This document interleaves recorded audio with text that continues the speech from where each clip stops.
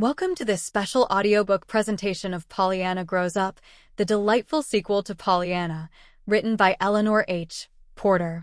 In this continuation of Pollyanna's journey, we follow her as she faces new challenges, discovers deeper emotions, and learns valuable life lessons. Though she has grown, her enduring optimism still lights up the lives of those around her. So sit back, relax, and enjoy this heartwarming story about hope, resilience, and the power of seeing the good in everything. Pollyanna Grows Up by Eleanor H. Porter. Chapter 1. Della Speaks Her Mind. Della Weatherby tripped up the somewhat imposing steps of her sister's Commonwealth Avenue home and pressed an energetic finger against the electric bell button. From the tip of her wing-trimmed hat to the toe of her low-heeled shoes, she radiated health, capability, and alert decision. Even her voice, as she greeted the maid that opened the door, vibrated with the joy of living. "Good morning, Mary. Is my sister in?" "Why, yes, ma'am. Mrs. Carew is in," hesitated the girl, but she gave orders she'd see no one. "Did she?" "Well, I'm no one," smiled Miss Weatherby, "so she'll see me." "Don't worry, I'll take the blame," she nodded, in answer to the frightened remonstrance in the girl's eyes. "Where is she in her sitting room?" "Why, yes, ma'am. But, that is," she said. Miss Weatherby, however, was already halfway up the broad stairway, and, with a despairing backward glance, the maid turned away. In the hall above, Della Weatherby unhesitatingly walked toward a half-open door and knocked. "Well, Mary," answered a dear-me-what-now voice. "Haven't I, oh, Della?" The voice grew suddenly warm with love and surprise. "You dear girl. Where did you come from?" "Yes, it's Della," smiled that young woman, blithely, already halfway across the room. "I've come from an over-Sunday at the beach with two of the other nurses, and I'm on my way back to the sanatorium now. That is, I'm here now, but I shan't be long. I stepped in for this," she finished, giving the owner of the dear-me-what-now voice a hearty kiss. Mrs. Carew frowned and drew back a little coldly. The slight touch of joy and animation that had come into her face fled, leaving only a dispirited fretfulness that was plainly very much at home there. "Oh, of course. I might have known," she said. "You never stay here." "Here." Della Weatherby laughed merrily and threw up her hands. Then, abruptly, her voice and manner changed. She regarded her sister with grave, tender eyes. "Ruth, dear, I just couldn't live in this house." "You know I couldn't," she finished gently. Mrs. Carew stirred irritably. "I'm sure I don't see why not," she fenced. Della Weatherby shook her head. "Yes, you do, dear. You know I'm entirely out of sympathy with it all, the gloom, the lack of aim, the insistence on misery and bitterness. But I am miserable and bitter. You ought not to be." "Why not? What have I to make me otherwise?" Della Weatherby gave an impatient gesture. "Ruth, look here," she challenged. "You're 33 years old. You have good health, or would have, if you treated yourself properly, and you certainly have an abundance of time and a superabundance of money. Surely anybody would say you ought to find something to do this glorious morning besides sitting moped up in this tomb-like house with instructions to the maid that you'll see no one." "But I don't want to see anybody." "Then I'd make myself want to." Mrs. Carew sighed wearily and turned away her head. "Oh, Della, why won't you ever understand? I'm not like you. I can't forget." A swift pain crossed the younger woman's face. "You mean Jamie, I suppose." "I don't forget that, dear. I couldn't, of course. But moping won't help us find him." "As if I hadn't tried to find him for 8 long years, and by something besides moping," flashed Mrs. Carew, indignantly, with a sob in her voice. "Of course you have, dear," soothed the other, quickly, "and we shall keep on hunting, both of us, till we do find him or die. But this sort of thing doesn't help." "But I don't want to do anything else," murmured Ruth Carew drearily. For a moment there was silence. The younger woman sat regarding her sister with troubled, disapproving eyes. "Ruth," she said, at last, with a touch of exasperation, "forgive me, but are you always going to be like this?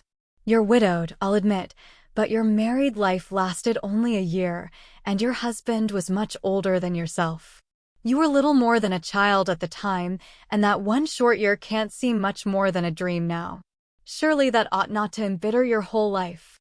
"No, oh, no," murmured Mrs. Carew, still drearily. "Then are you going to be always like this?" "Well, of course, if I could find Jamie." Yes, I know. But, Ruth, dear, isn't there anything in the world but Jamie to make you any happy?" "There doesn't seem to be, that I can think of," sighed Mrs. Carew indifferently. "Ruth," ejaculated her sister, stung into something very like anger. Then suddenly she laughed.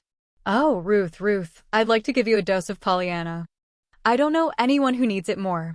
Mrs. Carew stiffened a little. "Well, what Pollyanna may be I don't know, but whatever it is, I don't want it," she retorted sharply, nettled in her turn. "This isn't your beloved sanatorium, and I'm not your patient to be dosed and bossed, please remember." Della Weatherby's eyes danced, but her lips remained unsmiling. "Pollyanna isn't a medicine, my dear," she said demurely, though I have heard some people call her a tonic. "Pollyanna is a little girl." "A child?" "Well, how should I know?" retorted the other, still aggrievedly.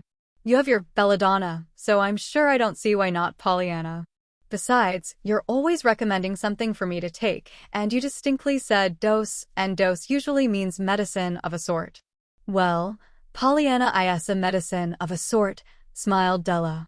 "Anyway, the sanatorium doctors all declare that she's better than any medicine they can give. She's a little girl, Ruth, 12 or 13 years old, who was at the sanatorium all last summer and most of the winter. I didn't see her but a month or two, for she left soon after I arrived. But that was long enough for me to come fully under her spell. Besides, the whole sanatorium is still talking Pollyanna and playing her game." "Game?" "Yes," nodded Della with a curious smile. "Her glad game. I'll never forget my first introduction to it. One feature of her treatment was particularly disagreeable and even painful. It came every Tuesday morning, and very soon after my arrival it fell to my lot to give it to her. I was dreading it, for I knew from past experience with other children what to expect: fretfulness and tears, if nothing worse. To my unbounded amazement, she greeted me with a smile and said she was glad to see me, and, if you'll believe it, there was never so much as a whimper from her lips through the whole ordeal, though I knew I was hurting her cruelly. I fancy I must have said something that showed my surprise, for she explained earnestly, "Oh, yes, I used to feel that way, too, and I did dread it so, till I happened to think 'twas just like Nancy's wash days, and I could be gladdest of all on Tuesdays, 'cause there wouldn't be another one for a whole week." "Why, how extraordinary," frowned Mrs. Carew, not quite comprehending. "But I'm sure I don't see any game to that." "No, I didn't, till later. Then she told me. It seemed she was the motherless daughter of a poor minister in the West, and was brought up by the Ladies' Aid Society and missionary barrels. When she was a tiny girl, she wanted a doll and confidently expected it in the next barrel, but there turned out to be nothing but a pair of little crutches. The child cried, of course, and it was then that her father taught her the game of hunting for something to be glad about in everything that happened, and he said she could begin right then by being glad she didn't need the crutches. That was the beginning. Pollyanna said it was a lovely game, and she'd been playing it ever since, and that the harder it was to find the glad part, the more fun it was, only when it was too awful hard, like she had found it sometimes. "Why, how extraordinary," murmured Mrs. Carew, still not entirely comprehending. "You'd think so, if you could see the results of that game in the sanatorium," nodded Della, "and Dr. Ames says he hears she's revolutionized the whole town where she came from, just the same way. He knows Dr. Chilton very well, the man that married Pollyanna's aunt. And, by the way, I believe that marriage was one of her ministrations. She patched up an old lover's quarrel between them. You see, 2 years ago, or more, Pollyanna's father died, and the little girl was sent east to this aunt. In October, she was hurt by an automobile and was told she could never walk again. In April, Dr. Chilton sent her to the sanatorium, and she was there till last March, almost a year. She went home practically cured. You should have seen the child. There was just one cloud to mar her happiness, that she couldn't walk all the way there. As near as I can gather, the whole town turned out to meet her with brass bands and banners. But you can't tell about Pollyanna. One has to see her. And that's why I say I wish you could have a dose of Pollyanna. It would do you a world of good. Mrs. Carew lifted her chin a little. Really, indeed, I must say I beg to differ with you, she returned coldly. I don't care to be revolutionized, and I have no lover's quarrel to be patched up, and if there is anything that would be insufferable to me, it would be a little Miss Prim with a long face preaching to me how much I had to be thankful for. I never could bear, but a ringing laugh interrupted her. Oh, Ruth, Ruth, choked her sister, gleefully. Miss Prim, indeed, Pollyanna. Oh, if only you could see that child now. But there, I might have known. I said one couldn't tell about Pollyanna. And of course you won't be apt to see her. But, Miss Prim, indeed. And off she went into another gale of laughter. Almost at once, however, she sobered and gazed at her sister with the old troubled look in her eyes. Seriously, dear, can't anything be done? She pleaded. You ought not to waste your life like this. Won't you try to get out a little more and meet people? Why should I, when I don't want to? I'm tired of people. You know, society always bored me. Then why not try some sort of work, charity? Mrs. Carew gave an impatient gesture. Della, dear, we've been all over this before. I do give money, lots of it, and that's enough. In fact, I'm not sure, but it's too much. I don't believe in pauperizing people. But if you'd give a little of yourself, dear, ventured Della gently. If you could only get interested in something outside of your own life, it would help so much, and… Now, Della, dear, interrupted the elder sister, restively, I love you, and I love to have you come here, but I simply cannot endure being preached to. It's all very well for you to turn yourself into an angel of mercy and give cups of cold water and bandage up broken heads and all that. Perhaps you can forget Jamie that way, but I couldn't. It would only make me think of him all the more, wondering if he had anyone to give him water and bandage up his head. Besides, the whole thing would be very distasteful to me, mixing with all sorts and kinds of people like that. Did you ever try it? Why, no, of course not. Mrs. Carew's voice was scornfully indignant. Then how can you know, till you do try? Asked the young nurse, rising to her feet a little wearily. But I must go, dear. I'm to meet the girls at the South Station. Our train goes at 12:30. I'm sorry if I've made you cross with me, she finished as she kissed her sister goodbye. I'm not cross with you, Della, sighed Mrs. Carew, but if you only would understand. 1 minute later Della Weatherby made her way through the silent, gloomy halls and out to the street. Face, step, and manner were very different from what they had been when she tripped up the steps less than half an hour before. All the alertness, the springiness, the joy of living were gone. For half a block she listlessly dragged one foot after the other. Then, suddenly, she threw back her head and drew a long breath. 1 week in that house would kill me, she shuddered. I don't believe even Pollyanna herself could so much as make a dent in the gloom. And the only thing she could be glad for there would be that she didn't have to stay. That this avowed disbelief in Pollyanna's ability to bring about a change for the better in Mrs. Carew's home was not Della Weatherby's real opinion, however, was quickly proved. For no sooner had the nurse reached the sanatorium than she learned something that sent her flying back over the 50-mile journey to Boston the very next day. So exactly as before did she find circumstances at her sister's home that it seemed almost as if Mrs. Carew had not moved since she left her. Ruth, she burst out eagerly after answering her sister's surprised greeting, I just had to come, and you must, this once, yield to me and let me have my way. Listen, you can have that little Pollyanna here, I think, if you will. But I won't, returned Mrs. Carew, with chilly promptness. Della Weatherby did not seem to have heard. She plunged on excitedly. When I got back yesterday I found that Dr. Ames had had a letter from Dr. Chilton, the one who married Pollyanna's aunt, you know. Well, it seems in it he said he was going to Germany for the winter for a special course, and was going to take his wife with him, if he could persuade her that Pollyanna would be all right in some boarding school here meantime. But Mrs. Chilton didn't want to leave Pollyanna in just a school, and so he was afraid she wouldn't go. And now, Ruth, there's our chance. I want you to take Pollyanna this winter and let her go to some school around here. What an absurd idea, Della. As if I wanted a child here to bother with. She won't bother a bit. She must be nearly or quite 13 by this time, and she's the most capable little thing you ever saw. I don't like capable children, retorted Mrs. Carew perversely, but she laughed, and because she did laugh, her sister took sudden courage and redoubled her efforts. Perhaps it was the suddenness of the appeal or the novelty of it. Perhaps it was because the story of Pollyanna had somehow touched Ruth Carew's heart. Perhaps it was only her unwillingness to refuse her sister's impassioned plea. Whatever it was that finally turned the scale, when Della Weatherby took her hurried leave half an hour later, she carried with her Ruth Carew's promise to receive Pollyanna into her home. But just remember, Mrs. Carew warned her at parting, just remember that the minute that child begins to preach to me and to tell me to count my mercies, back she goes to you, and you may do what you please with her. I shan't keep her.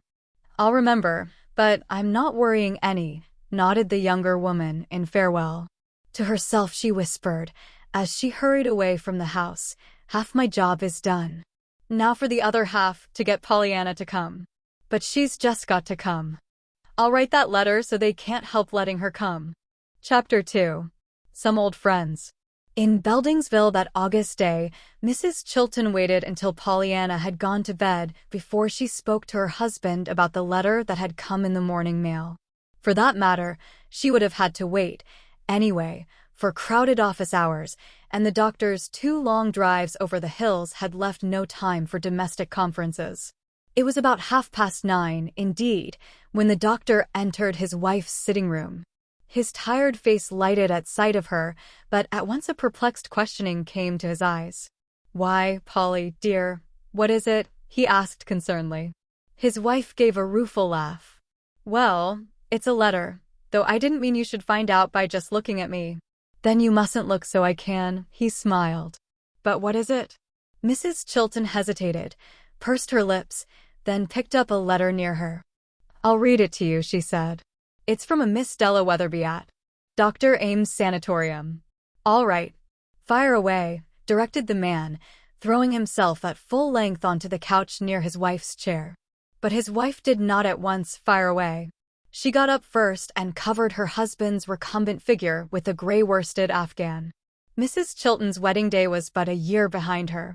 She was 42 now. It seemed sometimes as if into that one short year of wifehood she had tried to crowd all the loving service and babying that had been accumulating through 20 years of lovelessness and loneliness. Nor did the doctor, who had been 45 on his wedding day, and who could remember nothing but loneliness and lovelessness, on his part object in the least to this concentrated tending. He acted, indeed, as if he quite enjoyed it, though he was careful not to show it too ardently. He had discovered that Mrs. Polly had for so long been Miss Polly that she was inclined to retreat in a panic and dub her ministrations silly, if they were received with too much notice and eagerness. So he contented himself now with a mere pat of her hand as she gave the afghan a final smooth, and settled herself to read the letter aloud. "My dear Mrs. Chilton," Della Weatherby had written. "Just 6 times I have commenced a letter to you, and torn it up, so now I have decided not to commence at all, but just to tell you what I want at once. I want Pollyanna. May I have her? I met you and your husband last March when you came on to take Pollyanna home, but I presume you don't remember me.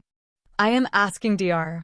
Ames, who does know me very well, to write your husband, so that you may, hope, not fear to trust your dear little niece to us.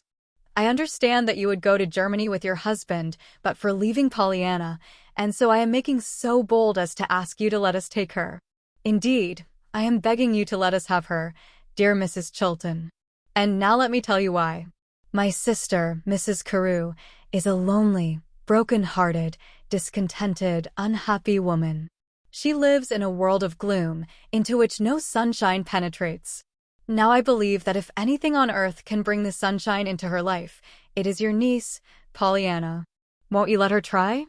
I wish I could tell you what she has done for the sanatorium here, but nobody could tell. You would have to see it. I long ago discovered that you can't tell about Pollyanna. The minute you try to, she sounds priggish and preachy and impossible. Yet you and I know she is anything but that. You just have to bring Pollyanna onto the scene and let her speak for herself. And so I want to take her to my sister and let her speak for herself. She would attend school, of course, but meanwhile I truly believe she would be healing the wound in my sister's heart. I don't know how to end this letter. I believe it's harder than it was to begin it. I'm afraid I don't want to end it at all. I just want to keep talking and talking, for fear, if I stop, it'll give you a chance to say no. And so, if you're tempted to say that dreadful word, won't you please consider that I'm still talking and telling you how much we want and need Pollyanna. Hopefully yours, Della Weatherby. There, ejaculated Mrs. Chilton as she laid the letter down. Did you ever read such a remarkable letter, or hear of a more preposterous, absurd request? Well, I'm not so sure, smiled the doctor. I don't think it's absurd to want Pollyanna. But the way she puts it, healing the wound in her sister's heart, and all that. One would think the child was some sort of medicine. The doctor laughed outright and raised his eyebrows. Well, I'm not so sure, but she is, Polly. I always said I wished I could prescribe her and buy her as I would a box of pills, and Charlie Ames says they always made it a point at the sanatorium to give their patients a dose of Pollyanna as soon as possible after their arrival. During the whole year she was there. Dose, indeed, scorned Mrs. Chilton. Then you don't think you'll let her go? Go? Why, of course not. Do you think I'd let that child go to perfect strangers like that? And such strangers? Why, Thomas, I should expect that nurse would have her all bottled and labeled with full directions on the outside how to take her by the time I'd got back from Germany. Again the doctor threw back his head and laughed heartily, but only for a moment. His face changed perceptibly as he reached into his pocket for a letter. I heard from Dr. Ames myself this morning, he said, with an odd something in his voice that brought a puzzled frown to his wife's brow. Suppose I read you my letter now. Dear Tom, he began. Miss Della Weatherby has asked me to give her and her sister a character, which I am very glad to do. I have known the Weatherby girls from babyhood. They come from a fine old family and are thoroughbred gentlewomen. You need not fear on that score. There were 3 sisters, Doris, Ruth, and Della. Doris married a man named John Kent, much against the family's wishes. Kent came from good stock, but was not much himself, I guess, and was certainly a very eccentric, disagreeable man to deal with. He was bitterly angry at the Weatherbys' attitude toward him, and there was little communication between the families until the baby came. The Weatherbys worshipped the little boy, Jamie, as they called him. Doris, the mother, died when the boy was 4 years old, and the Weatherbys were making every effort to get the father to give the child entirely up to them when suddenly Kent disappeared, taking the boy with him. He has never been heard from since, though a worldwide search has been made. The loss practically killed old Mr. and Mrs. Weatherby. They both died soon after. Ruth was already married and widowed. Her husband was a man named Carew, very wealthy and much older than herself. He lived but a year or so after marriage and left her with a young son who also died within a year. From the time little Jamie disappeared, Ruth and Della seemed to have but one object in life, and that was to find him. They have spent money like water and have all but moved heaven and earth, but without avail. In time Della took up nursing. She is doing splendid work and has become the cheerful, efficient, sane woman that she was meant to be, though still never forgetting her lost nephew and never leaving unfollowed any possible clue that might lead to his discovery. But with Mrs. Carew it is quite different. After losing her own boy, she seemed to concentrate all her thwarted mother love on her sister's son. As you can imagine, she was frantic when he disappeared. That was 8 years ago, for her, 8 long years of misery, gloom, and bitterness. Everything that money can buy, of course, is at her command, but nothing pleases her, nothing interests her. Della feels that the time has come when she must be gotten out of herself, at all hazards, and Della believes that your wife's sunny little niece, Pollyanna, possesses the magic key that will unlock the door to a new existence for her. Such being the case, I hope you will see your way clear to granting her request. And may I add that I, too, personally, would appreciate the favor, for Ruth Carew and her sister are very old, dear friends of my wife and myself, and what touches them touches us. As ever yours, Charlie. The letter finished, there was a long silence, so long a silence that the doctor uttered a quiet, "Well, Polly." Still there was silence. The doctor, watching his wife's face closely, saw that the usually firm lips and chin were trembling. He waited then quietly until his wife spoke. "How soon, do you think, they'll expect her?" she asked at last. In spite of himself, Dr. Chilton gave a slight start. "You mean that you will let her go?" he cried. His wife turned indignantly. "Why, Thomas Chilton, what a question. Do you suppose, after a letter like that, I could do anything but let her go? Besides, didn't Dr. Ames himself ask us to? Do you think, after what that man has done for Pollyanna, that I'd refuse him anything no matter what it was? Dear, I hope now that the doctor won't take it into his head to ask for you, my love," murmured the husband of a year, with a whimsical smile. But his wife only gave him a deservedly scornful glance and said, "You may write Dr. Ames that we'll send Pollyanna, and ask him to tell Miss Weatherby to give us full instructions. It must be sometime before the 10th of next month, of course, for you sail then, and I want to see the child properly establish myself before I leave, naturally." "When will you tell Pollyanna?" "Tomorrow, probably." "What will you tell her?" "I don't know exactly, but not any more than I can't help, certainly. Whatever happens, Thomas, we don't want to spoil Pollyanna, and no child could help being spoiled if she once got it into her head that she was a sort of medicine bottle with a label of full instructions for taking," interpolated the doctor, with a smile. "Yes," sighed Mrs. Chilton. "It's her unconsciousness that saves the whole thing." "You know that, dear." "Yes, I know," nodded the man. "She knows, of course, that you and I and half the town are playing the game with her, and that we are wonderfully happier because we are playing it." Mrs. Chilton's voice shook a little, then went on more steadily. "But if, consciously, she should begin to be anything but her own natural, sunny, happy little self, playing the game that her father taught her, she would be just what that nurse said she sounded like, impossible. So, whatever I tell her, I shan't tell her that she's going down to Mrs. Carew's to cheer her up," concluded Mrs. Chilton, rising to her feet with decision and putting away her work. "Which is where I think you're wise," approved the doctor. Pollyanna was told the next day, and this was the manner of it. "My dear," began her aunt, when the two were alone together that morning, "how would you like to spend next winter in Boston?" "With you?" "No, I have decided to go with your uncle to Germany. But Mrs. Carew, a dear friend of Dr. Ames, has asked you to come and stay with her for the winter, and I think I shall let you go." Pollyanna's face fell. "But in Boston I won't have Jimmy, or Mr. Pendleton, or Mrs. Snow, or anybody that I know, Aunt Polly." "No, dear, but you didn't have them when you came here, till you found them." Pollyanna gave a sudden smile. "Why, Aunt Polly, so I didn't." "And that means that down to Boston there are some Jimmys and Mr. Pendletons and Mrs. Snows waiting for me that I don't know, doesn't it?" "Yes, dear. Then I can be glad of that." "I believe now, Aunt Polly, you know how to play the game better than I do.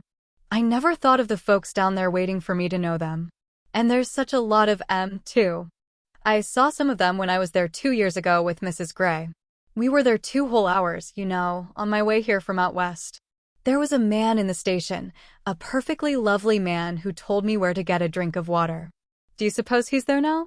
I'd like to know him. And there was a nice lady with a little girl. They live in Boston. They said they did. The little girl's name was Susie Smith. Perhaps I could get to know them. Do you suppose I could? And there was a boy and another lady with a baby, only they lived in Honolulu, so probably I couldn't find them there now. But there'd be Mrs. Carew, anyway." "Who is Mrs. Carew, Aunt Polly? Is she a relation?" "Dear me, Pollyanna," exclaimed Mrs. Chilton, half laughingly, half despairingly. How do you expect anybody to keep up with your tongue, much less your thoughts, when they skip to Honolulu and back again in 2 seconds? No, Mrs. Carew isn't any relation to us. She's Miss Della Weatherby's sister. Do you remember Miss Weatherby at the sanatorium? Pollyanna clapped her hands. Her sister? Miss Weatherby's sister? Oh, then she'll be lovely, I know. Miss Weatherby was. I loved Miss Weatherby. She had little smile wrinkles all around her eyes and mouth, and she knew the nicest stories. I only had her 2 months, though, because she only got there a little while before I came away. At first I was sorry that I hadn't had her all the time, but afterwards I was glad, for you see, if I had had her all the time, it would have been harder to say goodbye than 'twas when I'd only had her a little while. And now it'll seem as if I had her again, 'cause I'm going to have her sister. Mrs. Chilton drew in her breath and bit her lip. But, Pollyanna, dear, you must not expect that they'll be quite alike, she ventured. Why, they're sisters, Aunt Polly, argued the little girl, her eyes widening, and I thought sisters were always alike. We had 2 sets of M in the Ladies' Aiders. One set was twins, and they were so alike you couldn't tell which was Mrs. Peck and which was Mrs. Jones, until a wart grew on Mrs. Jones's nose. Then of course we could, because we looked for the wart the first thing. And that's what I told her one day when she was complaining that people called her Mrs. Peck, and I said if they'd only look for the wart as I did, they'd know right off. But she acted real cross, I mean displeased, and I'm afraid she didn't like it, though I don't see why, for I should have thought she'd been glad there was something they could be told apart by, especially as she was the president. And didn't like it when folks didn't act as if she was the president. Best seats and introductions and special attentions at church suppers, you know. But she didn't, and afterwards I heard Mrs. White tell Mrs. Rawson that Mrs. Jones had done everything she could think of to get rid of that wart, even to trying to put salt on a bird's tail. But I don't see how that could do any good. Aunt Polly, does putting salt on a bird's tail help the warts on people's noses? Of course not, child. How you do run on, Pollyanna, especially if you get started on those Ladies' Aiders. Do I, Aunt Polly? Asked the little girl ruefully. And does it plague you? I don't mean to plague you, honestly, Aunt Polly. And, anyway, if I do plague you about those Ladies' Aiders, you can be kind glad, for if I'm thinking of the Aiders, I'm sure to be thinking how glad I am that I don't belong to them any longer, but have got an aunt all my own. You can be glad of that, can't you, Aunt Polly? Yes, dear, of course I can, laughed Mrs. Chilton, rising to leave the room, and feeling suddenly very guilty that she was conscious sometimes of a little of her old irritation against Pollyanna's perpetual gladness. During the next few days, while letters concerning Pollyanna's winter stay in Boston were flying back and forth, Pollyanna herself was preparing for that stay by a series of farewell visits to her Beldingsville friends. Everybody in the little Vermont village knew Pollyanna now, and almost everybody was playing the game with her. The few who were not refraining because of ignorance of what the glad game was. So to one house after another Pollyanna carried the news now that she was going down to Boston to spend the winter, and loudly rose the clamor of regret and remonstrance, all the way from Nancy and Aunt Polly's own kitchen to the great house on the hill where lived John Pendleton. Nancy did not hesitate to say, to everyone except her mistress, that she considered this Boston trip all foolishness, and that for her part, she would have been glad to take Miss Pollyanna home with her to the Corners. She would, and then Mrs. Polly could have gone to Germany all she wanted to. On the hill John Pendleton said practically the same thing, only he did not hesitate to say it to Mrs. Chilton herself. As for Jimmy, the 12-year-old boy whom John Pendleton had taken into his home because Pollyanna wanted him to, and whom he had now adopted because he wanted to himself, as for Jimmy was indignant, and he was not slow to show it. But you've just come, he reproached Pollyanna, in the tone of voice a small boy is apt to use when he wants to hide the fact that he has a heart. Why, I've been here ever since the last of March. Besides, it isn't as if I was going to stay. It's only for this winter. I don't care. You've just been away for a whole year, most, and if I'd supposed you was going away again right off, the first thing, I wouldn't have helped one mite to meet you with flags and bands and things. that day you come from the sanatorium." "Why, Jimmy Bean," ejaculated Pollyanna, in amazed disapproval. Then, with a touch of superiority born of hurt pride, she observed, "I'm sure I didn't ask you to meet me with bands and things, and you made two mistakes in that sentence. You shouldn't say, 'you was,' and I think 'you come' is wrong.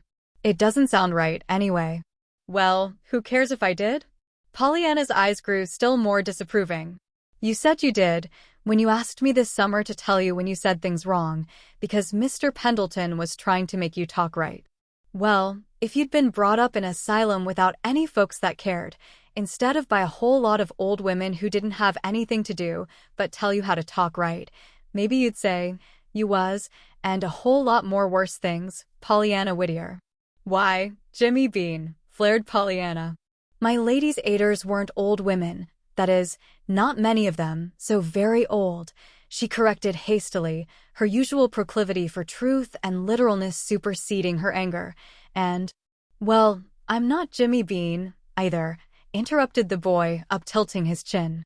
"You're not? Why, Jimmy B., what do you mean?" demanded the little girl. "I've been adopted legally. He's been intending to do it all along, he says, only he didn't get to it. Now he's done it. I'm to be called Jimmy Pendleton, and I'm to call him Uncle John, only I ain't, or not, I mean, I am not used to it yet, so I haven't begun to call him that much." The boy still spoke crossly, aggrievedly, but every trace of displeasure had fled from the little girl's face at his words. She clapped her hands joyfully. "Oh, how splendid. Now you've really got folks that care, you know. And you won't ever have to explain that he wasn't born your folks, 'cause your name's the same now. I'm so glad. The boy got up suddenly from the stone wall where they had been sitting and walked off. His cheeks felt hot, and his eyes smarted with tears. It was to Pollyanna that he owed it all, this great good that had come to him, and he knew it. And it was to Pollyanna that he had just now been saying. He kicked a small stone fiercely, then another and another. He thought those hot tears in his eyes were going to spill over and roll down his cheeks in spite of himself. He kicked another stone, then another. Then he picked up a third stone and threw it with all his might. A minute later, he strolled back to Pollyanna still sitting on the stone wall. "I bet you I can hit that pine tree down there before you can," he challenged airily. "Bet you can't," cried Pollyanna, scrambling down from her perch. The race was not run after all, for Pollyanna remembered just in time that running fast was yet one of the forbidden luxuries for her. But so far as Jimmy was concerned, it did not matter. His cheeks were no longer hot, his eyes were not threatening to overflow with tears. Jimmy was himself again. Chapter 3. A Dose of Pollyanna. As the 8th of September approached, the day Pollyanna was to arrive, Mrs. Ruth Carew became more and more nervously exasperated with herself. She declared that she had regretted just once her promise to take the child, and that was ever since she had given it.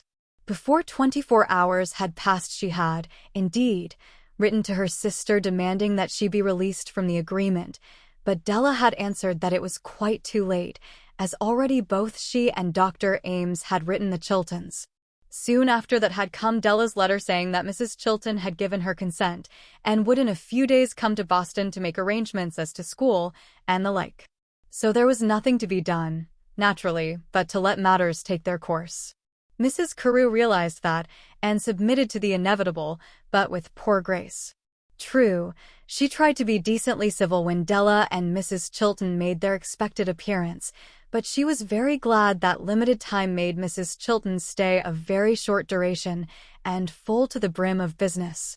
It was well, indeed, perhaps, that Pollyanna's arrival was to be at a date no later than the 8th, for time, instead of reconciling Mrs. Carew to the prospective new member of her household, was filling her with angry impatience at what she was pleased to call her absurd yielding to Della's crazy scheme.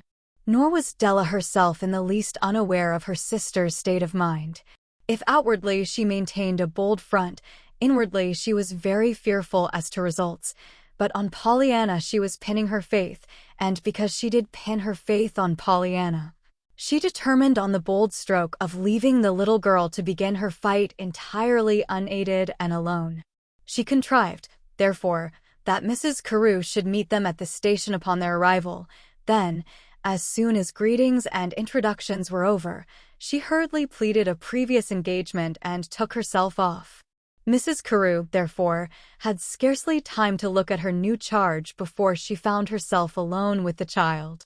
"Oh, but Della, you mustn't. I can't," she called agitatedly, after the retreating figure of the nurse.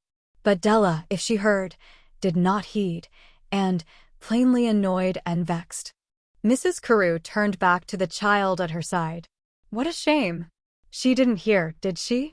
Pollyanna was saying, her eyes, also, wistfully following the nurse. "And I didn't want her to go now a bit. But then, I've got you, haven't I? I can be glad for that." "Oh, yes, you've got me, and I've got you," returned the lady, not very graciously. "Come, we go this way," she directed, with a motion toward the right. Obediently, Pollyanna turned and trotted at Mrs. Carew's side, through the huge station, but she looked up once or twice rather anxiously into the lady's unsmiling face. At last she spoke hesitatingly. "I expect maybe you thought I'd be pretty," she hazarded, in a troubled voice. "Peach pretty," repeated Mrs. Carew. "Yes, with curls, you know, and all that. And of course you did wonder how I did look, just as I did you. Only I knew you'd be pretty and nice, on account of your sister. I had her to go by, and you didn't have anybody. And of course I'm not pretty, on account of the freckles, and it isn't nice when you've been expecting a pretty little girl, to have one come like me, and—" "Nonsense, child," interrupted Mrs. Carew, a trifle sharply. "Come, we'll see to your trunk now, then we'll go home. I had hoped that my sister would come with us, but it seems she didn't see fit, even for this one night." Pollyanna smiled and nodded. "I know, but she couldn't, probably. Somebody wanted her, I expect. Somebody was always wanting her at the sanatorium. It's a bother, of course, when folks do want you all the time, isn't it? 'Cause you can't have yourself when you want yourself, lots of times. Still, you can be kind of glad for that, for it is nice to be wanted, isn't it?" There was no reply, perhaps because for the first time in her life Mrs. Carew was wondering if anywhere in the world there was anyone who really wanted her. Not that she wished to be wanted, of course, she told herself angrily, pulling herself up with a jerk and frowning down at the child by her side. Pollyanna did not see the frown. Pollyanna's eyes were on the hurrying throngs about them. "My, what a lot of people," she was saying happily. "There's even more of them than there was the other time I was here, but I haven't seen anybody, yet, that I saw then, though I've looked for them everywhere. Of course the lady and the little baby lived in Honolulu, so probably they wouldn't be here, but there was a little girl, Susie Smith, she lived right here in Boston. Maybe you know her, though. Do you know Susie Smith?" "No, I don't know Susie Smith," replied Mrs. Carew dryly. "Don't you? She's awfully nice, and she's pretty, black curls, you know, the kind I'm going to have when I go to heaven. But never mind, maybe I can find her for you so you will know her." "Oh my, what a perfectly lovely automobile. And are we going to ride in it?" broke off Pollyanna, as they came to a pause before a handsome limousine, the door of which a liveried chauffeur was holding open. The chauffeur tried to hide a smile and failed. Mrs. Carew, however, answered with the weariness of one to whom rides are never anything but a means of locomotion from one tiresome place to another probably quite as tiresome. "Yes, we're going to ride in it." "Then home, Perkins," she added to the deferential chauffeur. "Oh, my, is it yours?" asked Pollyanna, detecting the unmistakable air of ownership in her hostess's manner. "How perfectly lovely. Then you must be rich, awfully, I mean exceedingly rich, more than the kind that just has carpets in every room and ice cream sundaes, like the Whites, one of my ladies' aiders, you know." That is, SG was a ladies' aider. "I used to think they were rich, but I know now that being really rich means you've got diamond rings and hired girls and sealskin coats, and dresses made of silk and velvet for every day, and an automobile. Have you got all those?" Why, yes, I suppose I have," admitted Mrs. Carew, with a faint smile. Then you are rich, of course, nodded Pollyanna, wisely. My Aunt Polly has them, too, only her automobile is a horse. My, but don't I just love to ride in these things, exulted Pollyanna, with a happy little bounce. You see, I never did before, except the one that ran over me. They put me on that one after they got me out from under it, but of course I didn't know about it, so I couldn't enjoy it. Since then I haven't been in one at all. Aunt Polly doesn't like them. Uncle Tom does, though, and he wants one. He says he's got to have one in his business. He's a doctor, you know, and all the other doctors in town have got them now. I don't know how it will come out. Aunt Polly is all stirred up over it. You see, she wants Uncle Tom to have what he wants, only she wants him to want what she wants him to want. See? Mrs. Carew laughed suddenly. Yes, my dear, I think I see, she answered demurely, though her eyes still carried, for them, a most unusual twinkle. All right, sighed Pollyanna contentedly. I thought you would. Still, it did sound sort of mixed when I said it. Oh, Aunt Polly says she wouldn't mind having an automobile so much if she could have the only one there was in the world, so there wouldn't be anyone else to run into her. But, my, what a lot of houses, broke off Pollyanna, looking about her with round eyes of wonder. Don't they ever stop? Still, there'd have to be a lot of them for all those folks to live in, of course, that I saw at the station, besides all these here on the streets. And of course where there are more folks, there are more to know. I love folks. Don't you? Love folks. Yes, just folks, I mean. Anybody, everybody. Well, no, Pollyanna, I can't say that I do, replied Mrs. Carew, coldly, her brows contracted. Mrs. Carew's eyes had lost their twinkle. They were turned rather mistrustfully, indeed, on Pollyanna. To herself Mrs. Carew was saying, now for preachment number 1, I suppose, on my duty to mix with my fellow men, a la Sister Della. Don't you? Oh, I do, sighed Pollyanna. They're all so nice and so different, you know. And down here there must be such a lot of them to be nice and different. Oh, you don't know how glad I am so soon that I came. I knew I would be, anyway, just as soon as I found out you were you. That is, Miss Weatherby's sister, I mean. I love Miss Weatherby, so I knew I should you, too, for of course you'd be alike, sisters, so even if you weren't twins like Mrs. Jones and Mrs. Peck, and they weren't quite alike, anyway, on account of the wart. But I reckon you don't know what I mean, so I'll tell you. And thus it happened that Mrs. Carew, who had been steeling herself for a preachment on social ethics, found herself, much to her surprise and a little to her discomfiture, listening to the story of a wart on the nose of one Mrs. Peck, ladies' aider. By the time the story was finished, the limousine had turned into Commonwealth Avenue, and Pollyanna immediately began to exclaim at the beauty of a street which had such a lovely big long yard all the way up and down through the middle of it, and which was all the nicer, she said, after all those little narrow streets. Only I should think everyone would want to live on it, she commented enthusiastically. Very likely, but that would hardly be possible, retorted Mrs. Carew, with uplifted eyebrows. Pollyanna, mistaking the expression on her face for one of dissatisfaction that her own home was not on the beautiful avenue, hastened to make amends. Why, no, of course not, she agreed. And I didn't mean that the narrower streets weren't just as nice, she hurried on, and even better, maybe, because you could be glad you didn't have to go so far when you wanted to run across the way to borrow eggs or soda, and, oh, but do you live here? She interrupted herself, as the car came to a stop before the imposing Carew doorway. Do you live here, Mrs. Carew?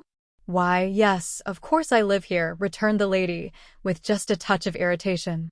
Oh, how glad. Glad you must be to live in such a perfectly lovely place, exulted the little girl, springing to the sidewalk and looking eagerly about her. Aren't you glad? Mrs. Carew did not reply. With unsmiling lips and frowning brow, she was stepping from the limousine. For the second time in 5 minutes, Pollyanna hastened to make amends. Of course, I don't mean the kind of glad that's sinfully proud, she explained, searching Mrs. Carew's face with anxious eyes. Maybe you thought I did, same as Aunt Polly used to sometimes. I don't mean the kind that's glad because you've got something somebody else can't have, but the kind that just makes you want to shout and yell and bang doors, even if it isn't proper," she finished, dancing up and down on her toes. The chauffeur turned his back precipitately and busied himself with the car. Mrs. Carew, still with unsmiling lips and frowning brow, led the way up the broad stone steps. "Come, Pollyanna," was all she said, crisply. It was 5 days later that Della Weatherby received the letter from her sister, and very eagerly she tore it open. It was the first that had come since Pollyanna's arrival in Boston. "My dear sister," Mrs. Carew had written. "For pity's sake, Della, why didn't you give me some sort of an idea what to expect from this child you have insisted upon my taking? I'm nearly wild, and I simply can't send her away. I've tried to 3 times, but every time, before I get the words out of my mouth, she stops them by telling me what a perfectly lovely time she is having, and how glad she is to be here, and how good I am to let her live with me while her Aunt Polly has gone to Germany. Now how, pray, in the face of that, can I turn around and say, 'Well, won't you please go home? I don't want you.' And the absurd part of it is, I don't believe it has ever entered her head that I don't want her here, and I can't seem to make it enter her head, either. Of course, if she begins to preach, and to tell me to count my blessings, I shall send her away. I told you, to begin with, that I wouldn't permit that. And I won't.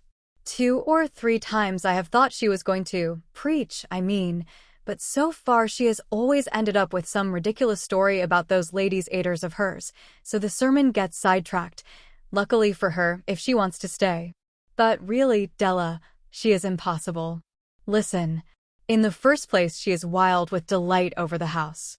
The very first day she got here, she begged me to open every room, and she was not satisfied until every shade in the house was up, so that she might see all the perfectly lovely things, which, she declared, were even nicer than Mr. John Pendleton's. Whoever he may be, somebody in Beldingsville, I believe.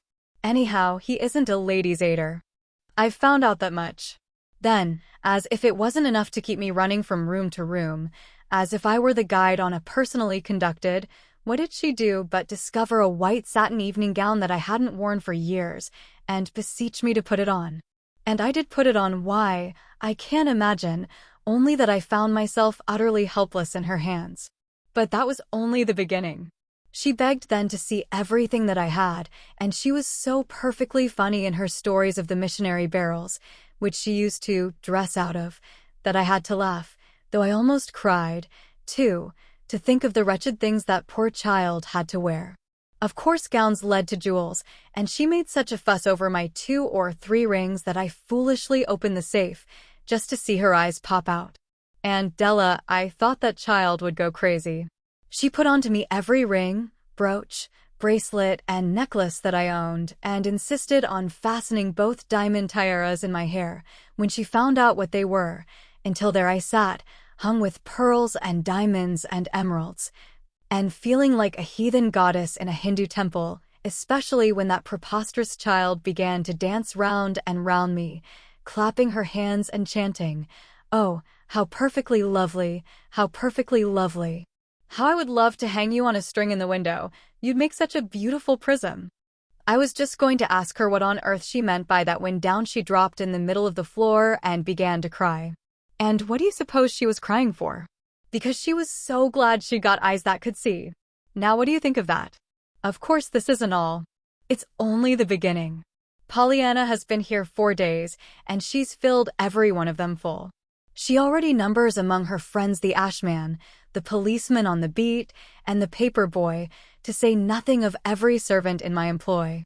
They seem actually bewitched with her, every one of them. But please do not think I am, for I'm not. I would send the child back to you at once if I didn't feel obliged to fulfill my promise to keep her this winter.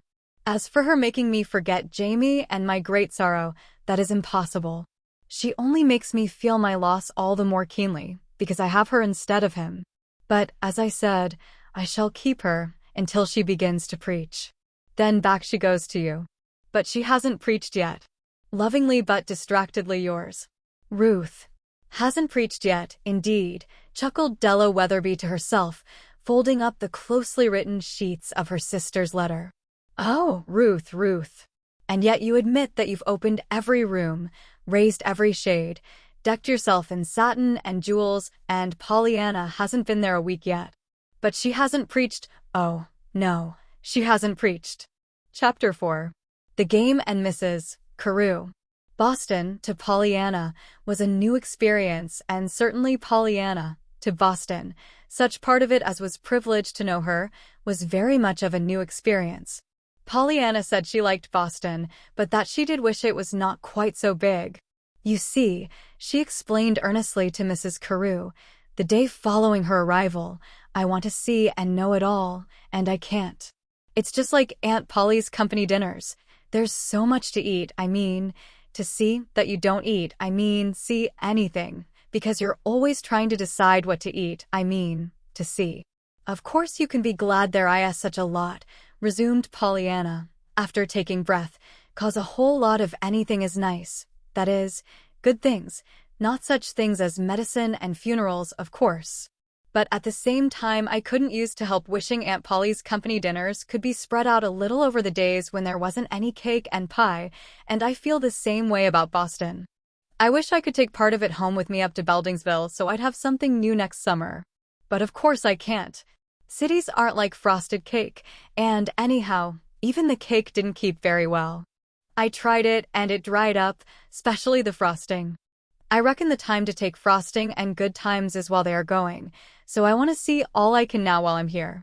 Pollyanna, unlike the people who think that to see the world one must begin at the most distant point, began her seeing Boston by a thorough exploration of her immediate surroundings, the beautiful Commonwealth Avenue residence which was now her home.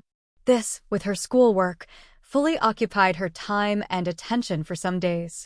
There was so much to see and so much to learn, and everything was so marvelous and so beautiful, from the tiny buttons in the wall that flooded the rooms with light, to the great silent ballroom hung with mirrors and pictures.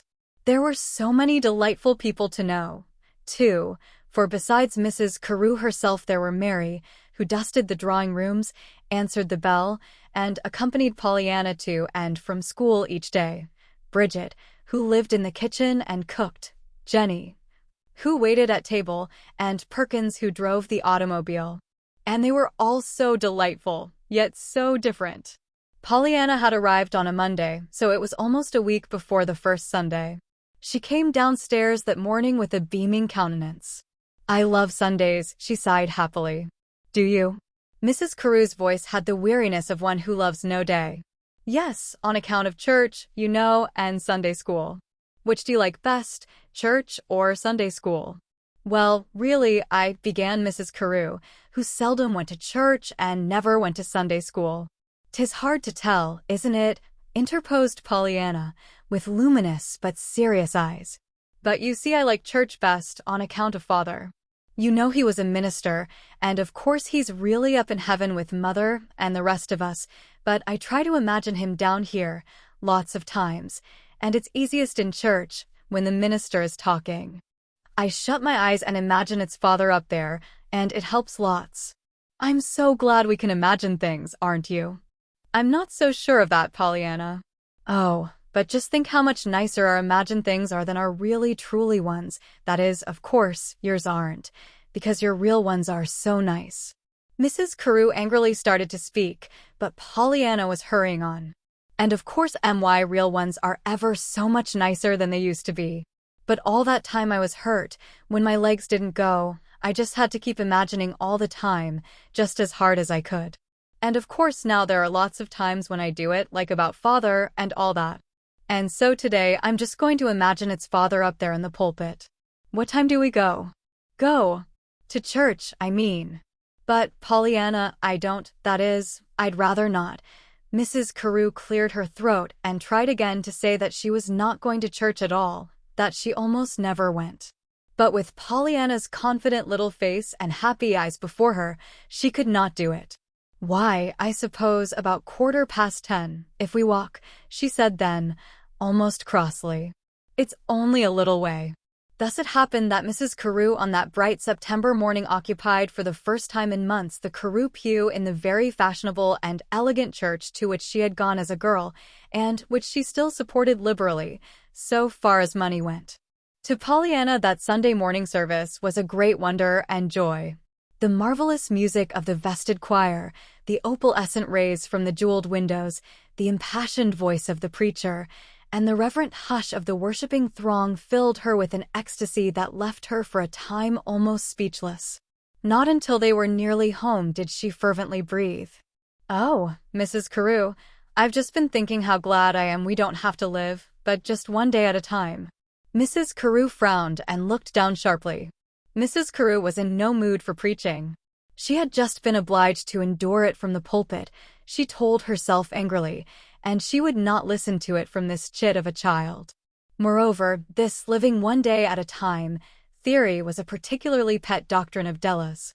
Was not Della always saying, "But you only have to live 1 minute at a time, Ruth, and anyone can endure anything for 1 minute at a time"? "Well," said Mrs. Carew now tersely. "Yes. Only think what I'd do if I had to live yesterday and today and tomorrow all at once," sighed Pollyanna. "Such a lot of perfectly lovely things, you know. But I've had yesterday, and now I'm living today, and I've got tomorrow still coming, and next Sunday too. Honestly, Mrs. Carew, if it wasn't Sunday now, and on this nice quiet street, I should just dance and shout and yell. I couldn't help it. But it's being Sunday, so I shall have to wait till I get home and then take a hymn, the most rejoicingest hymn I can think of." "What is the most rejoicingest hymn? Do you know, Mrs. Carew?" "No, I can't say that I do," answered Mrs. Carew, faintly, looking very much as if she were searching for something she had lost.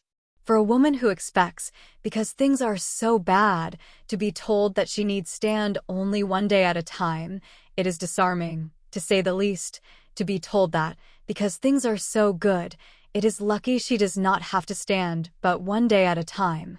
On Monday, the next morning, Pollyanna went to school for the first time alone. She knew the way perfectly now, and it was only a short walk. Pollyanna enjoyed her school very much. It was a small private school for girls and was quite a new experience in its way, but Pollyanna liked new experiences. Mrs. Carew, however, did not like new experiences, and she was having a good many of them these days. For one who is tired of everything to be in so intimate a companionship with one to whom everything is a fresh and fascinating joy must needs result in annoyance, to say the least. And Mrs. Carew was more than annoyed. She was exasperated. Yet to herself she was forced to admit that if anyone asked her why she was exasperated, the only reason she could give would be because Pollyanna is so glad, and even Mrs. Carew would hardly like to give an answer like that. To Della, however, Mrs. Carew did write that the word glad had got on her nerves, and that sometimes she wished she might never hear it again. She still admitted that Pollyanna had not preached, that she had not even once tried to make her play the game. What the child did do, however, was invariably to take Mrs. Carew's gladness as a matter of course, which, to one who had no gladness, was most provoking. It was during the second week of Pollyanna's stay that Mrs. Carew's annoyance overflowed into irritable remonstrance. The immediate cause thereof was Pollyanna's glowing conclusion to a story about one of her ladies' aiders. She was playing the game, Mrs. Carew. But maybe you don't know what the game is. I'll tell you. It's a lovely game. But Mrs. Carew held up her hand. "Never mind, Pollyanna," she demurred. "I know all about the game. My sister told me, and I must say that I should not care for it." "Why, of course not, Mrs. Carew," exclaimed Pollyanna in quick apology. "I didn't mean the game for you. You couldn't play it, of course." "I couldn't play it," ejaculated Mrs. Carew, who, though she would not play the silly game, was in no mood to be told that she could not. "Why, no, don't you see," laughed Pollyanna, gleefully. "The game is to find something in everything to be glad about, and you couldn't even begin to hunt, for there isn't anything about you but what you could be glad about. There wouldn't be any game to it for you. Don't you see?" Mrs. Carew flushed angrily. In her annoyance she said more than perhaps she meant to say. "Well, no, Pollyanna, I can't say that I do," she differed coldly. "As it happens, you see, I can find nothing whatever to be glad for." For a moment Pollyanna stared blankly. Then she fell back in amazement. "Why, Mrs. Carew," she breathed. "Well, What is there for me? Challenged the woman, forgetting all about, for the moment, that she was never going to allow Pollyanna to preach. Why, there's everything, murmured Pollyanna, still with that dazed unbelief. There's this beautiful house. It's just a place to eat and sleep, and I don't want to eat and sleep. But there are all these perfectly lovely things, faltered Pollyanna. I'm tired of them. And your automobile that will take you anywhere. I don't want to go anywhere. Pollyanna quite gasped aloud. But think of the people and things you could see, Mrs. Carew. They would not interest me, Pollyanna. Once again Pollyanna stared in amazement. The troubled frown on her face deepened. But, Mrs. Carew, I don't see, she urged. Always, before, there have been bad things for folks to play the game on, and the badder they are the more fun, 'tis to get them out. Find the things to be glad for, I mean. But where there aren't any bad things, I shouldn't know how to play the game myself. There was no answer for a time. Mrs. Carew sat with her eyes out the window. Gradually the angry rebellion on her face changed to a look of hopeless sadness. Very slowly then she turned and said, Pollyanna, I had thought I wouldn't tell you this, but I've decided that I will. I'm going to tell you why nothing that I have can make me glad. And she began the story of Jamie, the little 4-year-old boy who, 8 long years before, had stepped as into another world, leaving the door fast shut between. And you've never seen him since, anywhere, faltered Pollyanna, with tear-wet eyes, when the story was done. Never. But we'll find him, Mrs. Carew, I'm sure we'll find him. Mrs. Carew shook her head sadly. But I can't. I've looked everywhere, even in foreign lands. But he must be somewhere. He may be dead, Pollyanna. Pollyanna gave a quick cry. Oh, no, Mrs. Carew. Please don't say that. Let's imagine he's alive. We can do that, and that'll help. And when we get him imagined alive, we can just as well imagine we're going to find him. And that'll help a whole lot more. But I'm afraid he's dead, Pollyanna, choked Mrs. Carew.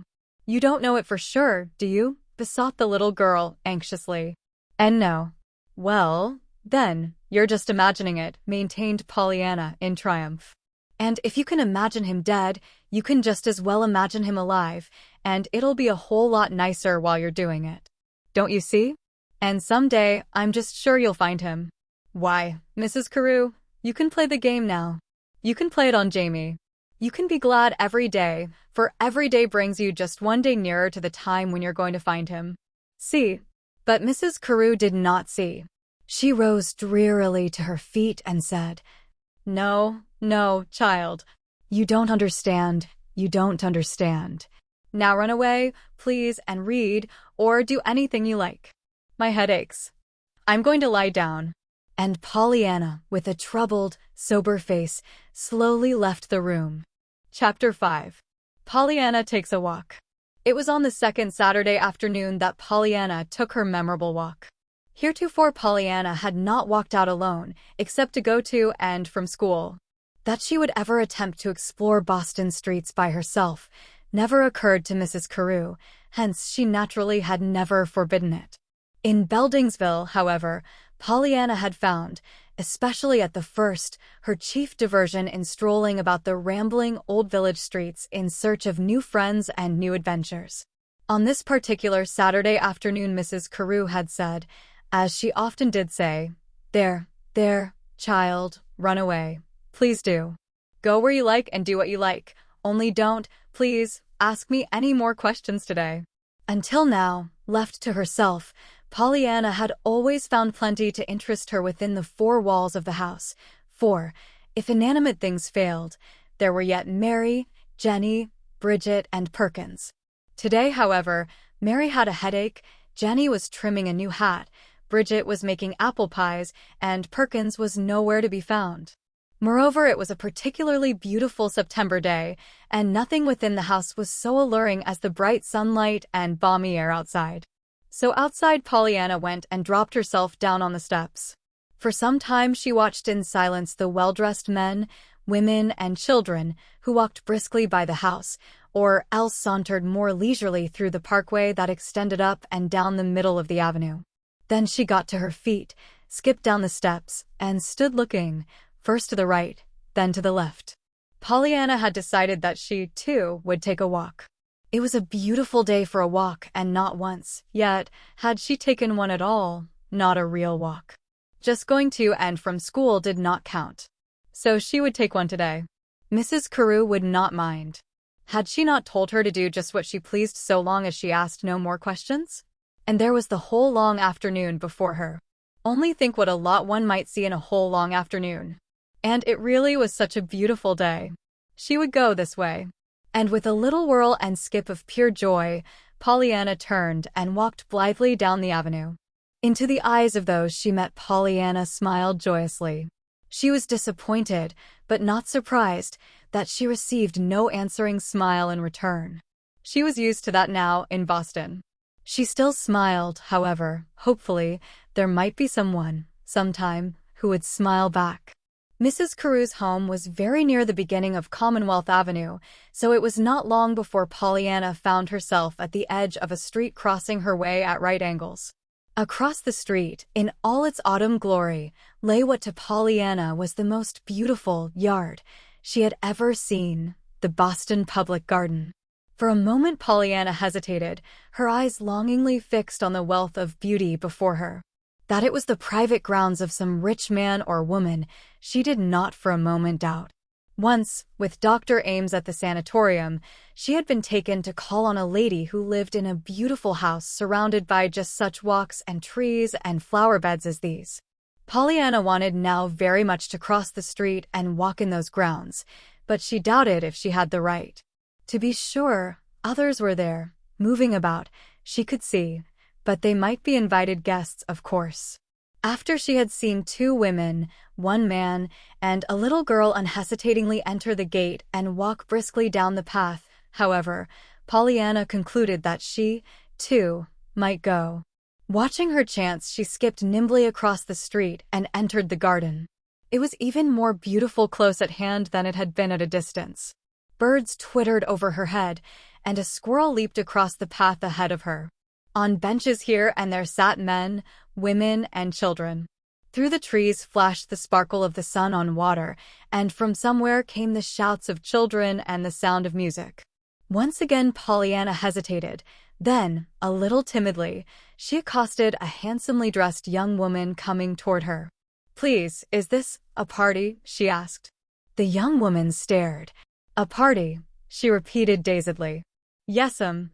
I mean, is it all right for me to be here? For you to be here?" "Why, of course. It's for everybody," exclaimed the young woman. "Oh, that's all right then. I'm glad I came," beamed Pollyanna.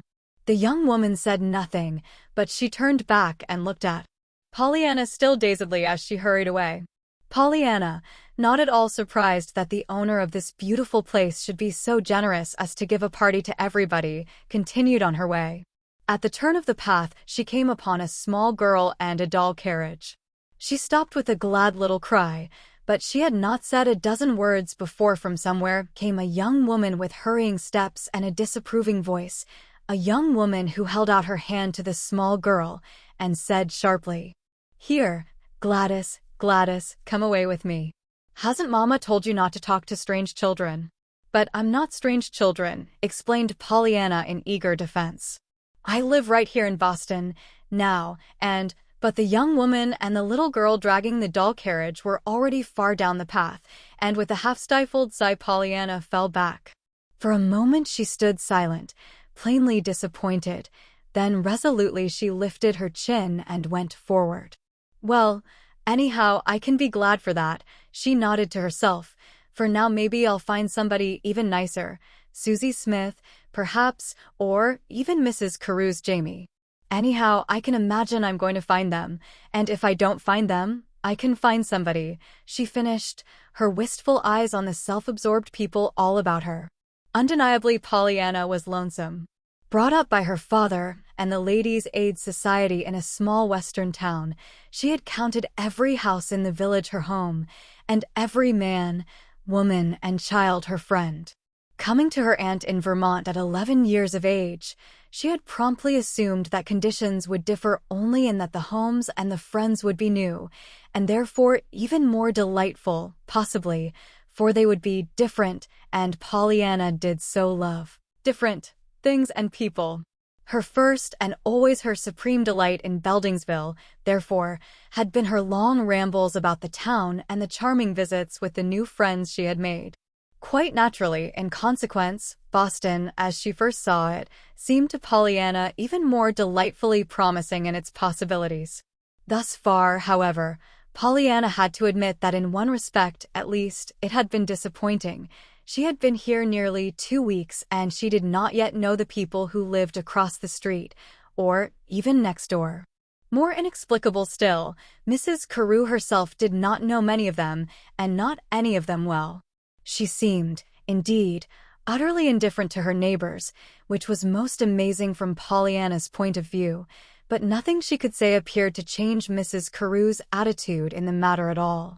"They do not interest me, Pollyanna," was all she would say, and with this, Pollyanna, whom they did interest very much, was forced to be content. Today, on her walk, however, Pollyanna had started out with high hopes, yet thus far she seemed destined to be disappointed. Here all about her were people who were doubtless most delightful if she only knew them. But she did not know them. Worse yet, there seemed to be no prospect that she would know them, for they did not, apparently, wish to know her. Pollyanna was still smarting under the nurse's sharp warning concerning strange children. "Well, I reckon I'll just have to show that I'm not strange children," she said at last to herself, moving confidently forward again. Pursuant of this idea, Pollyanna smiled sweetly into the eyes of the next person she met, and said blithely, "It's a nice day, isn't it? What?" "Oh, why yes, it is," murmured the lady addressed, as she hastened on a little faster.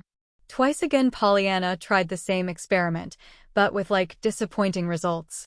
Soon she came upon the little pond that she had seen sparkling in the sunlight through the trees. It was a beautiful pond, and on it were several pretty little boats full of laughing children. As she watched them, Pollyanna felt more and more dissatisfied to remain by herself. It was then that, spying a man sitting alone not far away, she advanced slowly toward him and sat down on the other end of the bench. Once Pollyanna would have danced unhesitatingly to the man's side and suggested acquaintanceship with a cheery confidence that had no doubt of a welcome, but recent rebuffs had filled her with unaccustomed diffidence. Covertly she looked at the man now. He was not very good to look at. His garments, though new, were dusty and plainly showed lack of care. They were of the cut and style, though Pollyanna of course did not know this, that the state gives its prisoners as a freedom suit. His face was a pasty white and was adorned with a week's beard. His hat was pulled far down over his eyes. With his hands in his pockets, he sat idly staring at the ground. For a long minute Pollyanna said nothing, then hopefully she began. "It's a nice day, isn't it?" The man turned his head with a start. "Oh, what did you say?" he questioned, with a curiously frightened look around to make sure the remark was addressed to him. "I said 'twas a nice day," explained Pollyanna in hurried earnestness, "but I don't care about that especially. That is, of course I'm glad it's a nice day, but I said it just as a beginning to things, and I'd just as soon talk about something else, anything else. It's only that I wanted you to talk about something, you see." The man gave a low laugh. Even to Pollyanna the laugh sounded a little queer, though she did not know, as did the man, that a laugh to his lips had been a stranger for many months. "So you want me to talk, do you?" he said a little sadly. "Well, I don't see but what I shall have to do it then. Still, I should think a nice little lady like you might find lots nicer people to talk to than an old duffer like me." "Oh, but I like old duffers," exclaimed Pollyanna quickly. "That is, I like the old part, and I don't know what a duffer is, so I can't dislike that. Besides, if you are a duffer, I reckon I like duffers. Anyhow, I like you," she finished, with a contented little settling of herself in her seat that carried conviction. "Humph. Well, I'm sure I'm flattered," smiled the man ironically. Though his face and words expressed polite doubt, it might have been noticed that he sat a little straighter on the bench. "And, pray, what shall we talk about?" It's infinitesimal to me." "That means I don't care, doesn't it?" asked Pollyanna, with a beaming smile. Aunt Polly says that whatever I talk about anyhow, I always bring up at the ladies' aiders. But I reckon that's because they brought me up first, don't you? We might talk about the party. I think it's a perfectly beautiful party, now that I know someone. Pea party? Yes, all these people here today. It is a party, isn't it? The lady said it was for everybody, so I stayed, though I haven't got to where the house is yet. That's giving the party. The man's lips twitched. Well, little lady, perhaps it is a party.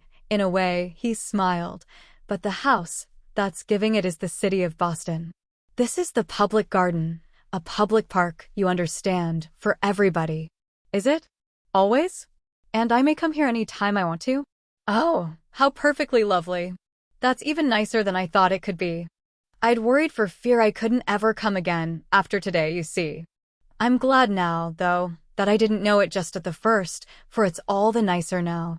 Nice things are nicer when you've been worrying for fear they won't be nice, aren't they? Perhaps they are, if they ever turn out to be nice at all, conceded the man, a little gloomily.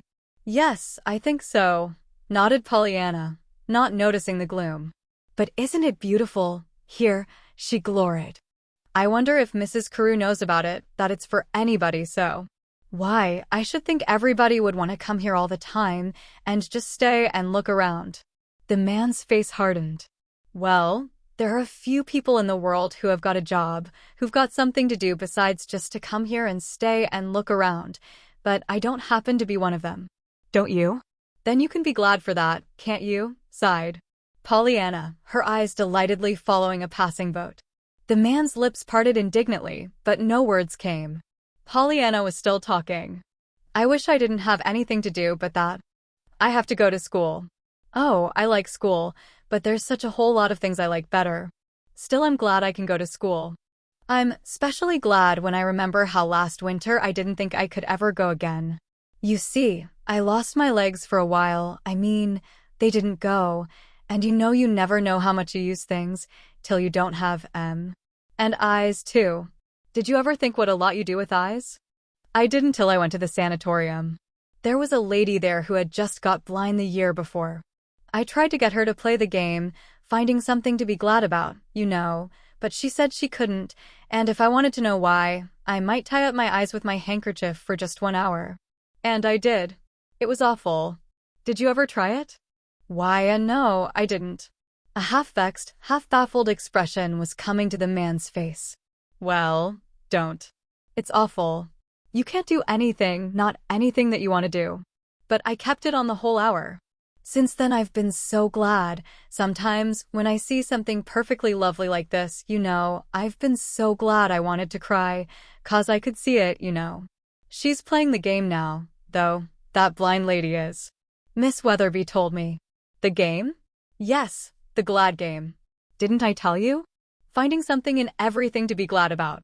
Well, she's found it now about her eyes, Her husband is the kind of a man that goes to help make the laws, and she had him ask for one that would help blind people, especially little babies. And she went herself and talked and told those men how it felt to be blind. And they made it that law. And they said that she did more than anybody else, even her husband, to help make it, and that they didn't believe there would have been any law at all if it hadn't been for her. So now she says she's glad she lost her eyes, 'cause she's kept so many little babies from growing up to be blind like her. So you see, she's playing it, the game. But I reckon you don't know about the game yet, after all, so I'll tell you. It started this way. And Pollyanna, with her eyes on the shimmering beauty all about her, told of the little pair of crutches of long ago, which should have been a doll. When the story was finished, there was a long silence. Then, a little abruptly, the man got to his feet. Oh, are you going away now? She asked in open disappointment. Yes, I'm going now. He smiled down at her a little queerly. But you're coming back sometime? He shook his head, but again he smiled. I hope not, and I believe not, little girl. You see, I've made a great discovery today. I thought I was down and out. I thought there was no place for me anywhere now. But I've just discovered that I've got 2 eyes, 2 arms, and 2 legs. Now I'm going to use them, and I'm going to make somebody understand that I know how to use them. The next moment he was gone. Why, what a funny man, mused Pollyanna. Still, he was nice, and he was different, too, she finished, rising to her feet and resuming her walk. Pollyanna was now once more her usual cheerful self, and she stepped with the confident assurance of one who has no doubt. Had not the man said that this was a public park, and that she had as good a right as anybody to be there? She walked nearer to the pond and crossed the bridge to the starting place of the little boats. For some time she watched the children happily, keeping a particularly sharp lookout for the possible black curls of Susie Smith. She would have liked to take a ride in the pretty boats, herself, but the sign said 5 cents a trip, and she did not have any money with her. She smiled hopefully into the faces of several women, and twice she spoke tentatively. But no one spoke first to her, and those whom she addressed eyed her coldly, and made scant response. After a time she turned her steps into still another path. Here she found a white-faced boy in a wheelchair. She would have spoken to him, but he was so absorbed in his book that she turned away after a moment's wistful gazing. Soon then she came upon a pretty, but sad-looking young girl sitting alone, staring at nothing, very much as the man had sat. With a contented little cry, Pollyanna hurried forward. "Oh, how do you do?" she beamed. "I'm so glad I found you. I've been hunting ever so long for you," she asserted, dropping herself down on the unoccupied end of the bench. The pretty girl turned with a start, an eager look of expectancy in her eyes. "Oh," she exclaimed, falling back in plain disappointment. "I thought, why, what do you mean?" she demanded aggrievedly. "I never set eyes on you before in my life." "No, I didn't you, either," smiled Pollyanna, "but I've been hunting for you, just the same. That is, of course I didn't know you were going to be you exactly. It's just that I wanted to find someone that looked lonesome, and that didn't have anybody. Like me, you know. So many here today have got folks." "See?" "Yes, I see," nodded the girl, falling back into her old listlessness. "But, poor little kid, it's too bad you should find it out so soon." "Find what out?" "That the lonesomest place in all the world is in a crowd in a big city." Pollyanna frowned and pondered. "Is it? I don't see how it can be.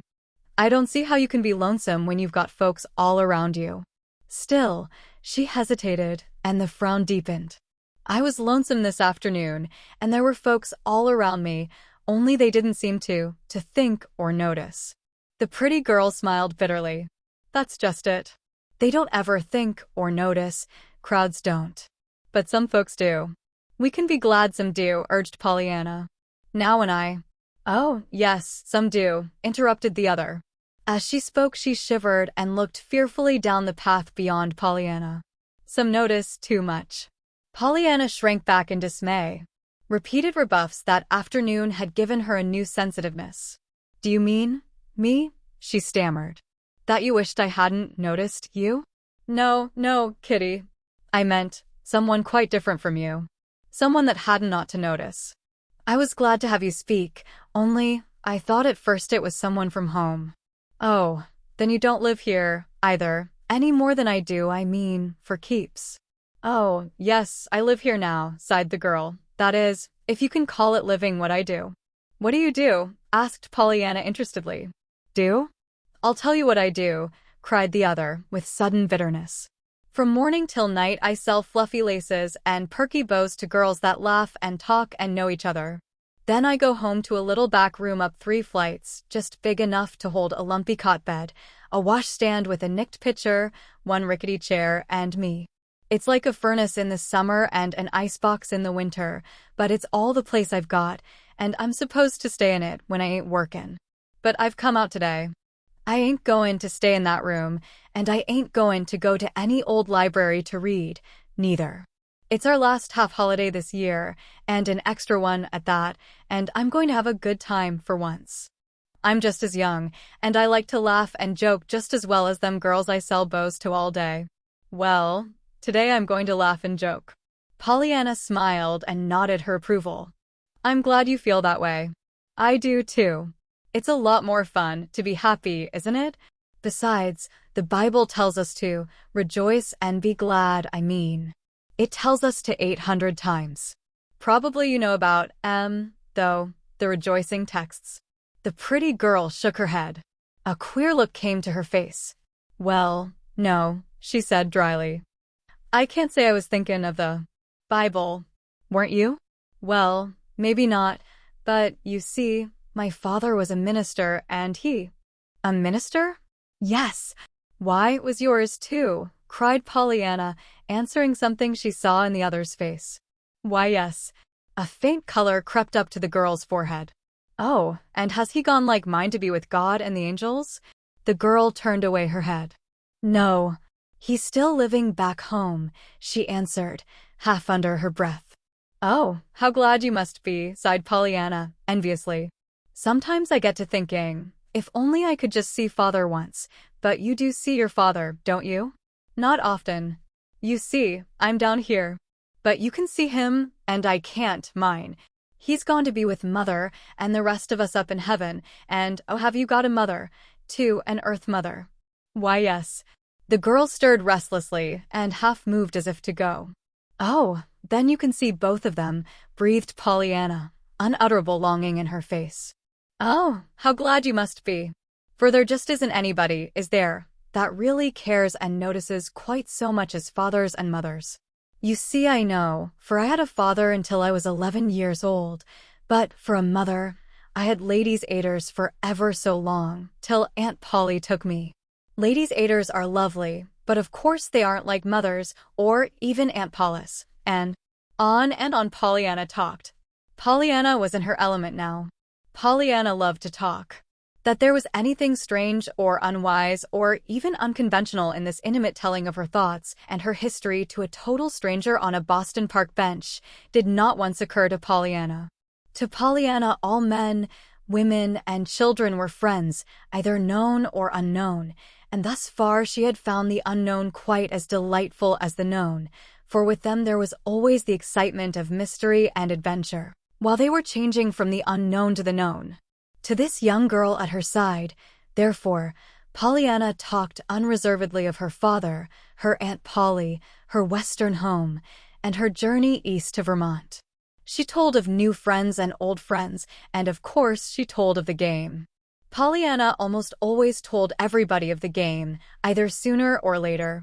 It was, indeed, so much a part of her very self that she could hardly have helped telling of it. As for the girl, she said little.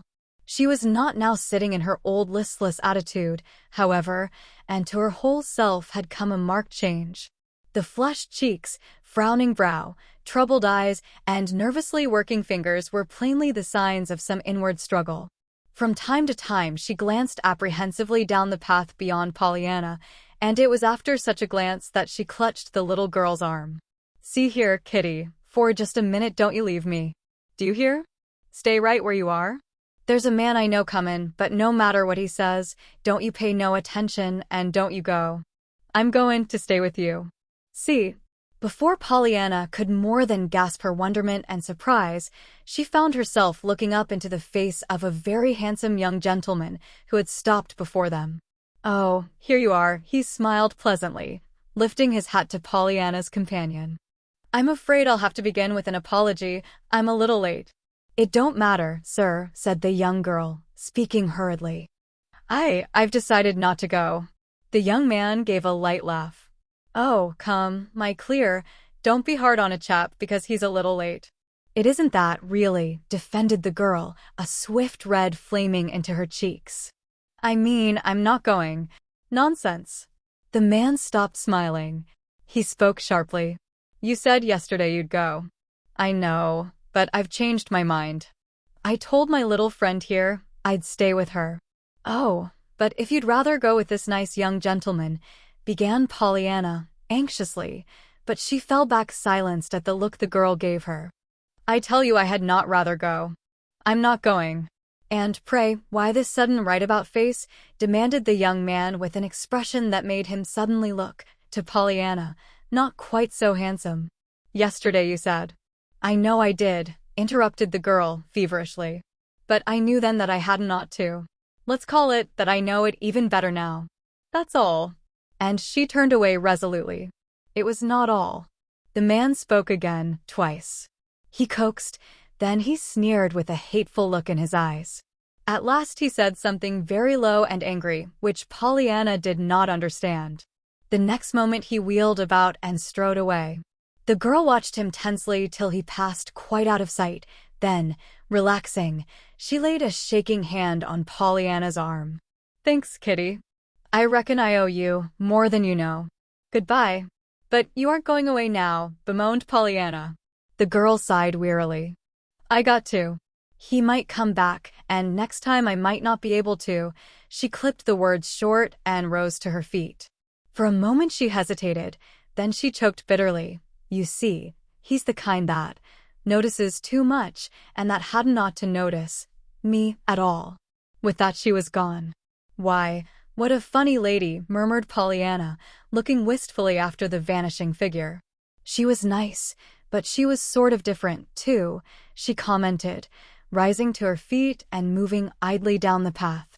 Chapter 6. Jerry to the rescue. It was not long before Pollyanna reached the edge of the garden at a corner where two streets crossed. It was a wonderfully interesting corner, with its hurrying cars, automobiles, carriages, and pedestrians. A huge red bottle in a drugstore window caught her eye, and from down the street came the sound of a hurdy-gurdy. Hesitating only a moment, Pollyanna darted across the corner and skipped lightly down the street toward the entrancing music. Pollyanna found much to interest her now. In the store windows were marvelous objects, and around the hurdy-gurdy, when she had reached it, she found a dozen dancing children, most fascinating to watch. So altogether delightful, indeed, did this pastime prove to be that Pollyanna followed the hurdy-gurdy for some distance, just to see those children dance. Presently she found herself at a corner so busy that a very big man in a belted blue coat helped the people across the street. For an absorbed minute she watched him in silence. Then, a little timidly, she herself started to cross. It was a wonderful experience. The big, blue-coated man saw her at once and promptly beckoned to her. He even walked to meet her. Then, through a wide lane with puffing motors and impatient horses on either hand, she walked unscathed to the further curb. It gave her a delightful sensation, so delightful that, after a minute, she walked back. Twice again, after short intervals, she trod the fascinating way so magically opened at the lifting of the big man's hand. But the last time her conductor left her at the curb, he gave a puzzled frown. "See here, little girl, ain't you the same one what crossed a minute ago?" he demanded. "And again before that?" "Yes, sir," beamed Pollyanna. "I've been across 4 times. Well, the officer began to bluster, but Pollyanna was still talking. "And it's been nicer every time." "Oh, it has it?" mumbled the big man, lamely. Then, with a little more spirit, he sputtered, "What do you think I'm here for, just to tote you back and forth?" "Oh, no, sir," dimpled Pollyanna. "Of course you aren't just for me. There are all these others." "I know what you are. You're a policeman. We've got one of you out where I live at Mrs. Carew's, only he's the kind that just walks on the sidewalk, you know. I used to think you were soldiers, on account of your gold buttons and blue hats, but I know better now.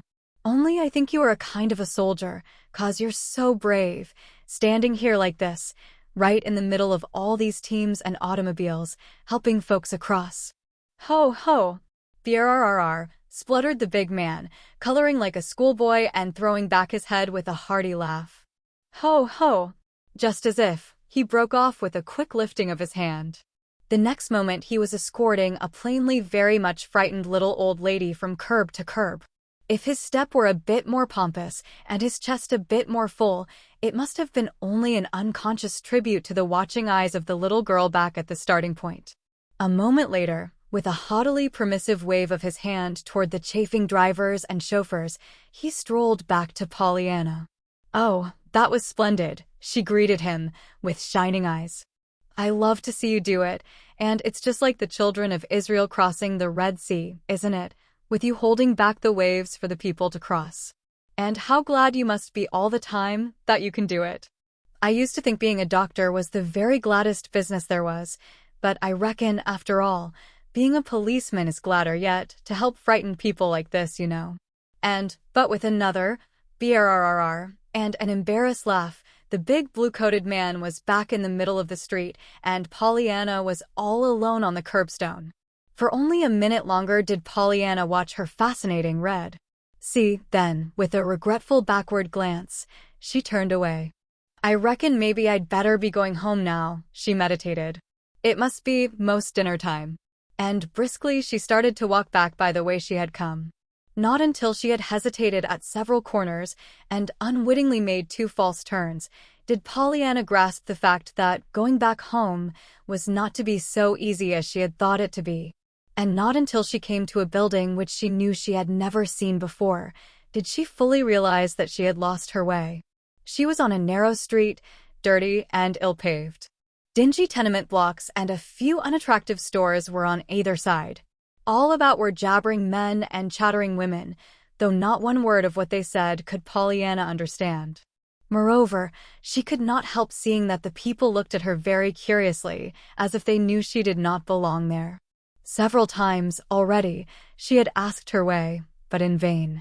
No one seemed to know where Mrs. Carew lived, and, the last 2 times, those addressed had answered with a gesture and a jumble of words which Pollyanna, after some thought, decided must be Dutch, the kind the Hagermans, the only foreign family in Beldingsville, used. On and on, down one street and up another, Pollyanna trudged. She was thoroughly frightened now. She was hungry, too, and very tired. Her feet ached, and her eyes smarted with the tears she was trying so hard to hold back. Worse yet, it was unmistakably beginning to grow dark. Well, anyhow, she choked to herself, I'm going to be glad I'm lost, 'cause it'll be so nice when I get found. I can be glad for that. It was at a noisy corner where 2 broader streets crossed that Pollyanna finally came to a dismayed stop. This time the tears quite overflowed, so that, lacking a handkerchief, she had to use the backs of both hands to wipe them away. Hello, kid, why the weeps? Queried a cheery voice. What's up? With a relieved little cry, Pollyanna turned to confront a small boy carrying a bundle of newspapers under his arm. Oh, I'm so glad to see you, she exclaimed. I've so wanted to see someone who didn't talk Dutch. The small boy grinned. Dutch nothin', he scoffed. You mean Dago, I bet ye. Pollyanna gave a slight frown. Well, anyway, it wasn't English, she said doubtfully, and they couldn't answer my questions. But maybe you can. Do you know where Mrs. Carew lives? Nix. You can search me. What? Queried Pollyanna, still more doubtfully. The boy grinned again. I say not in mine. I guess I ain't acquainted with the lady. But isn't there anybody anywhere that is? Implored Pollyanna. You see, I just went out for a walk and I got lost. I've been ever and ever so far, but I can't find the house at all, and it's dinner time and getting dark. I want to get back. I must get back. Gee. Well, I should worry, sympathized the boy. Yes, and I'm afraid Mrs. Carew'll worry, too, sighed Pollyanna. Gory. If you ain't the limit, chuckled the youth unexpectedly. But, say, listen. Don't you know the name of the street you want? No, only that it's some kind of an avenue, desponded Pollyanna. Avenue, is it? Sure. Now, some class to that. We're doing fine. What's the number of the house? Can you tell me that? Just scratch your head. Scratch my head? Pollyanna frowned questioningly and raised a tentative hand to her hair. The boy eyed her with disdain. Come off your perch. Ye ain't so dippy as all that. I say, don't you know the number of the house you want? And no, except there's a 7 in it, returned Pollyanna, with a faintly hopeful air. Won't you listen to that? Jibed the scornful youth. There's a 7 in it, and she expects me to know it when I see it.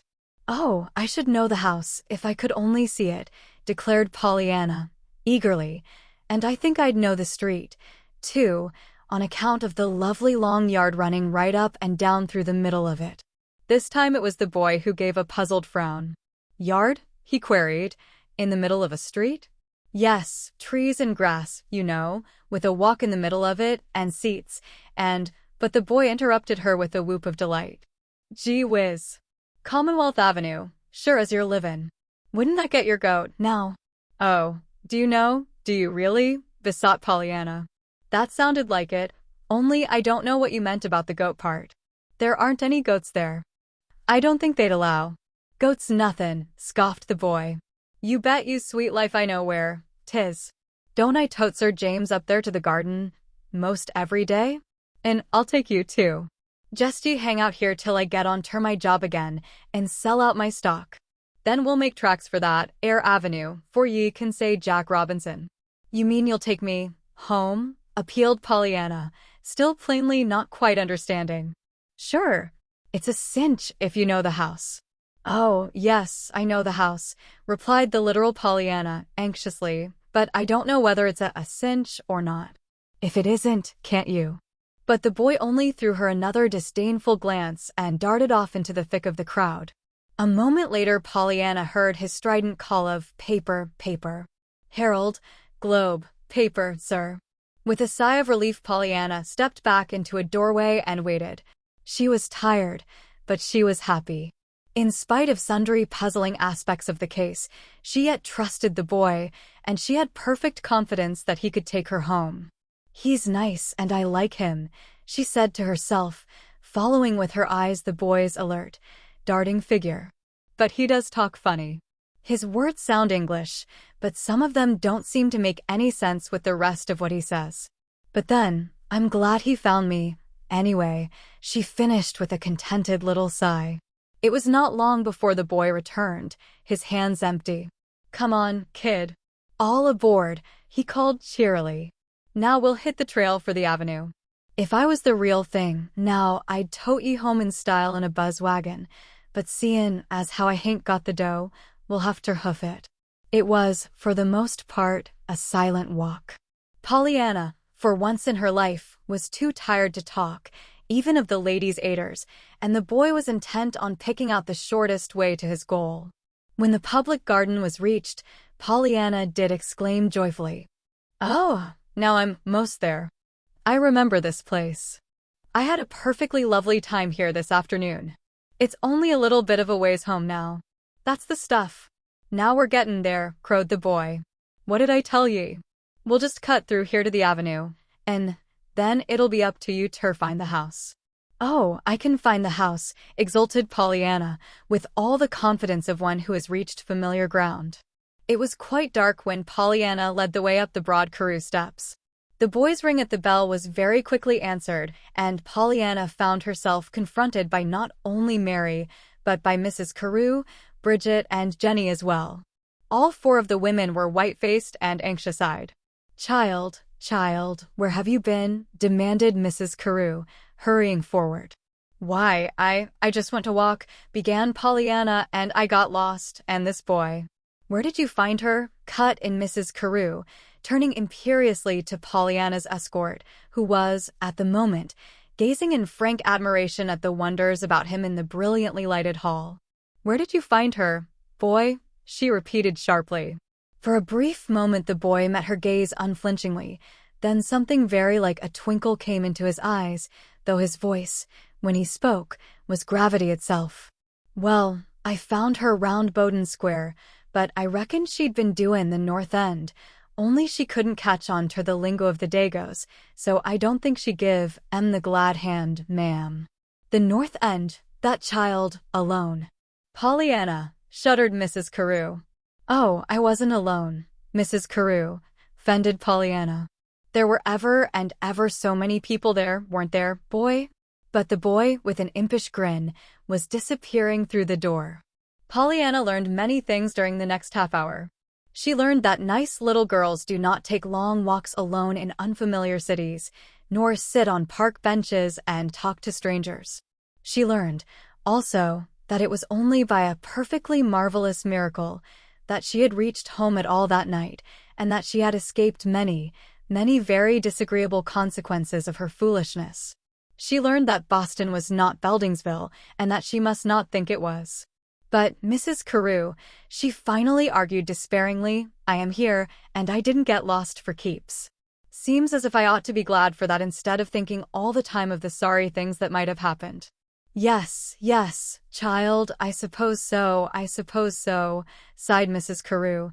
"But you have given me such a fright, and I want you to be sure never to do it again." Now come, dear, you must be hungry." It was just as she was dropping off to sleep that night that Pollyanna murmured drowsily to herself, "The thing I'm the very sorriest for of anything is that I didn't ask that boy his name nor where he lived. Now I can't ever say thank you to him." Chapter 7. A New Acquaintance. Pollyanna's movements were most carefully watched over after her adventurous walk, and, except to go to school, she was not allowed out of the house unless Mary or Mrs. Carew herself accompanied her. This, to Pollyanna, however, was no cross, for she loved both Mrs. Carew and Mary, and delighted to be with them. They were, too, for a while, very generous with their time. Even Mrs. Carew, in her terror of what might have happened, and her relief that it had not happened, exerted herself to entertain the child. Thus it came about that, with Mrs. Carew, Pollyanna attended concerts and matinees, and visited the public library and the art museum, and with Mary she took the wonderful Seeing Boston trips, and visited the State House and the Old South Church.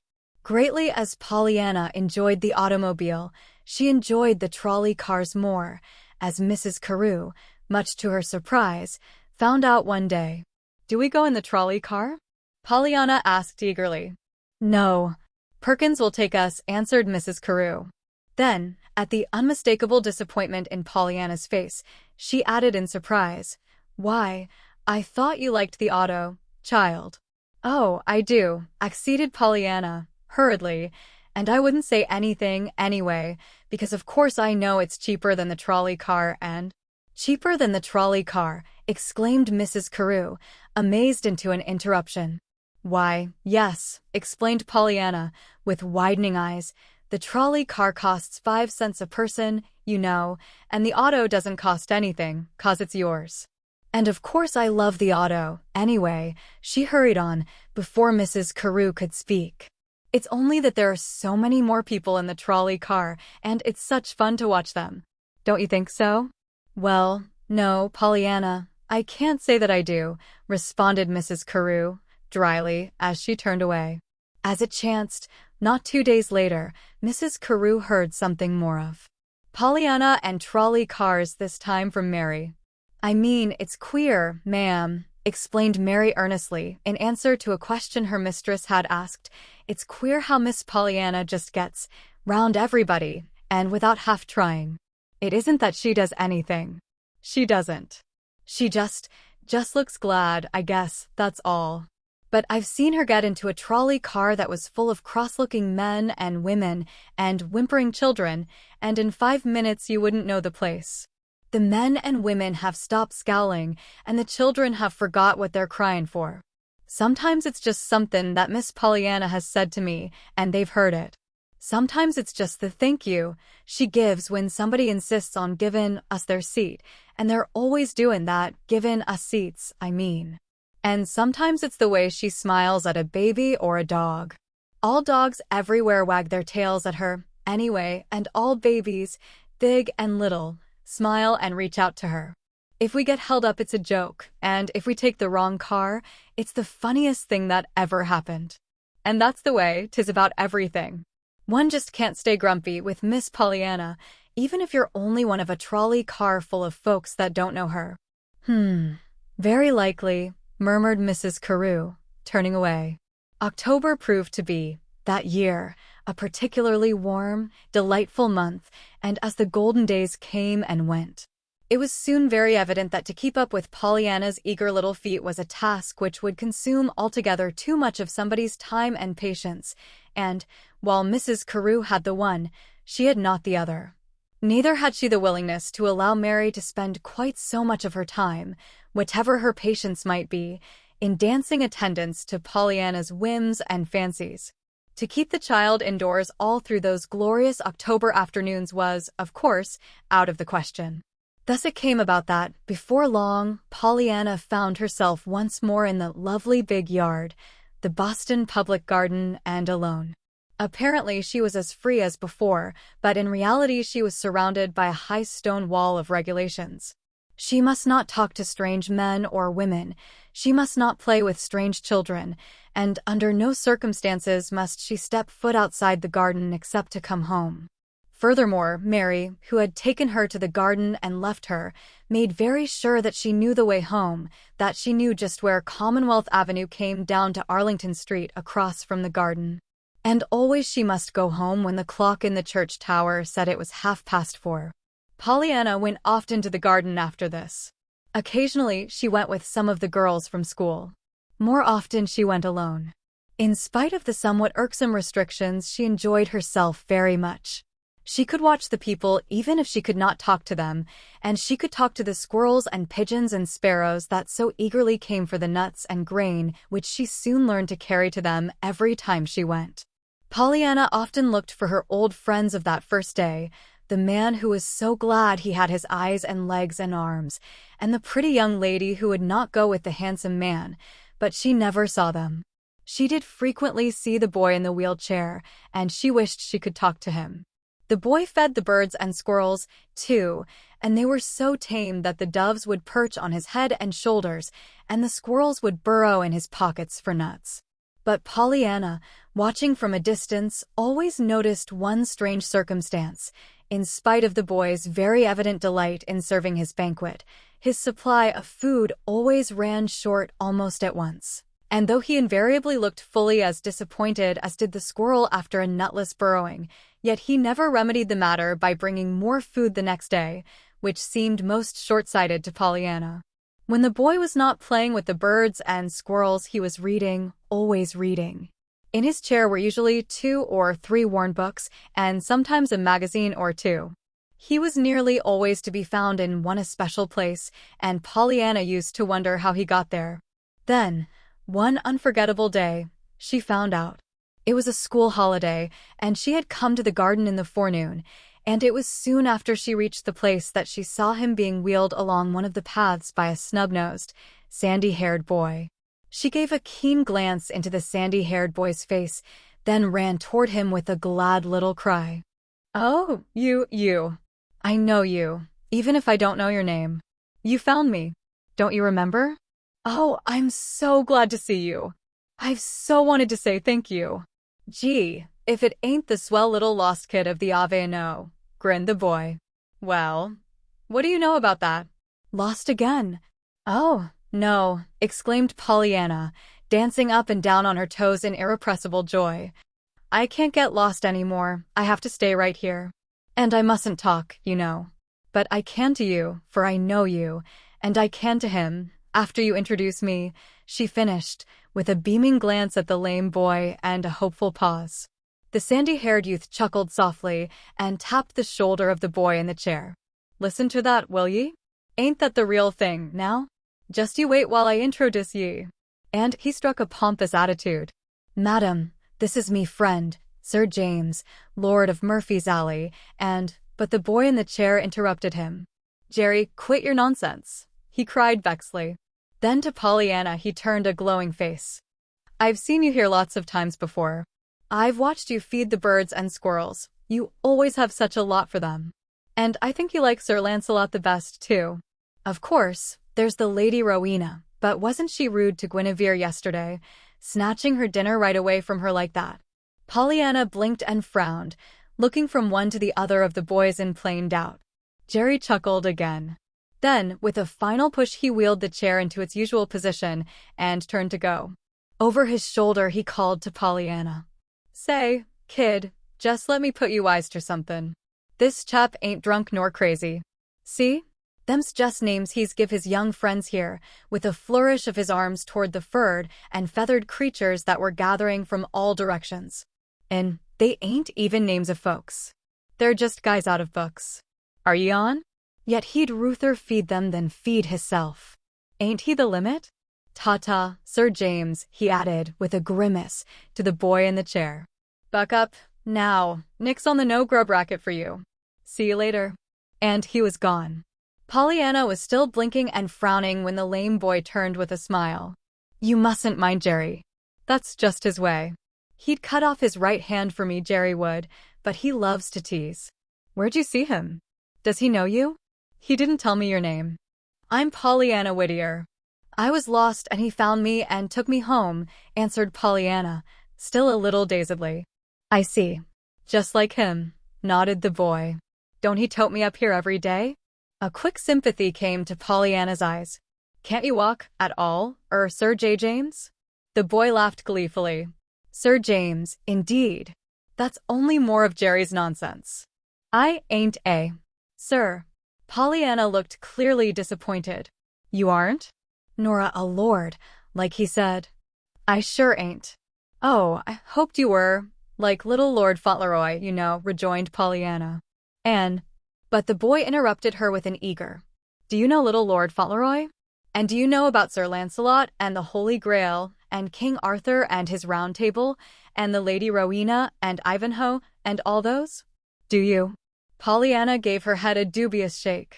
Well, I'm afraid maybe I don't know all of them, she admitted. Are they all in books?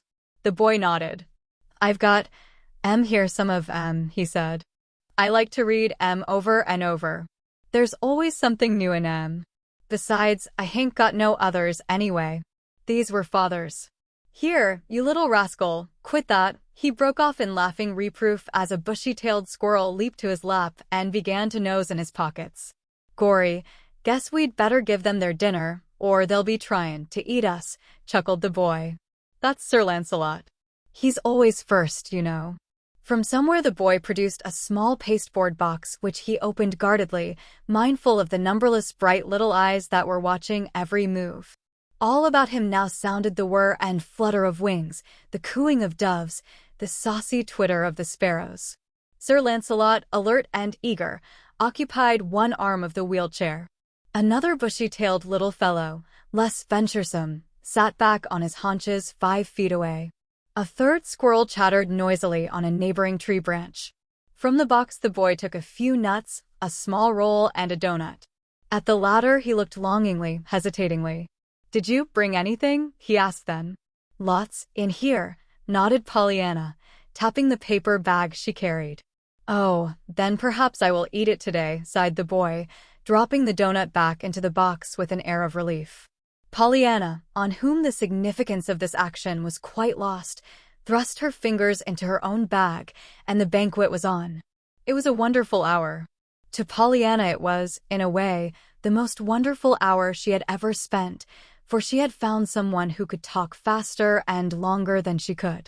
This strange youth seemed to have an inexhaustible fund of marvelous stories of brave knights and fair ladies, of tournaments and battles.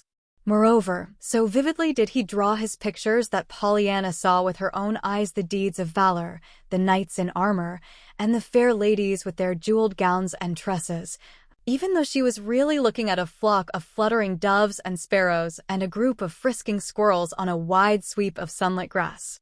The ladies' aiders were forgotten. Even the glad game was not thought of. Pollyanna, with flushed cheeks and sparkling eyes, was trailing down the golden ages led by a romance-fed boy who, though she did not know it, was trying to crowd into this one short hour of congenial companionship countless dreary days of loneliness and longing. Not until the noon bell sent Pollyanna hurrying homeward did she remember that she did not even yet know the boy's name. I only know it isn't Sir James, she sighed to herself, frowning with vexation. But never mind. I can ask him tomorrow. Chapter 8. Jamie. Pollyanna did not see the boy tomorrow. It rained, and she could not go to the garden at all. It rained the next day too. Even on the third day she did not see him, for, though the sun came out bright and warm, and though she went very early in the afternoon to the garden and waited long, he did not come at all. But on the fourth day he was there in his old place, and Pollyanna hastened forward with a joyous greeting. Oh, I'm so glad to see you. But where have you been? You weren't here yesterday at all. I couldn't. The pain wouldn't let me come yesterday, explained the lad, who was looking very white. The pain? Oh, does it ache? Stammered Pollyanna, all sympathy at once. Oh, yes, always, nodded the boy, with a cheerfully matter-of-fact air. Most generally I can stand it and come here just the same, except when it gets too bad, same as 'twas yesterday. Then I can't. But how can you stand it, to have it ache, always? Gasped Pollyanna. Why, I have to, answered the boy, opening his eyes a little wider. Things that are so or so, and they can't be any other way. So what's the use thinking how they might be? Besides, the harder it aches one day, the nicer 'tis to have it let up the next. I know. That's like the GA began Pollyanna, but the boy interrupted her. Did you bring a lot this time? He asked anxiously. Oh, I hope you did. You see, I couldn't bring them any today. Jerry couldn't spare even a penny for peanuts this morning, and there wasn't really enough stuff in the box for me this noon. Pollyanna looked shocked. You mean that you didn't have enough to eat, yourself, for your luncheon? Sure, smiled the boy. But don't worry. 'Tisn't the first time, and 'twon't be the last. I'm used to it. Hi there. Here comes Sir Lancelot. Pollyanna, however, was not thinking of squirrels. And wasn't there any more at home? Oh, no, there's never any left at home, laughed the boy. You see, Mumsy works out stairs and washings, so she gets some of her feed in them places, and Jerry picks his up where he can, except nights and mornings. He gets it with us then, if we've got any. Pollyanna looked still more shocked. But what do you do when you don't have anything to eat? Go hungry, of course. But I never heard of anybody who didn't have anything to eat, gasped Pollyanna. Of course Father and I were poor, and we had to eat beans and fish balls when we wanted turkey. But we had something. Why don't you tell folks, all these folks everywhere, that live in these houses? What's the use? Why, they'd give you something, of course. The boy laughed once more, this time a little queerly. Guess again, kid. You've got another one coming. Nobody I know is to shin out roast beef and frosted cakes for the skin. Besides, if you didn't go hungry once in a while, you wouldn't know how good taters and milk can taste, and you wouldn't have so much to put in your jolly book. Your what? The boy gave an embarrassed laugh and grew suddenly red. Forget it. I didn't think for a minute, but you was Mumsy or Jerry. But what is your jolly book? Pleaded Pollyanna. Please tell me. Are there knights and lords and ladies in that? The boy shook his head. His eyes lost their laughter and grew dark and fathomless. No, I wish there was, he sighed wistfully. But when you can't even walk, you can't fight battles and win trophies, and have fair ladies hand you your sword, and bestow upon you the golden guerdon. A sudden fire came to the boy's eyes. His chin lifted itself as if in response to a bugle call.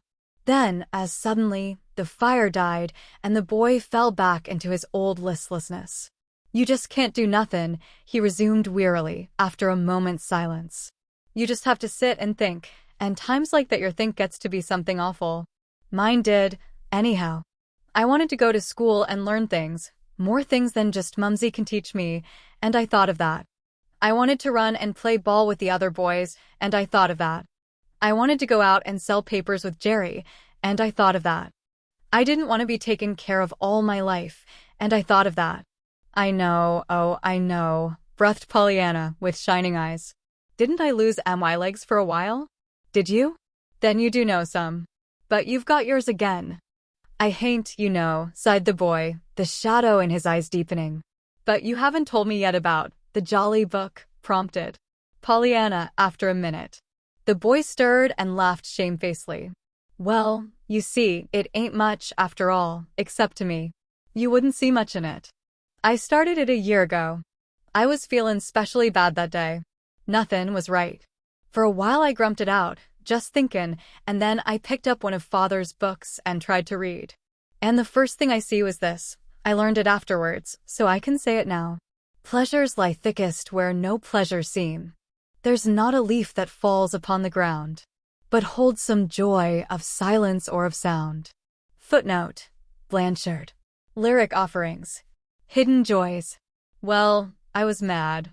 I wished I could put the guy that wrote that in my place and see what kind of joy he'd find in my leaves. I was so mad I made up my mind I'd prove he didn't know what he was talking about, so I begun to hunt for, the joys in my leaves, you know.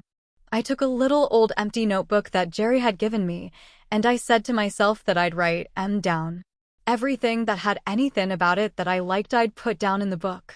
Then I'd just show how many joys I had. Yes, yes, cried Pollyanna, absorbedly, as the boy paused for breath. Well, I didn't expect to get many, but, do you know, I got a lot. There was something about most everything that I liked a little, so in it had to go. The very first one was the book itself, that I'd got it, to write in. Then somebody give me a flower in a pot, and Jerry found a dandy book in the subway. After that, it was really fun to hunt M out. I'd find M in such queer places sometimes.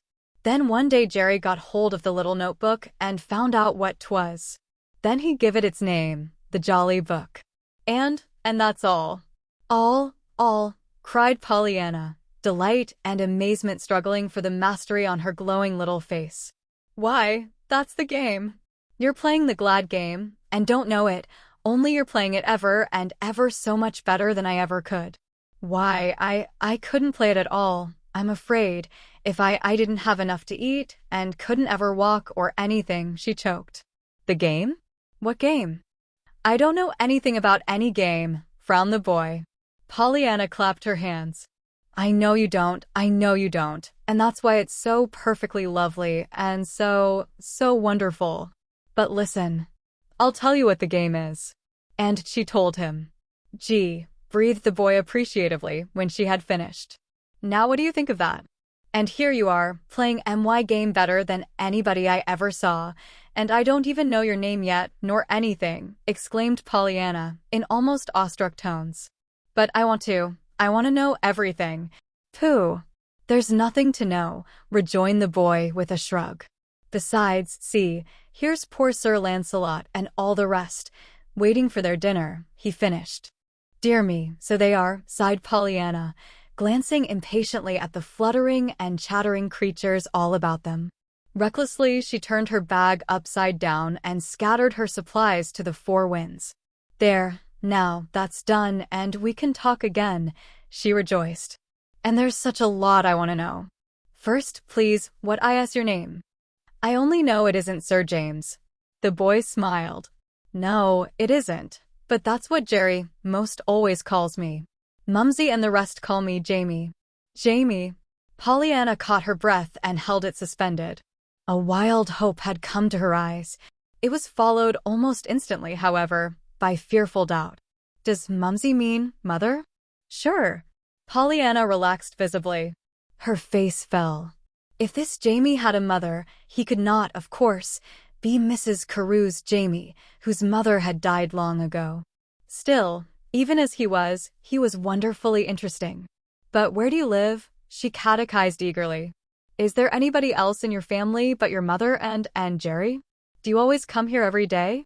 Where is your Jolly Book? Mayn't I see it? Don't the doctors say you can ever walk again? And where was it you said you got it? This wheelchair, I mean. The boy chuckled.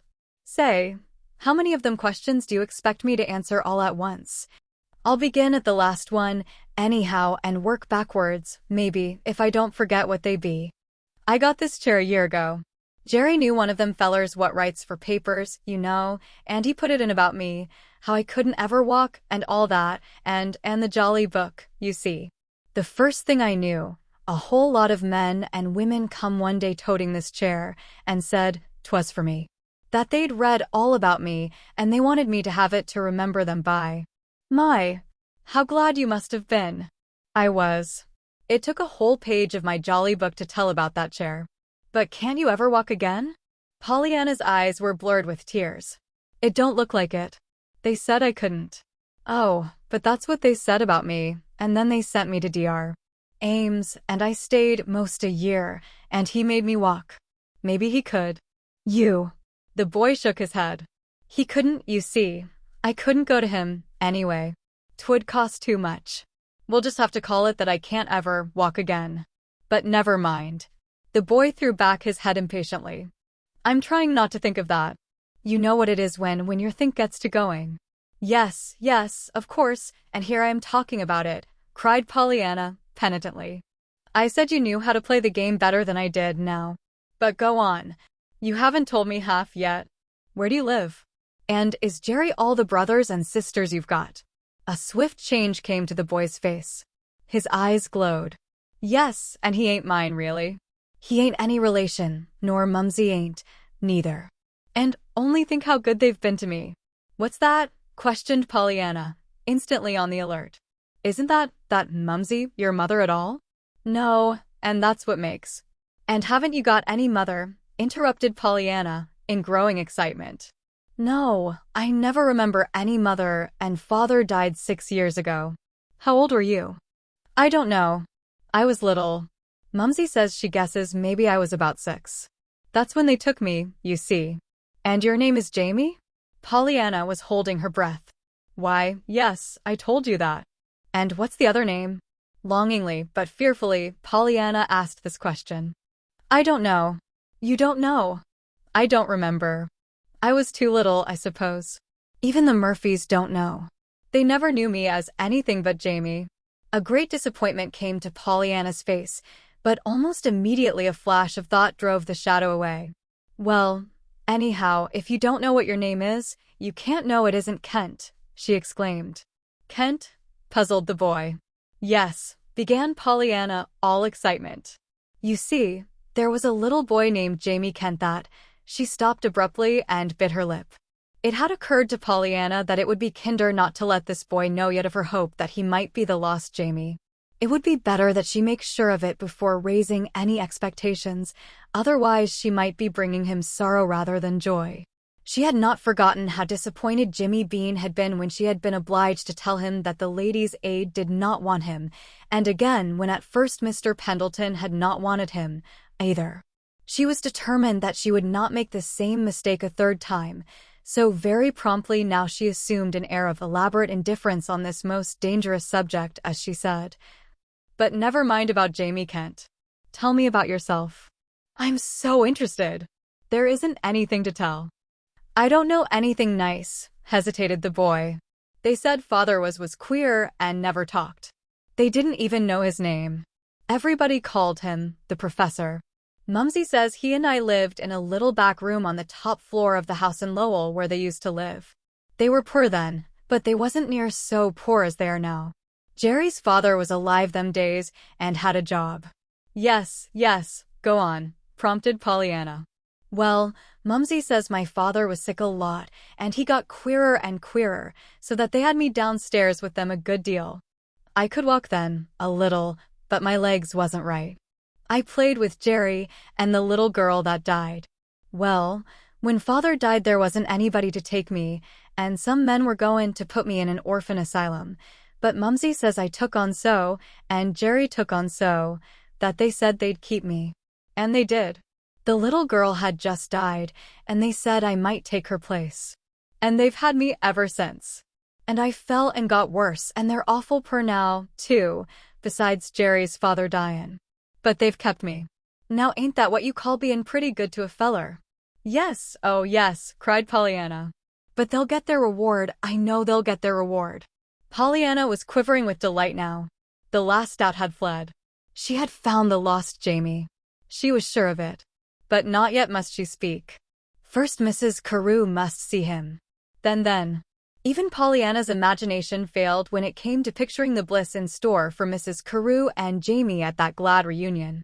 She sprang lightly to her feet in utter disregard of Sir Lancelot, who had come back and was nosing in her lap for more nuts. I've got to go now, but I'll come again tomorrow. Maybe I'll have a lady with me that you'll like to know. You'll be here tomorrow, won't you? She finished anxiously.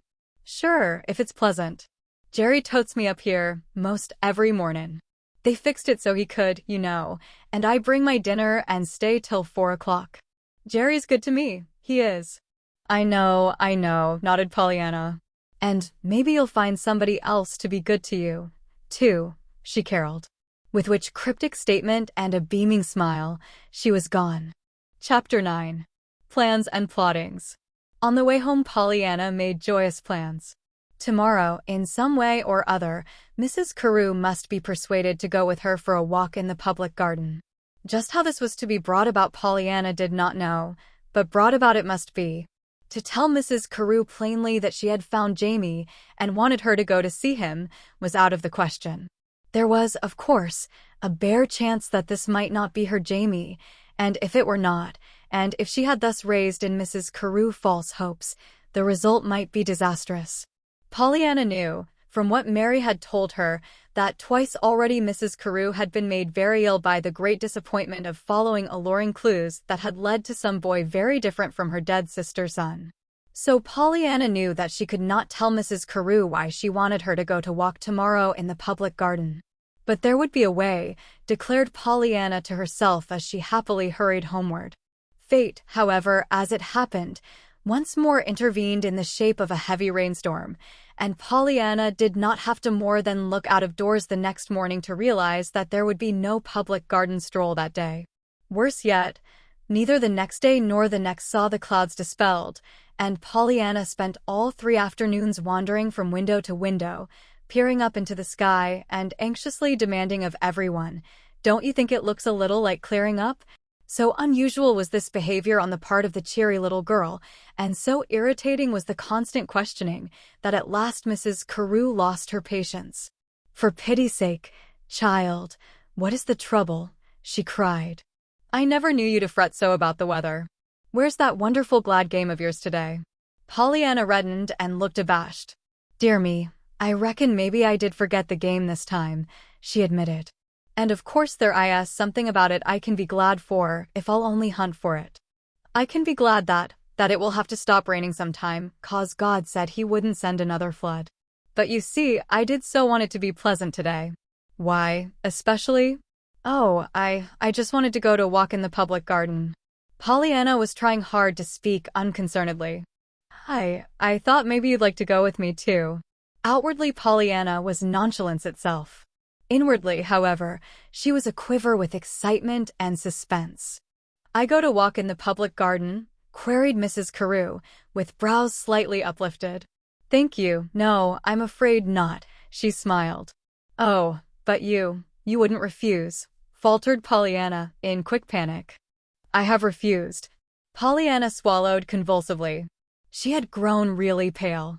"But, Mrs. Carew, please don't say you won't go when it gets pleasant," she begged. "You see, for a special reason I wanted you to go with me, just this once." Mrs. Carew frowned. She opened her lips to make the no more decisive, but something in Pollyanna's pleading eyes must have changed the words, for when they came they were a reluctant acquiescence. Well, child, have your own way. But if I promise to go, you must promise not to go near the window for an hour, and not to ask again today if I think it's going to clear up." "Yes'm, I will. I won't," palpitated Pollyanna. Then, as a pale shaft of light that was almost a sunbeam came aslant through the window, she cried joyously, "But you do think it is going to, oh." She broke off in dismay and ran from the room. Unmistakably, it cleared up the next morning. But, though the sun shone brightly, there was a sharp chill in the air, and by afternoon, when Pollyanna came home from school, there was a brisk wind. In spite of protests, however, she insisted that it was a beautiful day out, and that she should be perfectly miserable if Mrs. Carew would not come for a walk in the public garden. And Mrs. Carew went, though still protesting. As might have been expected, it was a fruitless journey. Together the impatient woman and the anxious-eyed little girl hurried shiveringly up one path and down another. Pollyanna, not finding the boy in his accustomed place, was making frantic search in every nook and corner of the garden. To Pollyanna it seemed that she could not have it so. Here she was in the garden, and here with her was Mrs. Carew, but not anywhere to be found was Jamie, and yet not one word could she say to Mrs. Carew. At last, thoroughly chilled and exasperated, Mrs. Carew insisted on going home, and despairingly Pollyanna went. Sorry days came to Pollyanna then. What to her was perilously near a second deluge, but according to Mrs. Carew was merely the usual fall rains, brought a series of damp, foggy, cold, cheerless days, filled with either a dreary drizzle of rain, or, worse yet, a steady downpour. If perchance occasionally there came a day of sunshine, Pollyanna always flew to the garden, but in vain. Jamie was never there. It was the middle of November now, and even the garden itself was full of dreariness. The trees were bare, the benches almost empty, and not one boat was on the little pond. True, the squirrels and pigeons were there, and the sparrows were as pert as ever, but to feed them was almost more of a sorrow than a joy, for every saucy switch of Sir Lancelot's feathery tail but brought bitter memories of the lad who had given him his name, and who was not there. And to think I didn't find out where he lived, mourned Pollyanna to herself over and over again as the days passed. And he was Jamie, I just know he was Jamie. And now I'll have to wait and wait till spring comes, and it's warm enough for him to come here again. And then, maybe, I shan't be coming here by that time. Oh dear, and he was Jamie, I know he was Jamie. Then, one dreary afternoon, the unexpected happened. Pollyanna, passing through the upper hallway, heard angry voices in the hall below, one of which she recognized as being Mary's, while the other voice was saying, "Not on your life. It's nix on the beggin' business. Do you get me? I wants ter see the kid, Pollyanna. I got a message for her from Sir James. Now beat it, will ye, and trot out the kid, if you don't mind." With a glad little cry, Pollyanna turned and fairly flew down the stairway. "Oh, I'm here, I'm right here," she panted, stumbling forward. "What is it? Did Jamie send you?" In her excitement, she had almost flung herself with outstretched arms upon the boy when Mary intercepted a shocked, restraining hand. Miss Pollyanna, do you mean to say you know this beggar boy?" The boy flushed angrily, but before he could speak, Pollyanna interposed valiant championship. "He isn't a beggar boy. He belongs to one of my very best friends. Besides, he's the one that found me and brought me home that time I was lost." Then to the boy she turned with impetuous questioning. "What is it? Did Jamie send you?" "Sure he did. He hit the hay a month ago, and he hain't been up since." "He hit what?" puzzled Pollyanna. "Hit the hay, went ter bed. He's sick, I mean, and he wants ter see ye. Will you come?" "Sick? Oh, I'm so sorry," grieved Pollyanna. "Of course I'll come. I'll go get my hat and coat right away." "Miss Pollyanna," gasped Mary in stern disapproval. "As if Mrs. Carew would let you go anywhere with a strange boy like this." "But he isn't a strange boy," objected Pollyanna. "I've known him ever so long, and I must go." "What in the world is the meaning of this?" demanded Mrs. Carew icily from the drawing-room doorway. "Pollyanna, who is this boy, and what is he doing here?" Pollyanna turned with a quick cry. "Oh, Mrs. Carew, you'll let me go, won't you?" "Go where?" "To see my brother, ma'am," cut in the boy hurriedly, and with an obvious effort to be very polite. "He's sort of off his feed, you know, and he wouldn't give me no peace till I come up after her," with an awkward gesture toward Pollyanna. "He thinks a sight and all of her." "I may go, mayn't I?" pleaded Pollyanna. Mrs. Carew frowned. "Go with this boy, you?" "Certainly not, Pollyanna." "I wonder you are wild enough to think of it for a moment." "Oh, but I want you to come, too," began Pollyanna. "Absurd, child. That is impossible. You may give this boy here a little money, if you like, but—" "Thank ye, ma'am, but I didn't come for money," resented the boy, his eyes flashing. "I come for her. Yes, and Mrs. Carew, it's Jerry Murphy, the boy that found me when I was lost and brought me home," appealed Pollyanna. "Now won't you let me go?" Mrs. Carew shook her head. "It is out of the question, Pollyanna. But he says the other boy is sick and wants me." "I can't help that. And I know him real well, Mrs. Carew. I do, truly. He reads books, lovely books, all full of knights and lords and ladies, and he feeds the birds and squirrels and gives names and everything. And he can't walk, and he doesn't have enough to eat. Lots of days," panted Pollyanna, "and he's been playing my glad game for a year and didn't know it. And he plays it ever and ever so much better than I do. And I've hunted and hunted for him ever and ever so many days. Honest and truly, Mrs. Carew, I've just got to see him," almost sobbed Pollyanna. "I can't lose him again." An angry color flamed into Mrs. Carew's cheeks. "Pollyanna, this is sheer nonsense. I am surprised. I am amazed at you for insisting upon doing something you know I disapprove of. I cannot allow you to go with this boy. Now please let me hear no more about it." A new expression came to Pollyanna's face. With a look half terrified, Half exalted, she lifted her chin and squarely faced Mrs. Carew. Tremulously, but determinedly, she spoke. "Then I'll have to tell you. I didn't mean to till I was sure. I wanted you to see him first. But now I've got to tell. I can't lose him again. I think, Mrs. Carew, he's Jamie." "Jamie? Not my Jamie." Mrs. Carew's face had grown very white. "Yes. Impossible." "I know, but please, his name is Jamie, and he doesn't know the other one. His father died when he was 6 years old, and he can't remember his mother. He's 12 years old, he thinks.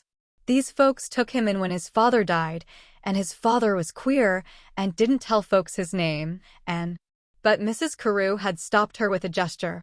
Mrs. Carew was even whiter than before, but her eyes burned with a sudden fire. "We'll go at once," she said. "Mary, tell Perkins to have the car here as soon as possible. Pollyanna, get your hat and coat. Boy, wait here, please. We'll be ready to go with you immediately."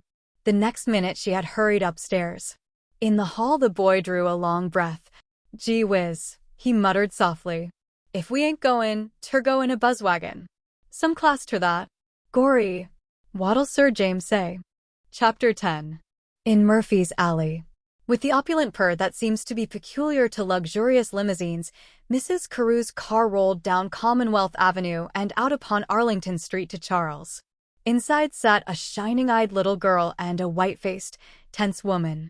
Outside, to give directions to the plainly disapproving chauffeur, sat Jerry Murphy, inordinately proud and insufferably important. When the limousine came to a stop before a shabby doorway in a narrow, dirty alley, the boy leaped to the ground, and, with a ridiculous imitation of the liveried pomposities he had so often watched, threw open the door of the car and stood waiting for the ladies to alight. Pollyanna sprang out at once, her eyes widening with amazement and distress as she looked about her. Behind her came Mrs. Carew, visibly shuddering as her gaze swept the filth, the sordidness, and the ragged children that swarmed shrieking and chattering out of the dismal tenements, and surrounded the car in a second. Jerry waved his arms angrily.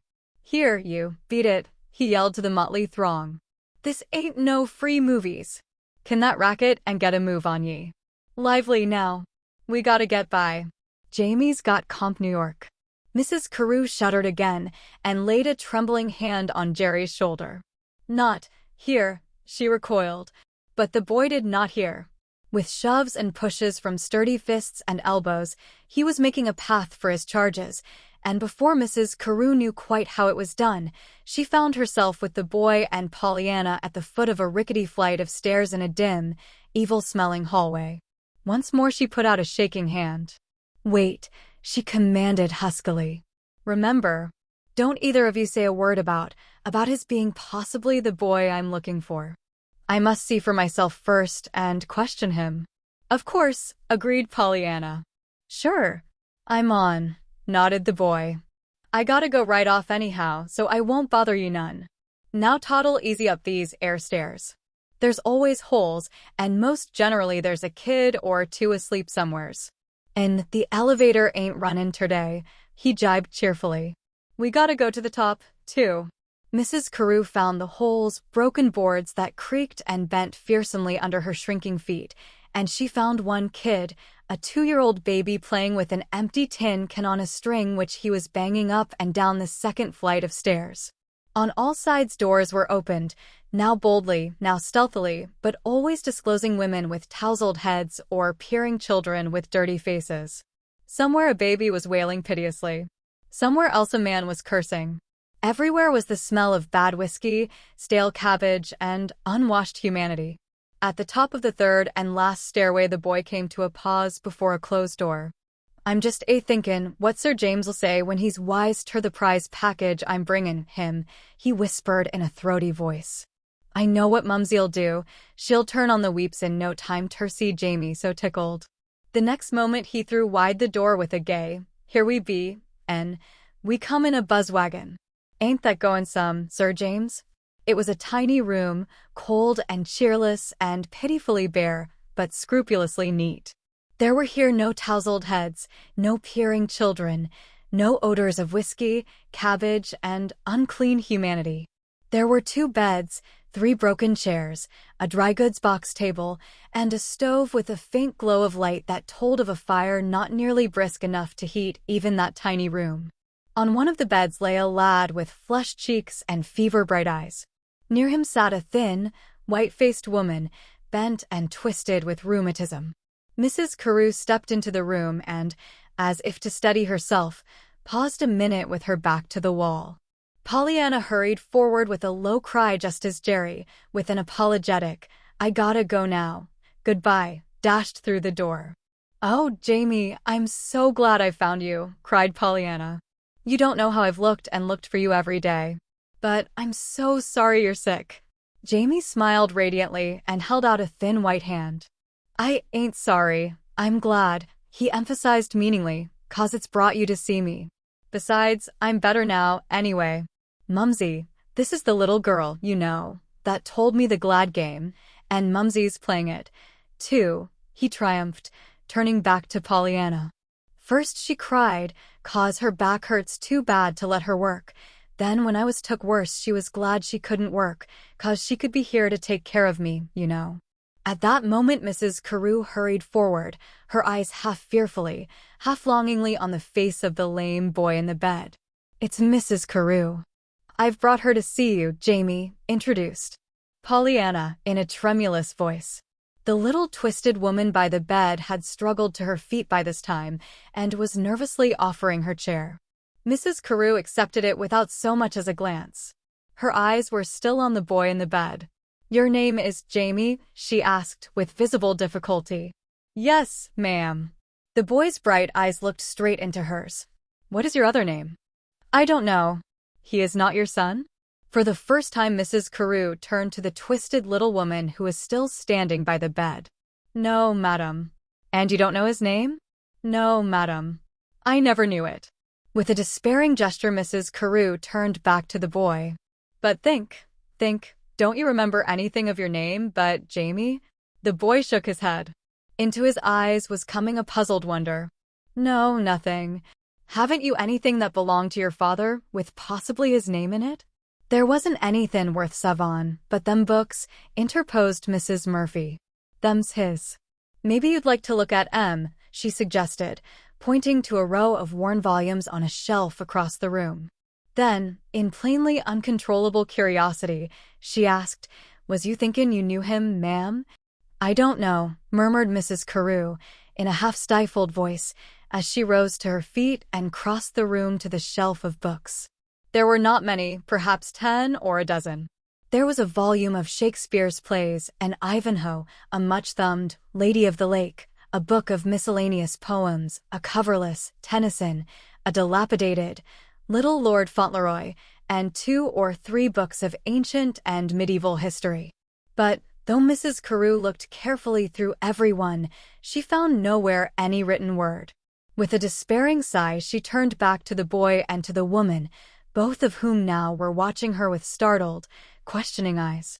"I wish you'd tell me, both of you, all you know about yourselves," she said brokenly, dropping herself once more into the chair by the bed. And they told her. It was much the same story that Jamie had told Pollyanna in the public garden. There was little that was new, nothing that was significant, in spite of the probing questions that Mrs. Carew asked. At its conclusion Jamie turned eager eyes on Mrs. Carew's face. "Do you think you knew my father?" he begged. Mrs. Carew closed her eyes and pressed her hand to her head. "I don't know," she answered. "But I think not." Pollyanna gave a quick cry of keen disappointment, but as quickly she suppressed it in obedience to Mrs. Carew's warning glance. With new horror, however, she surveyed the tiny room. Jamie, turning his wondering eyes from Mrs. Carew's face, suddenly awoke to his duties as host. "Wasn't you good to come?" he said to Pollyanna, gratefully. "How's Sir Lancelot? Do you ever go to feed him now?" Then, as Pollyanna did not answer at once, he hurried on, his eyes going from her face to the somewhat battered pink in a broken-necked bottle in the window. "Did you see my posy? Jerry found it. Somebody dropped it and he picked it up. Ain't it pretty? And it smells a little." But Pollyanna did not seem even to have heard him.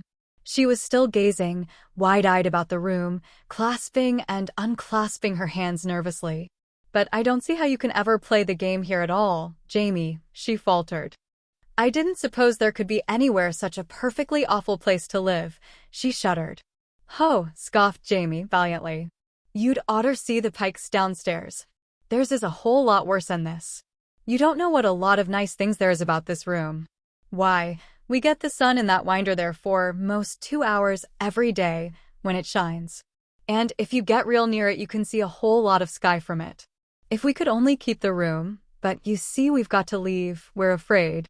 And that's what's worrying us. Leave. Yes, we got behind on the rent, Mumsy bein' sick so, and not earning anything." In spite of a courageously cheerful smile, Jamie's voice shook. "Ms. Dolan downstairs, the woman what keeps my wheelchair for me, you know, is helpin' us out this week. But of course she can't do it always, and then we'll have to go if Jerry don't strike it rich or something." "Oh, but can't we?" began Pollyanna. She stopped short. Mrs. Carew had risen to her feet abruptly with a hurried, "Come, Pollyanna, we must go." Then to the woman she turned wearily. "You won't have to leave. I'll send you money and food at once, and I'll mention your case to one of the charity organizations in which I am interested, and they will." In surprise, she ceased speaking. The bent little figure of the woman opposite had drawn itself almost erect. Mrs. Murphy's cheeks were flushed. Her eyes showed a smoldering fire. "Thank you, no, Mrs. Carew," she said tremulously, but proudly. "We're poor, God knows, but we ain't charity folks." "Nonsense," cried Mrs. Carew sharply. "You're letting the woman downstairs help you. This boy said so." "I know, but that ain't charity," persisted the woman, still tremulously. "Mrs. Dolan is my friend. She knows I'd do her a good turn just as quick. I have done for her in times past. Help from friends ain't charity. They care, and that makes a difference. We weren't always as we are now, you see, and that makes it hurt all the more, all this." "Thank you, but we couldn't take your money." Mrs. Carew frowned angrily. It had been a most disappointing, heartbreaking, exhausting hour for her. Never a patient woman, she was exasperated now, besides being utterly tired out. "Very well, just as you please," she said coldly. Then, with vague irritation, she added, "But why don't you go to your landlord and insist that he make you even decently comfortable while you do stay? Surely you're entitled to something besides broken windows stuffed with rags and papers. And those stairs that I came up are positively dangerous." Mrs. Murphy sighed in a discouraged way. Her twisted little figure had fallen back into its old hopelessness. "We have tried to have something done, but it's never amounted to anything. We never see anybody but the agent, of course, and he says the rents are too low for the owner to put out any more money on repairs." "Nonsense," snapped Mrs. Carew, with all the sharpness of a nervous, distraught woman who has at last found an outlet for her exasperation. "It's shameful. What's more, I think it's a clear case of violation of the law. Those stairs are, certainly. I shall make it my business to see that he's brought to terms. What is the name of that agent, and who is the owner of this delectable establishment?" "I don't know the name of the owner, madam, but the agent is Mr. Dodge." "Dodge." Mrs. Carew turned sharply, an odd look on her face. "You don't mean Henry Dodge?" "Yes, madam. His name is Henry, I think." A flood of color swept into Mrs. Carew's face, then receded, leaving it whiter than before. "Very well, I'll attend to it," she murmured, in a half-stifled voice, turning away. "Come, Pollyanna, we must go now." Over at the bed, Pollyanna was bidding Jamie a tearful goodbye. "But I'll come again. I'll come real soon," she promised brightly, as she hurried through the door after Mrs. Carew. Not until they had picked their precarious way down the 3 long flights of stairs and through the jabbering, gesticulating crowd of men, women, and children that surrounded the scowling Perkins and the limousine did Pollyanna speak again. But then she scarcely waited for the irate chauffeur to slam the door upon them before she pleaded. "Dear Mrs. Carew, please say that it was Jamie." "Oh, it would be so nice for him to be Jamie." "But he isn't Jamie." "Oh, dear. Are you sure?" There was a moment's pause, Then Mrs. Carew covered her face with her hands. "No, I'm not sure, and that's the tragedy of it," she moaned. "I don't think he is. I'm almost positive he isn't. But, of course, there is a chance, and that's what's killing me." "Then can't you just think he's Jamie?" begged Pollyanna, "and play he was?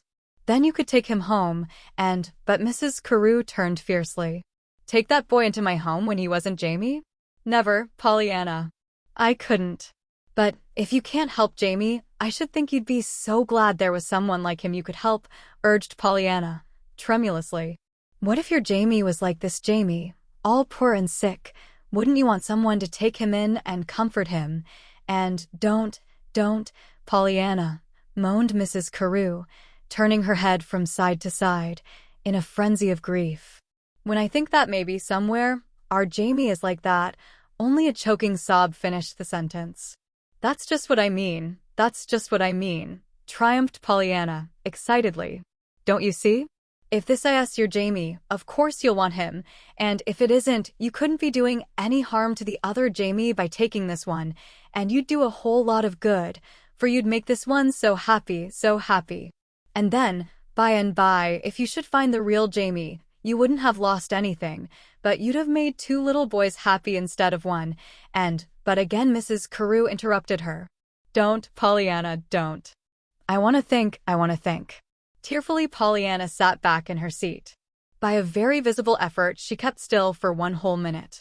Then, as if the words fairly bubbled forth of themselves, there came this. "Oh, but what an awful place that was. I just wish the man that owned it had to live in it himself, and then see what he'd have to be glad for." Mrs. Carew sat suddenly erect. Her face showed a curious change. Almost as if in appeal, she flung out her hand toward Pollyanna. "Don't," she cried. Perhaps she didn't know, Pollyanna. Perhaps she didn't know. I'm sure she didn't know she owned a place like that. But it will be fixed now, it will be fixed. Is it a woman that owns it, and do you know her? And do you know the agent, too? Yes. Mrs. Carew bit her lips. I know her, and I know the agent. Oh, I'm so glad, sighed Pollyanna. Then it'll be all right now. Well, it certainly will be better, avowed Mrs. Carew with emphasis as the car stopped before her own door. Mrs. Carew spoke as if she knew what she was talking about. And perhaps, indeed, she did better than she cared to tell Pollyanna. Certainly, before she slept that night, a letter left her hands addressed to one Henry Dodge, summoning him to an immediate conference as to certain changes and repairs to be made at once in tenements she owned. There were, moreover, several scathing sentences concerning rag-stuffed windows and rickety stairways that caused this same Henry Dodge to scowl angrily and to say a sharp word behind his teeth, though at the same time he paled with something very like fear. Chapter 11. A surprise for Mrs. Carew.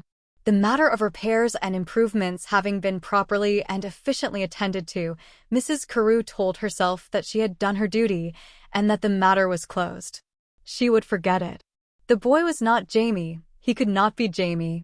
That ignorant, sickly, crippled boy her dead sister's son? Impossible. She would cast the whole thing from her thoughts.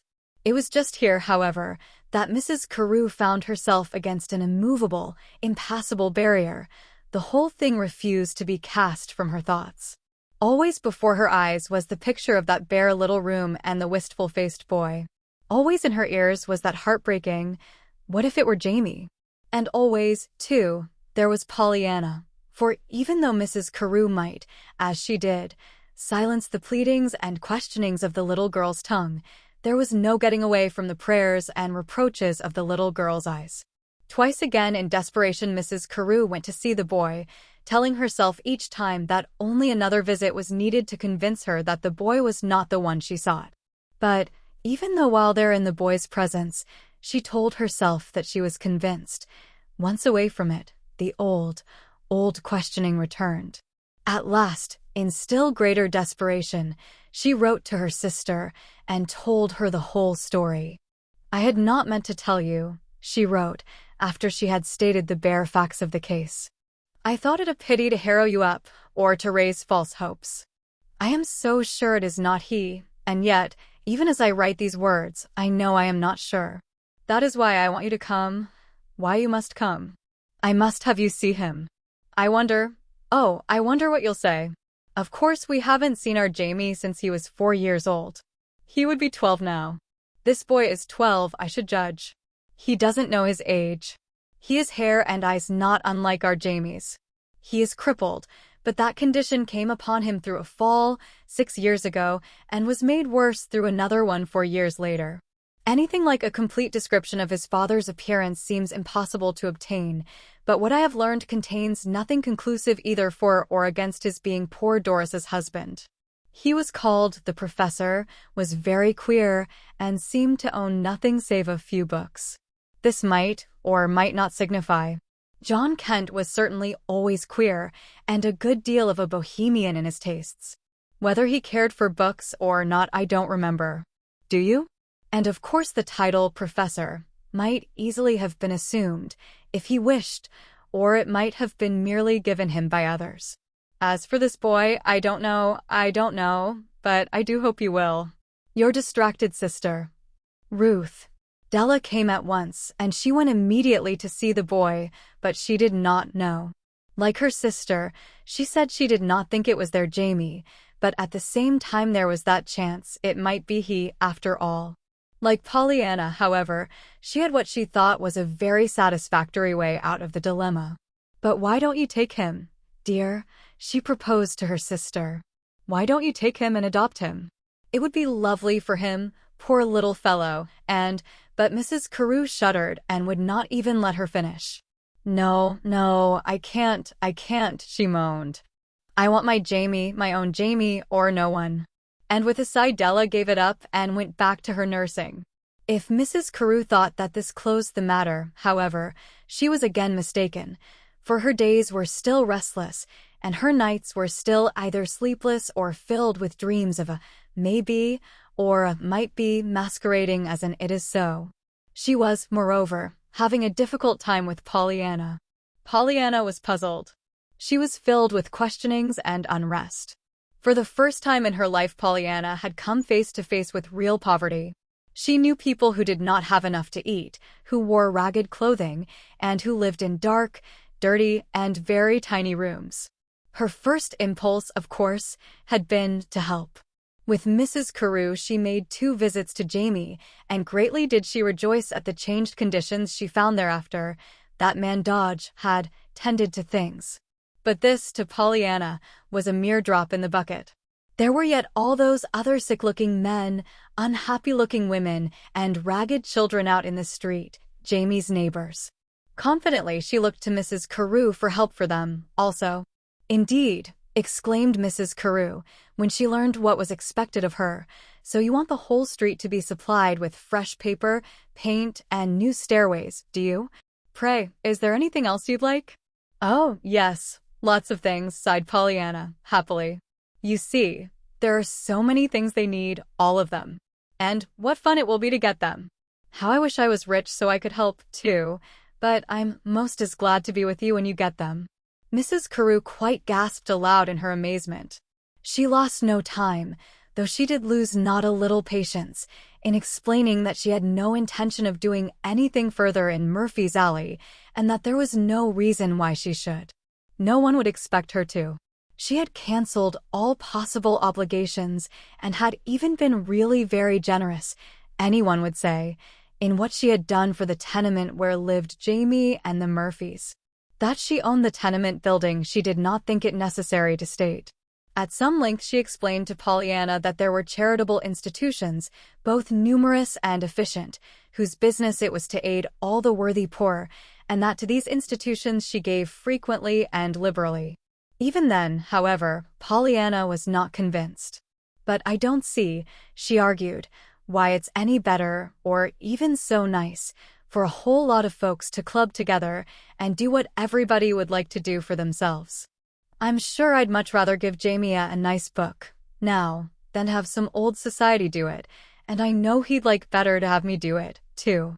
Very likely, returned Mrs. Carew, with some weariness and a little exasperation. But it is just possible that it would not be so well for Jamie as if that book were given by a body of people who knew what sort of one to select. This led her to say much, also, none of which Pollyanna in the least understood, about pauperizing the poor, the evils of indiscriminate giving, and the pernicious effect of unorganized charity. Besides, she added, in answer to the still perplexed expression on Pollyanna's worried little face, very likely if I offered help to these people they would not take it. You remember Mrs. Murphy declined, at the first, to let me send food and clothing, though they accepted it readily enough from their neighbors on the first floor, it seems. Yes, I know, sighed Pollyanna, turning away. There's something there somehow that I don't understand. But it doesn't seem right that we should have such a lot of nice things, and that they shouldn't have anything, hardly. As the days passed, this feeling on the part of Pollyanna increased rather than diminished, and the questions she asked and the comments she made were anything but a relief to the state of mind in which Mrs. Carew herself was. Even the test of the glad game, in this case, Pollyanna was finding to be very near a failure, for, as she expressed it, I don't see how you can find anything about this poor people business to be glad for. Of course we can be glad for ourselves that we aren't poor like them, but whenever I'm thinking how glad I am for that, I get so sorry for them that I can't be glad any longer. Of course we could be glad there were poor folks, because we could help them. But if we don't help them, where's the glad part of that coming in? And to this Pollyanna could find no one who could give her a satisfactory answer. Especially she asked this question of Mrs. Carew, and Mrs. Carew, still haunted by the visions of the Jamie that was, and the Jamie that might be, grew only more restless, more wretched, and more utterly despairing. Nor was she helped any by the approach of Christmas. Nowhere was there glow of holly or flash of tinsel that did not carry its pang to her, for always to Mrs. Carew it but symbolized a child's empty stocking, a stocking that might be Jamie's. Finally, a week before Christmas, she fought what she thought was the last battle with herself. Resolutely, but with no real joy in her face, she gave terse orders to Mary and summoned Pollyanna. Pollyanna, she began, almost harshly, I have decided to take Jamie. The car will be here at once. I'm going after him now and bring him home. You may come with me if you like. A great light transfigured Pollyanna's face. Oh, how glad I am, she breathed. Why, I'm so glad I want to cry. Mrs. Carew, why is it, when you're the very gladdest of anything, you always want to cry? I don't know, I'm sure, Pollyanna, rejoined Mrs. Carew abstractedly. On Mrs. Carew's face there was still no look of joy. Once in the Murphys' little one-room tenement, it did not take Mrs. Carew long to tell her errand. In a few short sentences, she told the story of the lost Jamie, and of her first hopes that this Jamie might be he. She made no secret of her doubts that he was the one. At the same time, she said she had decided to take him home with her and give him every possible advantage. Then, a little wearily, she told what were the plans she had made for him. At the foot of the bed Mrs. Murphy listened, crying softly. Across the room Jerry Murphy, his eyes dilating, emitted an occasional low gee. Can you beat that now? As to Jamie on the bed had listened at first with the air of one to whom suddenly a door has opened into a longed-for paradise, but gradually, as Mrs. Carew talked, a new look came to his eyes. Very slowly he closed them and turned away his face. When Mrs. Carew ceased speaking there was a long silence before Jamie turned his head and answered. They saw then that his face was very white and that his eyes were full of tears. Thank you, Mrs. Carew, but I can't go, he said simply. You can't? What? Cried Mrs. Carew, as if she doubted the evidence of her own ears. Jamie, gasped Pollyanna. Oh, come, kid, what's eatin' ye? Scowled Jerry, hurriedly coming forward. Don't you know a good thing when you see it? Yes, but I can't go, said the crippled boy again. But, Jamie, think what it would mean to you, quavered Mrs. Murphy at the foot of the bed. I am thinkin', choked Jamie. Don't you suppose I know what I'm doin', what I'm givin' up? Then to Mrs. Carew he turned tear-wet eyes. I can't, he faltered. I can't let you do all that for me. If you cared it would be different. But you don't care, not really. You don't want me, not me. You want the real Jamie, and I ain't the real Jamie. You don't think I am. I can see it in your face. I know. But, began Mrs. Carew, helplessly. And it isn't as if I was like other boys and could walk, either, interrupted the cripple, feverishly. You get tired of me in no time. And I'd see it comin'. I couldn't stand it, to be a burden like that. Of course, if you cared, like Mumsy here, he threw out his hand, choked back a sob, then turned his head away again. I'm not the Jamie you want. I can't go, he said. With the words his thin, boyish hand fell clenched till the knuckles showed white against the tattered old shawl that covered the bed. There was a moment's breathless hush. Then, very quietly, Mrs. Carew got to her feet. Her face was colorless, but there was that in it that silenced the sob that rose to Pollyanna's lips. Come, Pollyanna, was all she said. Well, if you ain't the fool limit, babbled Jerry Murphy to the boy on the bed, as the door closed a moment later. But the boy on the bed was crying very much as if the closing door had been the one that had led to paradise and that had closed now forever. Chapter 12. From behind a counter. Mrs. Carew was very angry. To have brought herself to the point where she was willing to take this lame boy into her home, and then to have the lad calmly refuse to come, was unbearable. Mrs. Carew was not in the habit of having her invitations ignored, or her wishes scorned. Furthermore, now that she could not have the boy, she was conscious of an almost frantic terror lest he were, after all, the real Jamie. She knew then that her true reason for wanting him had been, not because she cared for him, not even because she wished to help him and make him happy, but because she hoped, by taking him, that she would ease her own mind, and forever silence that awful eternal questioning on her part, what if he were her own Jamie? It certainly had not helped matters any that the boy had divined her state of mind, and had given as the reason for his refusal that she did not care. To be sure, Mrs. Carew now very proudly told herself that she did not indeed care, that he was not her sister's boy, and that she would forget all about it. But she did not forget all about it. However insistently she might disclaim responsibility and relationship, just as insistently responsibility and relationship thrust themselves upon her in the shape of panicky doubts, and however resolutely she turned her thoughts to other matters, just so resolutely visions of a wistful-eyed boy in a poverty-stricken room loomed always before her. Then, too, there was Pollyanna. Clearly Pollyanna was not herself at all. In a most un-Pollyanna-like spirit she moped about the house, finding apparently no interest anywhere. "Oh, no, I'm not sick," she would answer, when remonstrated with and questioned. "But what is the trouble?" "Why, nothing. It's only that I was thinking of Jamie, you know, how he hasn't got all these beautiful things, carpets and pictures and curtains." It was the same with her food. Pollyanna was actually losing her appetite, but here again she disclaimed sickness. "Oh, no," she would sigh mournfully.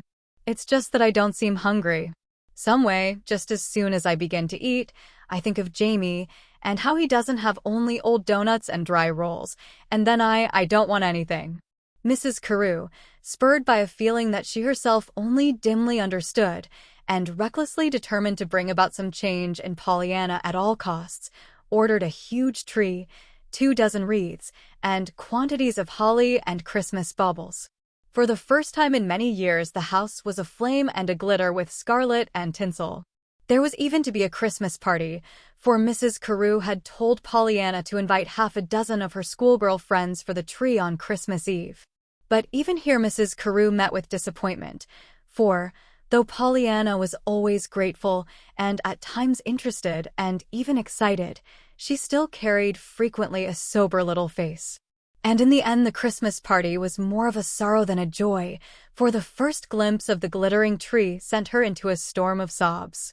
"Why, Pollyanna," ejaculated Mrs. Carew. "What in the world is the matter now?" Nothing," wept Pollyanna. "It's only that it's so perfectly beautiful that I just had to cry. I was thinking how Jamie would love to see it." It was then that Mrs. Carew's patience snapped. "Jamie, Jamie, Jamie," she exclaimed. "Pollyanna, can't you stop talking about that boy? You know perfectly well that it is not my fault that he is not here. I asked him to come here to live. Besides, where's that glad game of yours? I think it would be an excellent idea if you would play it on this. I am playing it, quavered Pollyanna. And that's what I don't understand. I never knew it to act so funny. Why, before, when I've been glad about things, I've been happy. But now, about Jamie, I'm so glad I've got carpets and pictures and nice things to eat, and that I can walk and run, and go to school, and all that, but the harder I'm glad for myself, the sorrier I am for him. I never knew the game to act so funny, and I don't know what ails it. Do you? But Mrs. Carew, with a despairing gesture, merely turned away without a word. It was the day after Christmas that something so wonderful happened that Pollyanna, for a time, almost forgot Jamie. Mrs. Carew had taken her shopping, and it was while Mrs. Carew was trying to decide between a duchesse lace and a point lace collar that Pollyanna chanced to spy farther down the counter a face that looked vaguely familiar. For a moment she regarded it frowningly. Then, with a little cry, she ran down the aisle. "Oh, it's you. It is you," she exclaimed joyously to a girl who was putting into the showcase a tray of pink bows. "I'm so glad to see you." The girl behind the counter lifted her head and stared at Pollyanna in amazement. But almost immediately her dark, somber face lighted with a smile of glad recognition. Well, if it isn't my little public garden kitty," she ejaculated. "Yes, I'm so glad you remembered," beamed Pollyanna. "But you never came again. I looked for you lots of times. I couldn't. I had to work. That was our last half-holiday, and 50 cents, madam," she broke off, in answer to a sweet-faced old lady's question as to the price of a black and white bow on the counter. 50 cents? The old lady fingered the bow, hesitated, then laid it down with a sigh. Yes, well, it's very pretty, I'm sure, my dear," she said, as she passed on. Immediately behind her came two bright-faced girls who, with much giggling and bantering, picked out a jeweled creation of scarlet velvet and a fairy-like structure of tulle and pink buds. As the girls turned chattering away, Pollyanna drew an ecstatic sigh. "Is this what you do all day? My, how glad you must be you chose this." "Glad?" "Yes. It must be such fun, such lots of folks, you know, and all different. And you can talk to, You have to talk to, it's your business." "I should love that. I think I'll do this when I grow up. It must be such fun to see what they all buy." "Fun? Glad," bristled the girl behind the counter. "Well, child, I guess if you knew half, that's $1, madam," she interrupted herself hastily, in answer to a young woman's sharp question as to the price of a flaring yellow bow of beaded velvet in the showcase. "Well, I should think 'twas time you told me," snapped the young woman. "I had to ask you twice." The girl behind the counter bit her lip. "I didn't hear you, madam." "I can't help that. It is your business to here. You're paid for it, aren't you? How much is that black one?" 50 cents. "And that blue one?" $1. "No impudence, miss. You needn't be so short about it, or I shall report you.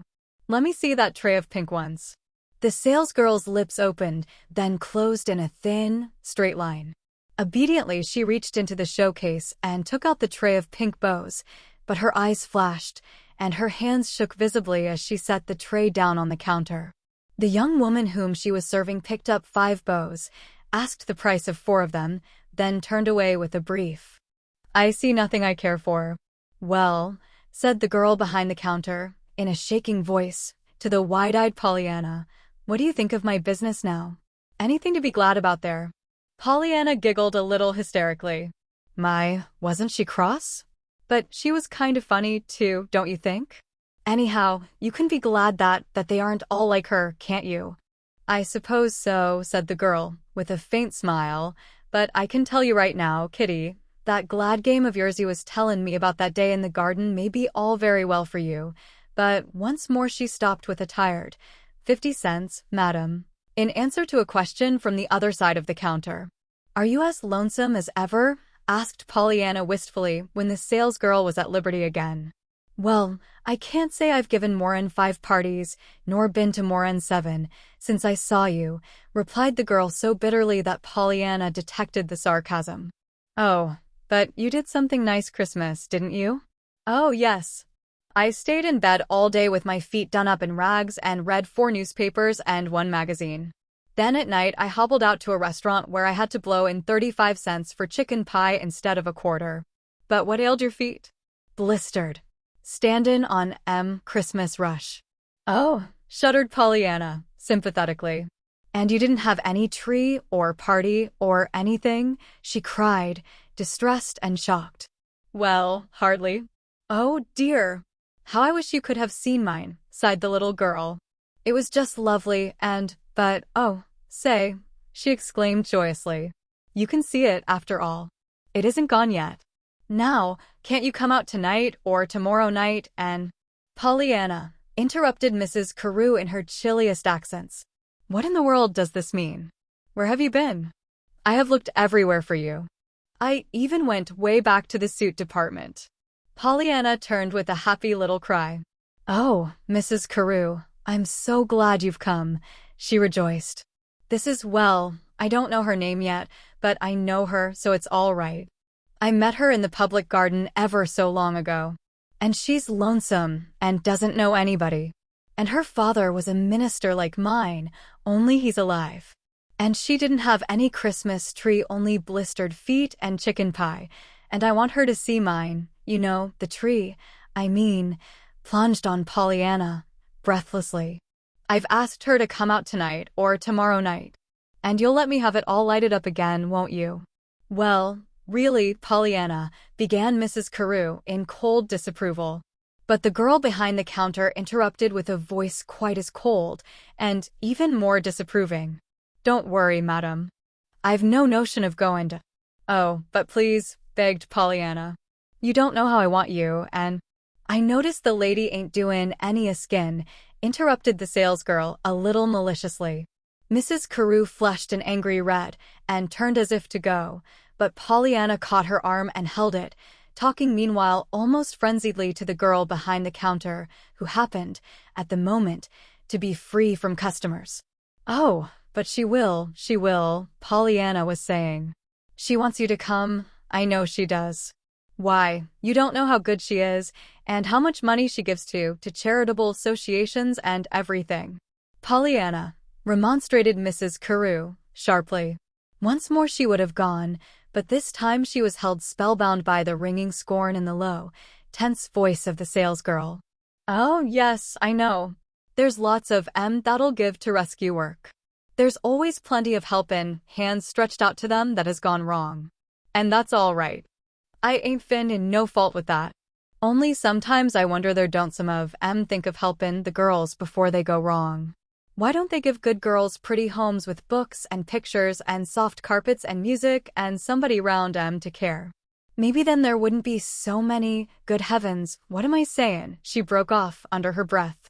Then, with the old weariness, she turned to a young woman who had stopped before her and picked up a blue bow. That's 50 cents, madam, Mrs. Carew heard, as she hurried. Pollyanna away. Chapter 13. A Waiting and a Winning. It was a delightful plan. Pollyanna had it entirely formulated in about 5 minutes. Then she told Mrs. Carew. Mrs. Carew did not think it was a delightful plan, and she said so very distinctly. Oh, but I'm sure they'll think it is, argued Pollyanna, in reply to Mrs. Carew's objections. And just think how easy we can do it. The tree is just as it was, except for the presents, and we can get more of those. It won't be so very long till just New Year's Eve, and only think how glad she'll be to come. Wouldn't you be, if you hadn't had anything for Christmas, only blistered feet and chicken pie? Dear, what an impossible child you are, frowned Mrs. Carew. Even yet it doesn't seem to occur to you that we don't know this young person's name. So we don't. And isn't it funny, when I feel that I know her so well, smiled Pollyanna. You see, we had such a good talk in the garden that day, and she told me all about how lonesome she was, and that she thought the lonesomest place in the world was in a crowd in a big city, because folks didn't think nor notice. Oh, there was one that noticed, But he noticed too much, she said, and he hadn't ought to notice her any, which is kind of funny, isn't it, when you come to think of it? But anyhow, he came for her there in the garden to go somewhere with him, and she wouldn't go, and he was a real handsome gentleman, too, until he began to look so cross, just at the last. Folks aren't so pretty when they're cross, are they? Now there was a lady today looking at bows, and she said, well, lots of things that weren't nice, you know. And SHE didn't look pretty, either, after she began to talk. But you will let me have the tree New Year's Eve, won't you, Mrs. Carew, and invite this girl who sells bows and Jamie? He's better, you know, now, and he could come. Of course Jerry would have to wheel him, but then, we'd want Jerry, anyway. Oh, of course, Jerry, exclaimed Mrs. Carew in ironic scorn. But why stop with Jerry? I'm sure Jerry has hosts of friends who would love to come. And, oh, Mrs. Carew, may I? Broke in Pollyanna, in uncontrollable delight. Oh, how good you are. I've so wanted, but Mrs. Carew fairly gasped aloud in surprise and dismay. No, Pollyanna, she began, protestingly. But Pollyanna, entirely mistaking the meaning of her interruption, plunged in again in stout championship. Indeed you are good, just the bestest ever, and I shan't let you say you aren't. Now I reckon I'll have a party all right. There's Tommy Dolan and his sister Jenny, and the 2 McDonald children, and 3 girls whose names I don't know that live under the Murphys, and a whole lot more if we have room for 'em. And only think how glad they'll be when I tell 'em. Why, Mrs. Carew, seems to me as if I never knew anything so perfectly lovely in all my life, and it's all your doings. Now mayn't I begin right away to invite 'em, so they'll know what's coming to 'em?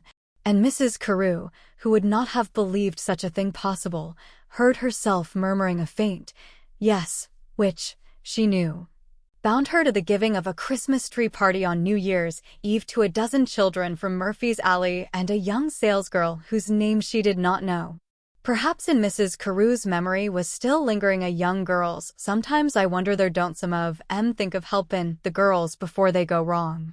Perhaps in her ears was still ringing Pollyanna's story of that same girl who had found a crowd in a big city, the loneliest place in the world, yet who had refused to go with the handsome man that had noticed too much. Perhaps in Mrs. Carew's heart was the undefined hope that somewhere in it all lay the peace she had so longed for. Perhaps it was a little of all three combined with utter helplessness in the face of Pollyanna's amazing twisting of her irritated sarcasm into the wide-sweeping hospitality of a willing hostess. Whatever it was, the thing was done, and at once Mrs. Carew found herself caught into a veritable whirl of plans and plottings, the center of which was always Pollyanna and the party. To her sister, Mrs. Carew wrote distractedly of the whole affair, closing with, "What I'm going to do I don't know, but I suppose I shall have to keep right on doing as I am doing. There is no other way. Of course, if Pollyanna once begins to preach, but she hasn't yet, so I can't, with a clear conscience, send her back to you." Della, reading this letter at the sanatorium, laughed aloud at the conclusion. "Hasn't preached yet, indeed," she chuckled to herself. "Bless her dear heart. And yet you, Ruth Carew, own up to giving 2 Christmas tree parties within a week, and, as I happen to know, your home, which used to be shrouded in death-like gloom, is aflame with scarlet and green from top to toe.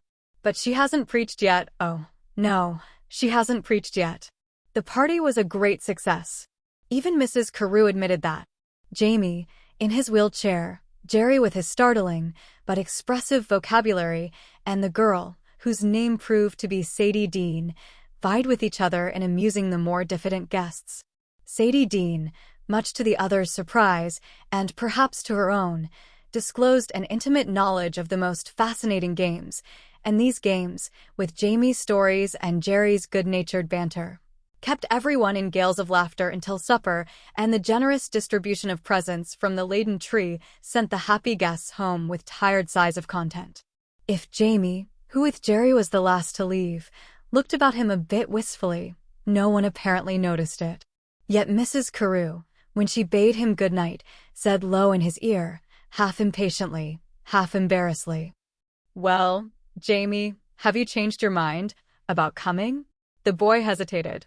A faint color stole into his cheeks. He turned and looked into her eyes wistfully, searchingly. Then very slowly he shook his head. If it could always be, like tonight, I could, he sighed. But it wouldn't. There'd be tomorrow, and next week, and next month, and next year comin', and I'd know before next week that I hadn't oughter come. If Mrs. Carew had thought that the New Year's Eve party was to end the matter of Pollyanna's efforts in behalf of Sadie Dean, she was soon undeceived, for the very next morning Pollyanna began to talk of her. "And I'm so glad I found her again," she prattled contentedly. "Even if I haven't been able to find the real Jamie for you, I've found somebody else for you to love, and of course you'll love to love her, 'cause it's just another way of loving Jamie." Mrs. Carew drew in her breath and gave a little gasp of exasperation. This unfailing faith in her goodness of heart and unhesitating belief in her desire to help everybody was most disconcerting and sometimes most annoying. At the same time, it was a most difficult thing to disclaim, under the circumstances, especially with Pollyanna's happy, confident eyes full on her face. "But, Pollyanna," she objected impotently at last, feeling very much as if she were struggling against invisible silken cords. This girl really isn't Jamie at all, you know." "I know she isn't," sympathized Pollyanna quickly. "And of course I'm just as sorry she isn't Jamie as can be. But she's somebody's Jamie, that is. I mean, she hasn't got anybody down here to love her and notice, you know. And so whenever you remember Jamie, I should think you couldn't be glad enough there was somebody you could help, just as you'd want folks to help Jamie, wherever he is." Mrs. Carew shivered and gave a little moan. "But I want my Jamie," she grieved. Pollyanna nodded with understanding eyes. "I know, the child's presence. Mr. Pendleton told me about it, only you've got the woman's hand." "Woman's hand?" "Yes, to make a home, you know. He said that it took a woman's hand or a child's presence to make a home. That was when he wanted me, and I found him Jimmy, and he adopted him instead." "Jimmy?" Mrs. Carew looked up with the startled something in her eyes that always came into them at the mention of any variant of that name. "Yes, Jimmy Bean." "Oh, Bean," said Mrs. Carew, relaxing. "Yes. He was from an orphan's home, and he ran away. I found him. He said he wanted another kind of a home with a mother in it instead of a matron. I couldn't find him the mother part, but I found him Mr. Pendleton, and he adopted him. His name is Jimmy Pendleton now." "But it was Bean?" "Yes, it was Bean." "Oh," said Mrs. Carew, this time with a long sigh. Mrs. Carew saw a good deal of Sadie Dean during the days that followed the New Year's Eve party. She saw a good deal of Jamie, too. In one way and another, Pollyanna contrived to have them frequently at the house, and this, Mrs. Carew, much to her surprise and vexation, could not seem to prevent. Her consent and even her delight were taken by Pollyanna as so much a matter of course that she found herself helpless to convince the child that neither approval nor satisfaction entered into the matter at all, as far as she was concerned. But Mrs. Carew, whether she herself realized it or not, was learning many things she never could have learned in the old days, shut up in her rooms, with orders to Mary to admit no one.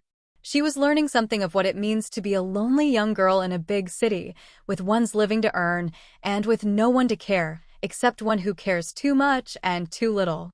"But what did you mean?" she nervously asked Sadie Dean one evening. "What did you mean that first day in the store, what you said about helping the girls?" Sadie Dean colored distressfully. "I'm afraid I was rude," she apologized. "Never mind that. Tell me what you meant. I've thought of it so many times since." For a moment the girl was silent. Then, a little bitterly, she said, "'Twas because I knew a girl once, and I was thinkin' of her. She came from my town, and she was pretty and good, but she wa'n't over strong. For a year we pulled together, sharin' the same room, boiling our eggs over the same gas jet, and eatin' our hash and fish balls for supper at the same cheap restaurant. There was never anything to do evenings but to walk in the common or go to the movies, if we had the dime to blow in, or just stay in our room. Well, our room wasn't very pleasant.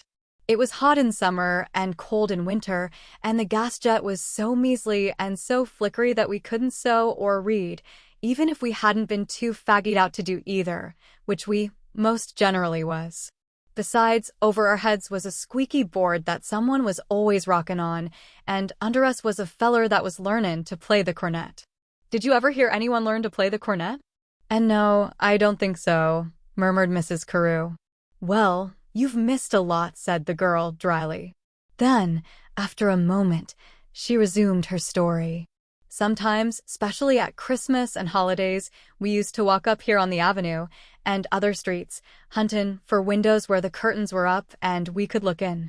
You see, we were pretty lonesome, them days specially, and we said it did us good to see homes with folks and lamps on the center tables and children playin' games. But we both of us knew that really it only made us feel worse than ever, because we were so hopelessly out of it all. 'Twas even harder to see the automobiles and the gay young folks in them, laughing and chatting. You see, we were young, and I suspect we wanted to laugh and chatter. We wanted a good time, too, and by, my chum began to have it, this good time. Well, to make a long story short, we broke partnership one day, and she went her way, and I mine. I didn't like the company she was keepin', and I said so. She wouldn't give 'em up, so we quit. I didn't see her again for most 2 years, then I got a note from her, and I went. This was just last month. She was in one of them rescue homes. It was a lovely place, soft rugs, fine pictures, plants, flowers, and books, a piano, a beautiful room, and everything possible done for her. Rich women came in their automobiles and carriages to take her driving, and she was taken to concerts and matinees. She was learnin' stenography, and they were going to help her to a position just as soon as she could take it. Everybody was wonderfully good to her, she said, and showed they wanted to help her in every way. But she said something else, too. She said, Sadie, if they'd taken one half the pains to show me they cared and wanted to help long ago when I was an honest, self-respectin', hard-workin', homesick girl, I wouldn't have been here for them to help now. And well, I never forgot it. That's all. It ain't that I'm objectin' to the rescue work, it's a fine thing, and they ought to do it. Only I'm thinkin' there wouldn't be quite so much of it for them to do if they'd just show a little of their interest earlier in the game. But I thought there were working girls' homes and settlement houses that did that sort of thing, faltered Mrs. Carew in a voice that few of her friends would have recognized. There are. Did you ever see the inside of one of them? Why, and no, though I have given money to them. This time, Mrs. Carew's voice was almost apologetically pleading in tone. Sadie Dean smiled curiously. Yes, I know. There are lots of good women that have given money to them and have never seen the inside of one of them. Please don't understand that I'm sayin' anything against the homes. I'm not. They're good things. They're almost the only thing that's doing anything to help, but they're only a drop in the bucket to what is really needed. I tried one once, but there was an air about it, somehow I felt, but what's the use? Probably they aren't all like that one, and maybe the fault was with me. If I should try to tell you, you wouldn't understand. You'd have to live in it, and you haven't even seen the inside of one. But I can't help wonderin' sometimes why so many of those good women never seem to put the real heart and interest into the preventin' that they do into the rescuin'. But there. I didn't mean to talk such a lot. But you asked me. Yes, I asked you, said Mrs. Carew in a half-stifled voice as she turned away. Not only from Sadie Dean, however, was Mrs. Carew learning things never learned before, but from Jamie, also. Jamie was there a great deal. Pollyanna liked to have him there, and he liked to be there. At first, to be sure, he had hesitated, but very soon he had quieted his doubts and yielded to his longings by telling himself and Pollyanna that, after all, visiting was not staying for keeps. Mrs. Carew often found the boy and Pollyanna contentedly settled on the library window seat, with the empty wheelchair close by. Sometimes they were poring over a book. She heard Jamie tell Pollyanna one day that he didn't think he'd mind so very much being lame if he had so many books as Mrs. Carew, and that he guessed he'd be so happy he'd fly clean away if he had both books and legs. Sometimes the boy was telling stories, and Pollyanna was listening, wide-eyed and absorbed. Mrs. Carew wondered at Pollyanna's interest, until one day she herself stopped and listened. After that she wondered no longer, but she listened a good deal longer. Crude and incorrect as was much of the boy's language, it was always wonderfully vivid and picturesque, so that Mrs. Carew found herself, hand in hand with Pollyanna, trailing down the golden ages at the beck of a glowing-eyed boy. Dimly Mrs. Carew was beginning to realize, too, something of what it must mean, to be in spirit and ambition the center of brave deeds and wonderful adventures, while in reality one was only a crippled boy in a wheelchair.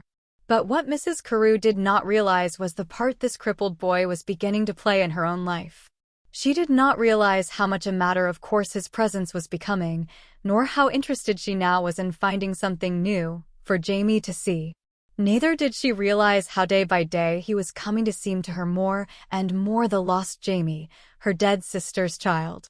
As February, March, and April passed, however, and May came, bringing with it the near approach of the date set for Pollyanna's homegoing, Mrs. Carew did suddenly awake to the knowledge of what that homegoing was to mean to her. She was amazed and appalled. Up to now she had, in belief, looked forward with pleasure to the departure of Pollyanna. She had said that then once again the house would be quiet, with the glaring sun shut out. Once again she would be at peace and able to hide herself away from the annoying, tiresome world. Once again she would be free to summon to her aching consciousness all those dear memories of the lost little lad who had so long ago stepped into that vast unknown and closed the door behind him. All this she had believed would be the case when Pollyanna should go home. But now that Pollyanna was really going home, the picture was far different. The quiet house with the sun shut out had become one that promised to be gloomy and unbearable. The longed-for peace would be wretched loneliness, and as for her being able to hide herself away from the annoying, tiresome world, and free to summon to her aching consciousness all those dear memories of that lost little lad. Just as if anything could blot out those other aching memories of the new Jamie, who yet might be the old Jamie, with his pitiful, pleading eyes. Full well now Mrs. Carew knew that without Pollyanna the house would be empty, but that without the lad, Jamie, it would be worse than that. To her pride this knowledge was not pleasing. To her heart it was torture, since the boy had twice said that he would not come. For a time, during those last few days of Pollyanna's stay, the struggle was a bitter one, though pride always kept the ascendancy. Then, on what Mrs. Carew knew would be Jamie's last visit, her heart triumphed, and once more she asked Jamie to come and be to her the Jamie that was lost. What she said she never could remember afterwards, but what the boy said, she never forgot. After all, it was compassed in 6 short words. For what seemed a long, minute his eyes had searched her face, then to his own had come a transfiguring light as he breathed, "Oh, yes. Why, you care, now." Chapter 14. Jimmy and the Green-Eyed Monster. This time Beldingsville did not literally welcome Pollyanna home with brass bands and bunting perhaps, because the hour of her expected arrival was known to but few of the townspeople.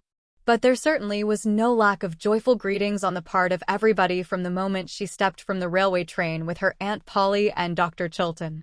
Nor did Pollyanna lose any time in starting on a round of flyaway minute calls on all her old friends. Indeed, for the next few days, according to Nancy, there wasn't no putting of your finger on her anywheres, for by the time you'd got your finger down she wa'n't there.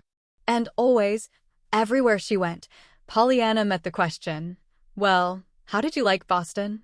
Perhaps to no one did she answer this more fully than she did to Mr. Pendleton. As was usually the case when this question was put to her, she began her reply with a troubled frown. "Oh, I liked it. I just loved it, some of it." "But not all of it," smiled Mr. Pendleton. "No, there's parts of it. Oh, I was glad to be there," she explained hastily. "I had a perfectly lovely time, and lots of things were so queer and different, you know, like eating dinner at night instead of noons, when you ought to eat it. But everybody was so good to me, and I saw such a lot of wonderful things, Bunker Hill, and the Public Garden, and the Seeing Boston Autos, and miles of pictures and statues and store windows and streets that didn't have any end." And folks. I never saw such a lot of folks. Well, I'm sure. I thought you liked folks, commented the man. I do. Pollyanna frowned again and pondered. But what's the use of such a lot of them if you don't know M? And Mrs. Carew wouldn't let me. She didn't know M herself. She said folks didn't down there. There was a slight pause, then, with a sigh, Pollyanna resumed. I reckon maybe that's the part one don't like the most, that folks don't know each other. It would be such a lot nicer if they did. Why, just think, Mr. Pendleton, there are lots of folks that live on dirty, narrow streets and don't even have beans and fish balls to eat, nor things even as good as missionary barrels to wear. Then there are other folks, Mrs. Carew, and a whole lot like her, that live in perfectly beautiful houses and have more things to eat and wear than they know what to do with. Now if those folks only knew the other folks, but Mr. Pendleton interrupted with a laugh. My dear child, did it ever occur to you that these people don't care to know each other? He asked quizzically. Oh, but some of them do, maintained Pollyanna in eager defense. Now there's Sadie Dean. She sells bows, lovely bows in a big store. She wants to know people, and I introduced her to Mrs. Carew, and we had her up to the house, and we had Jamie and lots of others there, too, and she was so glad to know them. And that's what made me think that if only a lot of Mrs. Carew's kind could know the other kind, but of course I couldn't do the introducing. I didn't know many of them myself anyway. But if they could know each other, so that the rich people could give the poor people part of their money. But again Mr. Pendleton interrupted with a laugh. Oh, Pollyanna, Pollyanna, he chuckled. I'm afraid you're getting into pretty deep water. You'll be a rabid little socialist before you know it. What? Questioned the little girl, dubiously. I don't think I know what a socialist is. But I know what being sociable is, and I like folks that are that. If it's anything like that, I don't mind being one a mite. I'd like to be one. I don't doubt it, Pollyanna, smiled the man. But when it comes to the scheme of yours for the wholesale distribution of wealth, you've got a problem on your hands that you might have difficulty with. Pollyanna drew a long sigh.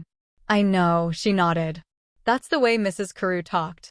She says I don't understand, that 'twould urge pauperize her and be indiscriminate and pernicious, and, well, it was something like that.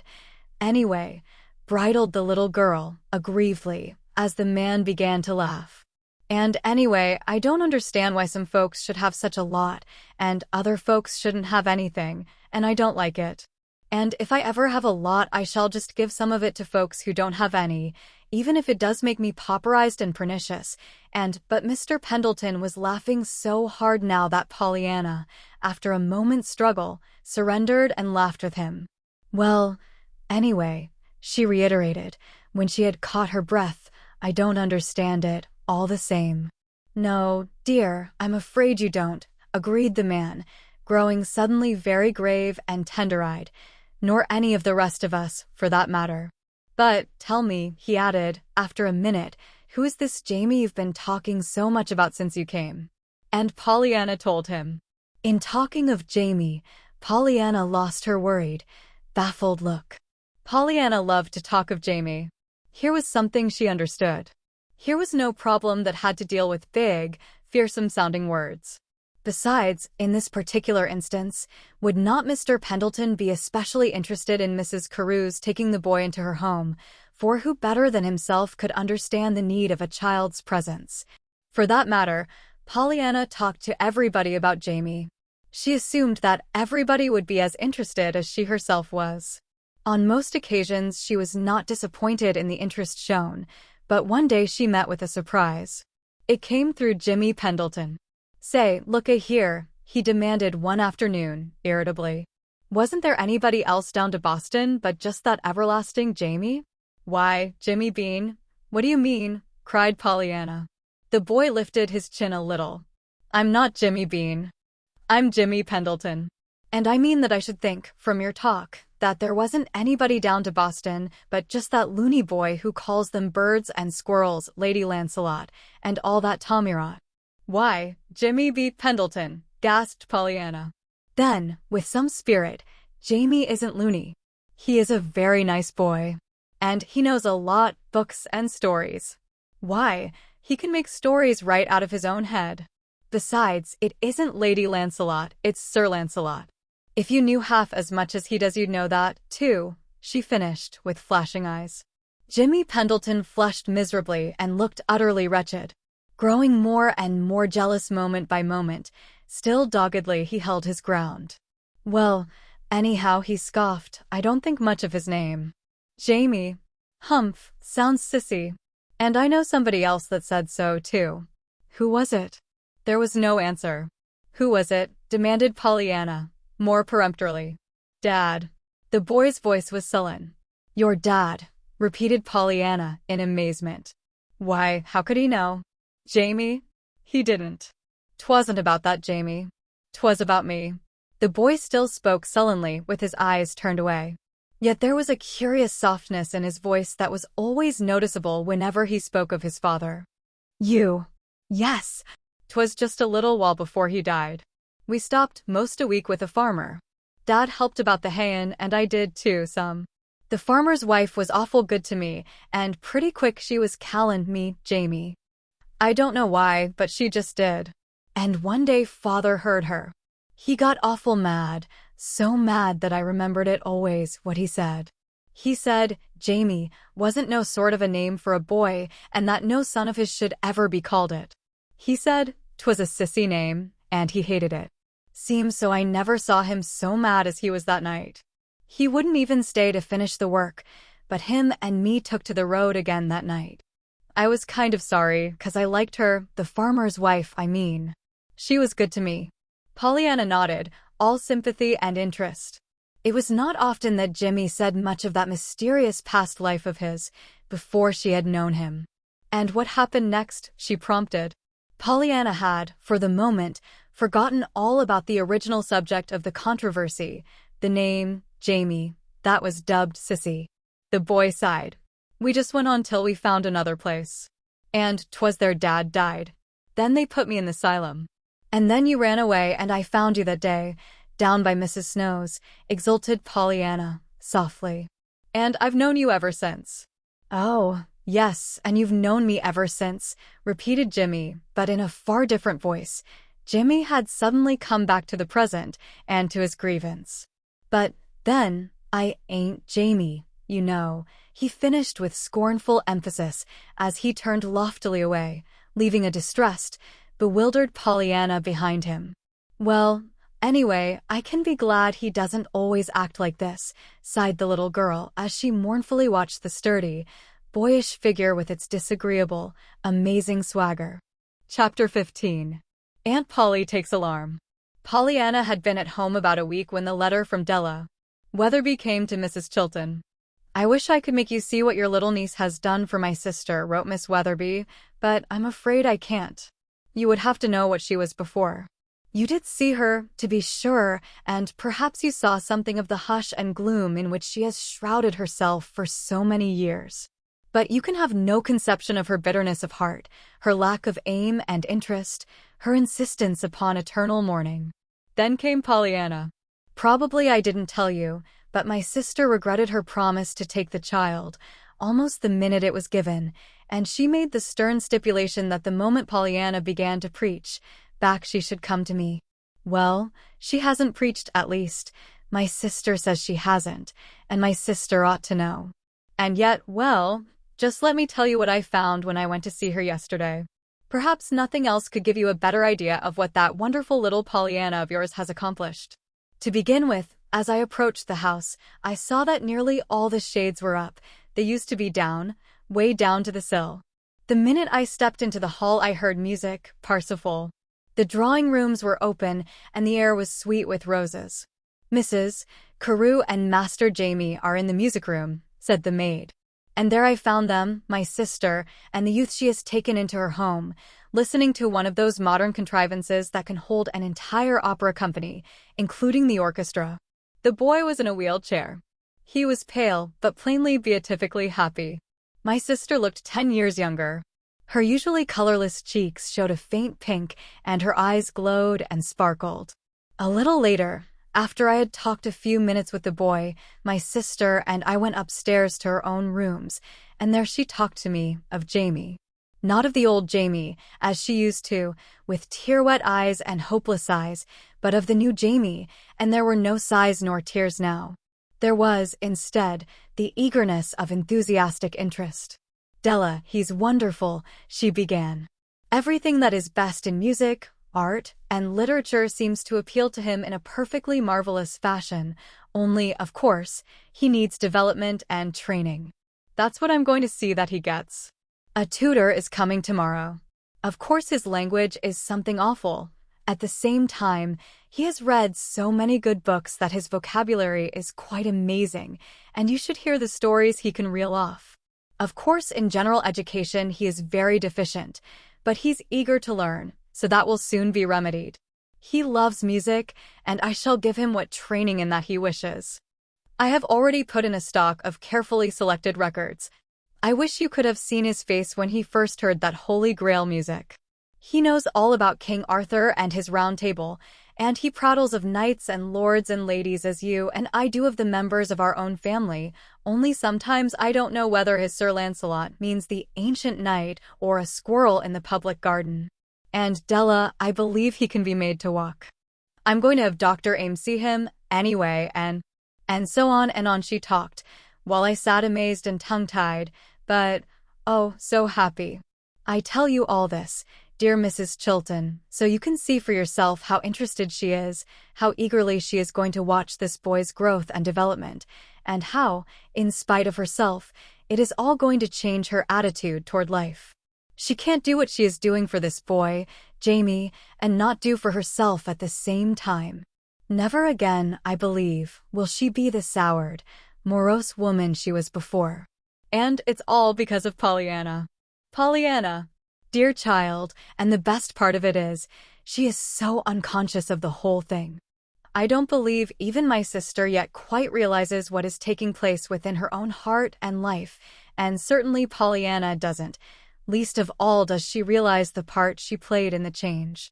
And now, dear Mrs. Chilton, how can I thank you? I know I can't, so I'm not even going to try. Yet in your heart I believe you know how grateful I am to both you and Pollyanna. Della Weatherby. Well, it seems to have worked a cure, all right, smiled Dr. Chilton, when his wife had finished reading the letter to him. To his surprise she lifted a quick, remonstrative hand. Thomas, don't, please, she begged. Why, Polly, what's the matter? Aren't you glad that the medicine worked? Mrs. Chilton dropped despairingly back in her chair. There you go again, Thomas, she sighed. Of course I'm glad that this misguided woman has forsaken the error of her ways and found that she can be of use to someone. And of course I'm glad that Pollyanna did it. But I am not glad to have that child continually spoken of as if she were a bottle of medicine or a cure. Don't you see? Nonsense. After all, where's the harm? I've called Pollyanna a tonic ever since I knew her. Harm? Thomas Chilton, that child is growing older every day. Do you want to spoil her? Thus far she has been utterly unconscious of her extraordinary power. And therein lies the secret of her success. The minute she consciously sets herself to reform somebody, you know as well as I do that she will be simply impossible. Consequently, heaven forbid that she ever gets it into her head that she's anything like a cure-all for poor, sick, suffering humanity. Nonsense. I wouldn't worry, laughed the doctor. But I do worry, Thomas. But, Polly, think of what she's done, argued the doctor. Think of Mrs. Snow and John Pendleton and quantities of others. Why, they're not the same people at all that they used to be, any more than Mrs. Carew is. And Pollyanna did do it. Bless her heart. I know she did, nodded Mrs. Polly Chilton emphatically. But I don't want Pollyanna to know she did it. Oh, of course she knows it in a way. She knows she taught them to play the glad game with her and that they are lots happier in consequence. And that's all right.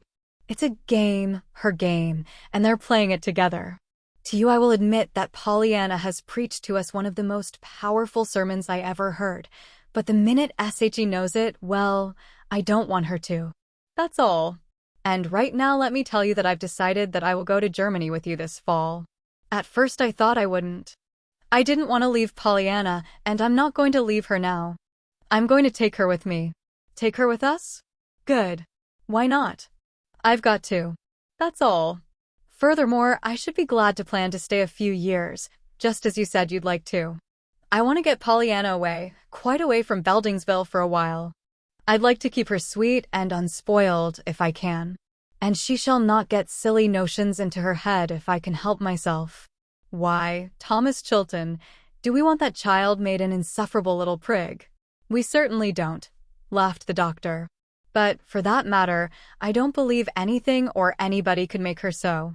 However, this Germany idea suits me to a T.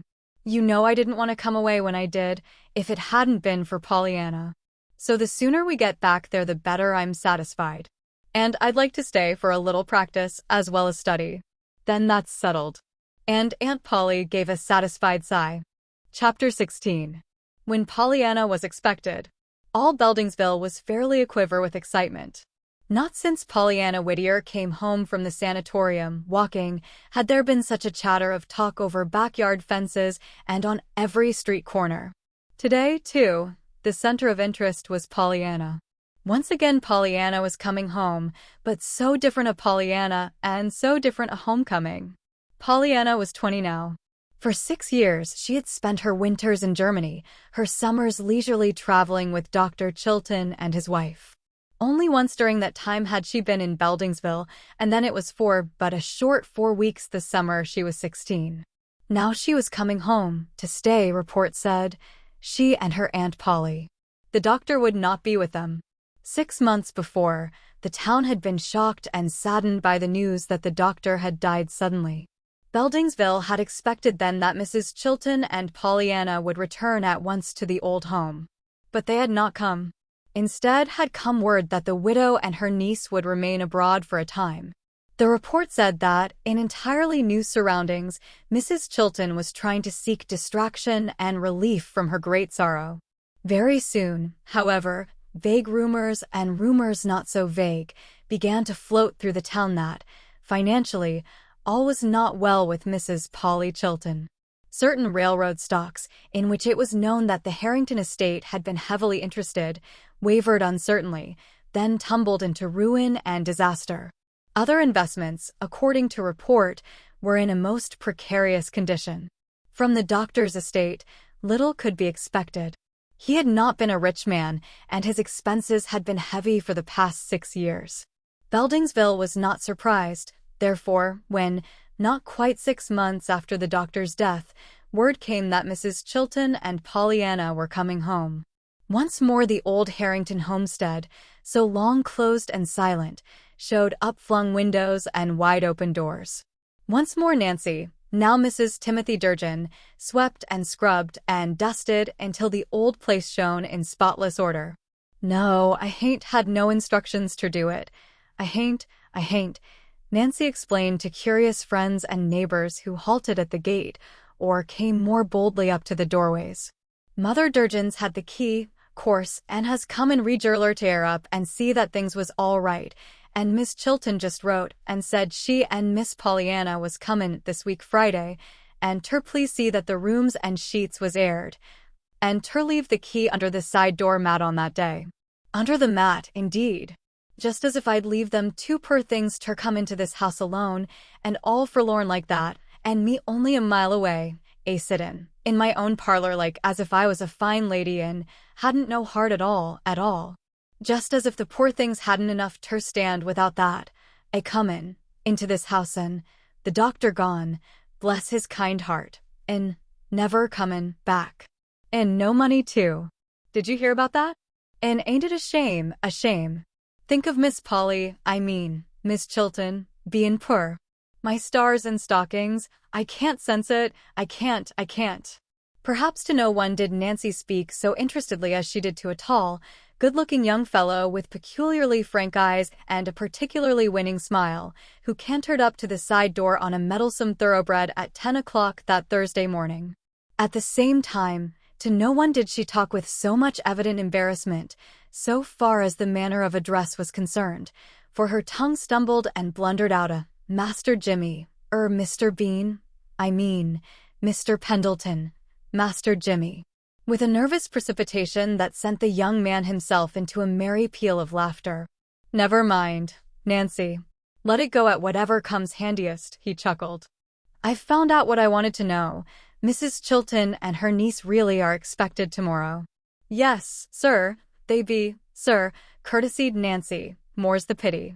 Not, but that I shall be glad enough to see you understand. But it's the way they're a-comin'. Yes, I know. I understand, nodded the youth, gravely, his eyes sweeping the fine old house before him. Well, I suppose that part can't be helped. But I'm glad you're doing just what you are doing. That will help a whole lot, he finished with a bright smile, as he wheeled about and rode rapidly down the driveway. Back on the steps, Nancy wagged her head wisely. I ain't surprised, Master Jimmy, she declared aloud, her admiring eyes following the handsome figures of horse and man. I ain't surprised that you ain't lettin' no grass grow under your feet, 'bout inquirin' for Miss Pollyanna. I said long ago 'twould come sometime, and it's bound to, what with your growin' so handsome and tall. And hope 'twill, I do. It'll be just like a book, what with her findin' you and gettin' you into that grand home with Mr. Pendleton. My, but who'd ever take you now for that little Jimmy Bean that used to be? I never did see such a change in anybody, I didn't, she answered, with one last look at the rapidly disappearing figures far down the road. Something of the same thought must have been in the mind of John Pendleton some time later that same morning, for, from the veranda of his big gray house on Pendleton Hill, John Pendleton was watching the rapid approach of that same horse and rider, and in his eyes was an expression very like the one that had been in Mrs. Nancy Durgin's. On his lips, too, was an admiring Jove. What a handsome pair, as the two dashed by on the way to the stable. 5 minutes later the youth came around the corner of the house and slowly ascended the veranda steps. Well, my boy, is it true? Are they coming? Asked the man, with visible eagerness. Yes. When? Tomorrow. The young fellow dropped himself into a chair. At the crisp terseness of the answer, John Pendleton frowned. He threw a quick look into the young man's face.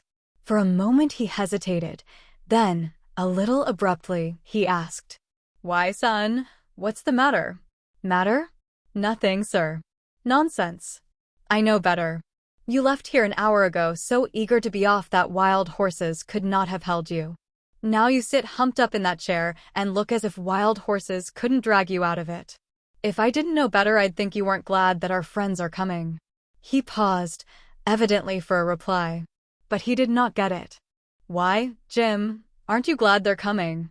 The young fellow laughed and stirred restlessly. Why, yes, of course. Humph. You act like it. The youth laughed again. A boyish red flamed into his face. Well, it's only that I was thinking of Pollyanna. Pollyanna. Why, man alive, you've done nothing but prattle of Pollyanna ever since you came home from Boston and found she was expected. I thought you were dying to see Pollyanna. The other leaned forward with curious intentness. That's exactly it. See? You said it a minute ago. It's just as if yesterday wild horses couldn't keep me from seeing Pollyanna, and now, today, when I know she's coming, they couldn't drag me to see her. Why, Jim. At the shocked incredulity on John Pendleton's face, the younger man fell back in his chair with an embarrassed laugh. Yes, I know. It sounds nutty, and I don't expect I can make you understand. But somehow, I don't think I ever wanted Pollyanna to grow up. She was such a dear, just as she was. I like to think of her as I saw her last, her earnest, freckled little face, her yellow pigtails, her tearful, oh, yes, I'm glad I'm going, but I think I shall be a little gladder when I come back. That's the last time I saw her. You know we were in Egypt that time she was here 4 years ago. I know. I see exactly what you mean, too. I think I felt the same way, till I saw her last winter in Rome. The other turned eagerly.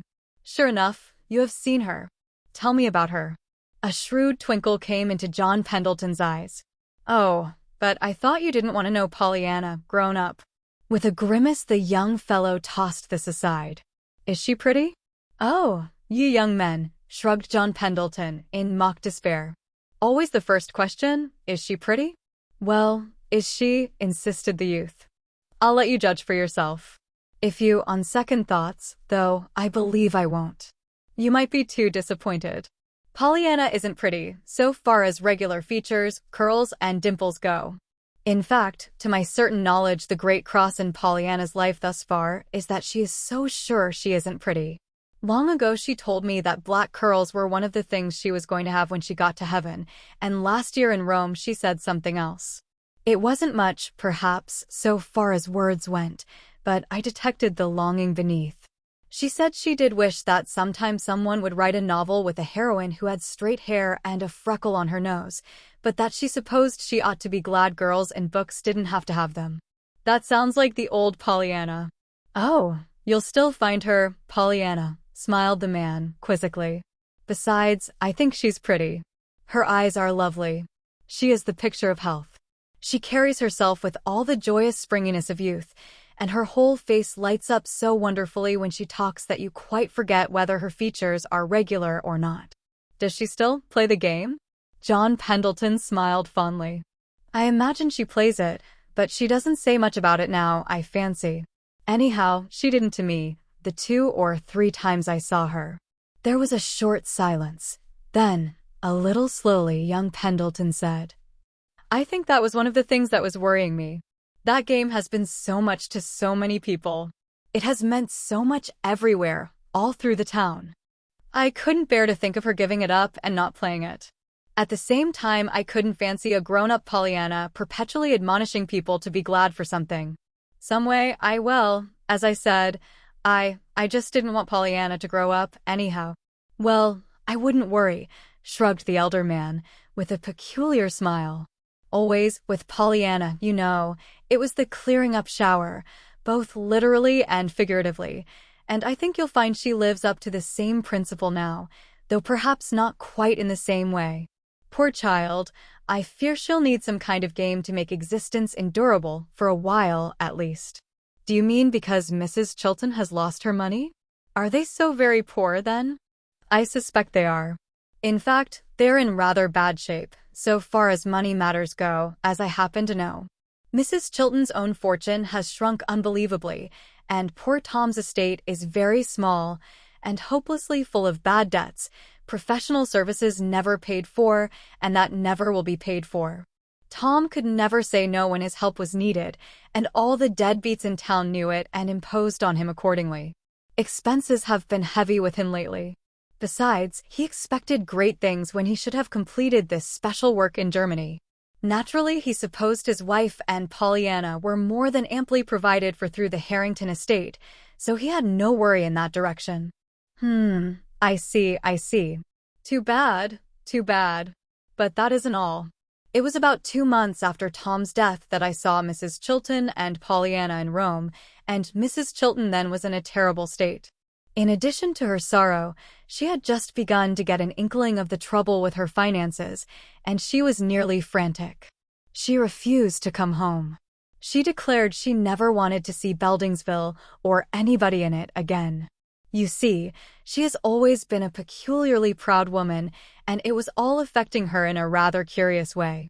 Pollyanna said that her aunt seemed possessed with the idea that Beldingsville had not approved of her marrying Dr. Chilton in the first place, at her age, and now that he was dead, she felt that they were utterly out of sympathy in any grief that she might show. She resented keenly, too, the fact that they must now know that she was poor as well as widowed. In short, she had worked herself into an utterly morbid, wretched state, as unreasonable as it was terrible. Poor little Pollyanna. It was a marvel to me how she stood it. All is, if Mrs. Chilton kept it up, and continues to keep it up, that child will be a wreck. That's why I said Pollyanna would need some kind of a game if ever anybody did.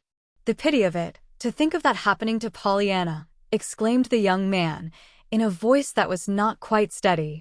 Yes, and you can see all is not right by the way they are coming today, so quietly, with not a word to anybody. That was Polly Chilton's doings, I'll warrant. She didn't want to be met by anybody. I understand she wrote to no one but her old Tom's wife, Mrs. Durgin, who had the keys. Yes, so Nancy told me, good old soul. She'd got the whole house open and had contrived somehow to make it look as if it wasn't a tomb of dead hopes and lost pleasures. Of course the grounds looked fairly well, for old Tom has kept them up after a fashion. But it made my heart ache, the whole thing. There was a long silence, then, curtly, John Pendleton suggested, "They ought to be met." "They will be met." "Are you going to the station?" "I am." "Then you know what train they're coming on?" "Oh, no. Neither does Nancy." "Then how will you manage?" "I'm going to begin in the morning and go to every train till they come," laughed the young man, a bit grimly. "Timothy's going, too, with the family carriage. After all, there aren't many trains, anyway, that they can come on, you know." I know," said John Pendleton. "Jim, I admire your nerve, but not your judgment." "I'm glad you're going to follow your nerve and not your judgment, however, and I wish you good luck." "Thank you, sir," smiled the young man dolefully. "I need, your good wishes. All right, as Nancy says." Chapter 17. When Pollyanna came. As the train neared Beldingsville, Pollyanna watched her aunt anxiously. All day Mrs. Chilton had been growing more and more restless, more and more gloomy, and Pollyanna was fearful of the time when the familiar home station should be reached. As Pollyanna looked at her aunt, her heart ached. She was thinking that she would not have believed it possible that anyone could have changed and aged so greatly in 6 short months.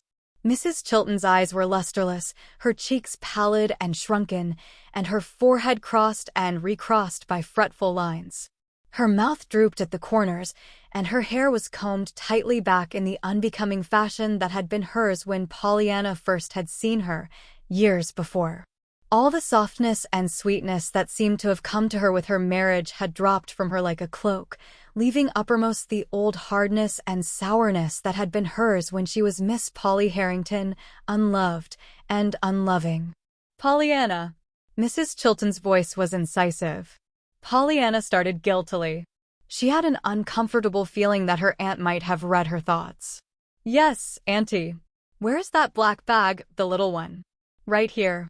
"Well, I wish you'd get out my black veil." "We're nearly there." "But it's so hot and thick, Auntie." "Pollyanna, I asked for that black veil. If you'd please learn to do what I ask without arguing about it, it would be a great deal easier for me. I want that veil. Do you suppose I'm going to give all Beldingsville a chance to see how I take it?" "Oh, Auntie, they'd never be there in that spirit," protested Pollyanna, hurriedly rummaging in the black bag for the much-wanted veil. "Besides, there won't be anybody there, anyway, to meet us. We didn't tell anyone we were coming, you know." "Yes, I know. We didn't tell anyone to meet us.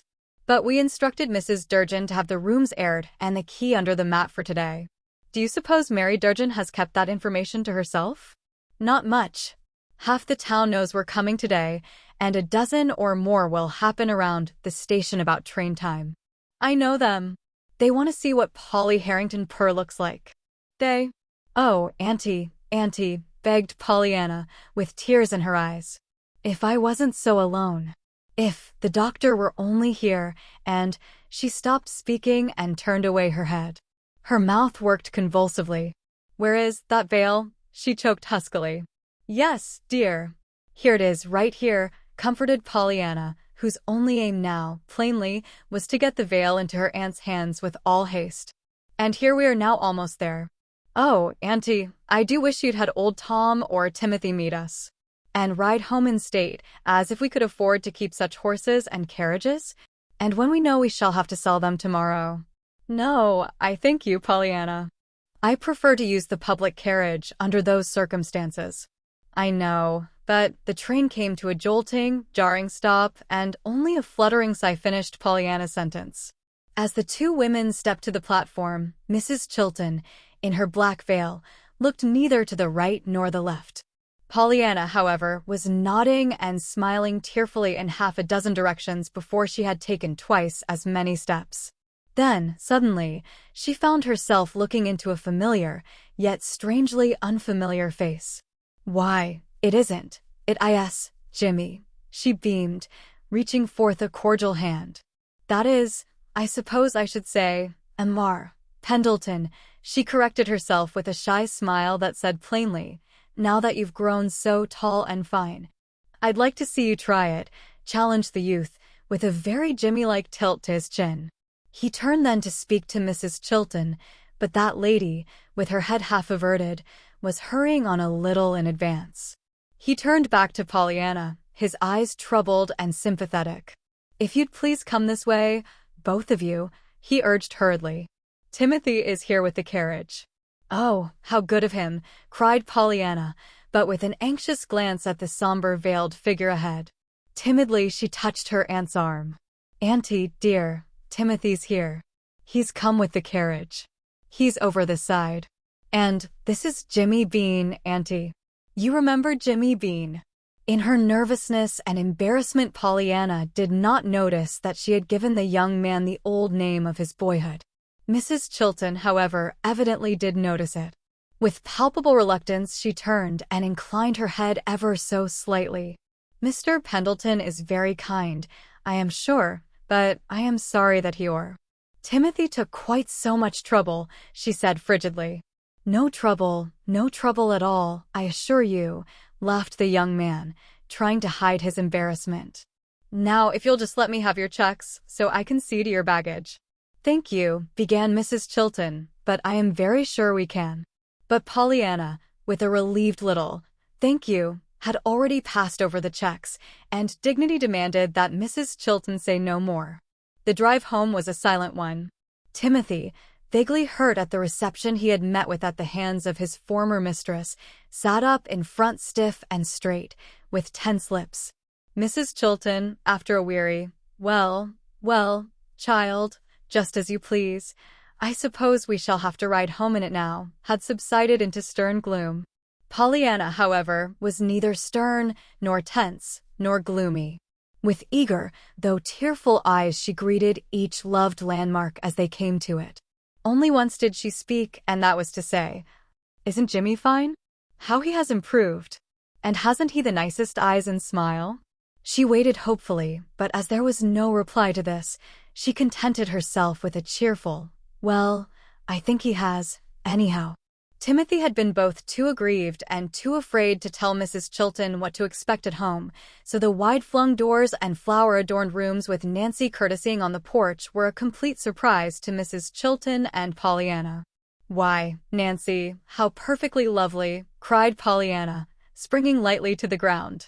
"Auntie, here's Nancy to welcome us. And only see how charming she's made everything look." Pollyanna's voice was determinately cheerful, though it shook audibly. This homecoming without the dear doctor whom she had loved so well was not easy for her, and if hard for her, she knew something of what it must be for her aunt. She knew, too, that the one thing her aunt was dreading was a breakdown before Nancy, than which nothing could be worse in her eyes. Behind the heavy black veil the eyes were brimming and the lips were trembling, Pollyanna knew. She knew, too, that to hide these facts her aunt would probably seize the first opportunity for fault-finding, and make her anger a cloak to hide the fact that her heart was breaking. Pollyanna was not surprised, therefore, to hear her aunt's few cold words of greeting to Nancy followed by a sharp, "Of course all this was very kind, Nancy, but really, I would have much preferred that you had not done it." All the joy fled from Nancy's face. She looked hurt and frightened. "Oh, but Miss Miss Chilton," she entreated, "it seemed as if I couldn't let you." There, never mind, Nancy," interrupted Mrs. Chilton. I don't want to talk about it." And with her head proudly high, she swept out of the room. A minute later, they heard the door of her bedroom shut upstairs. Nancy turned in dismay. "Oh, Miss Pollyanna, what is it? What have I done? I thought she'd like it. I meant it all right." "Of course you did," wept Pollyanna, fumbling in her bag for her handkerchief. "And 'twas lovely to have you do it, too, just lovely. But she didn't like it." "Yes, she did. But she didn't want to show she liked it. She was afraid if she did she'd show other things, and, oh, Nancy, I'm so glad just to see cry." And Pollyanna was sobbing on Nancy's shoulder.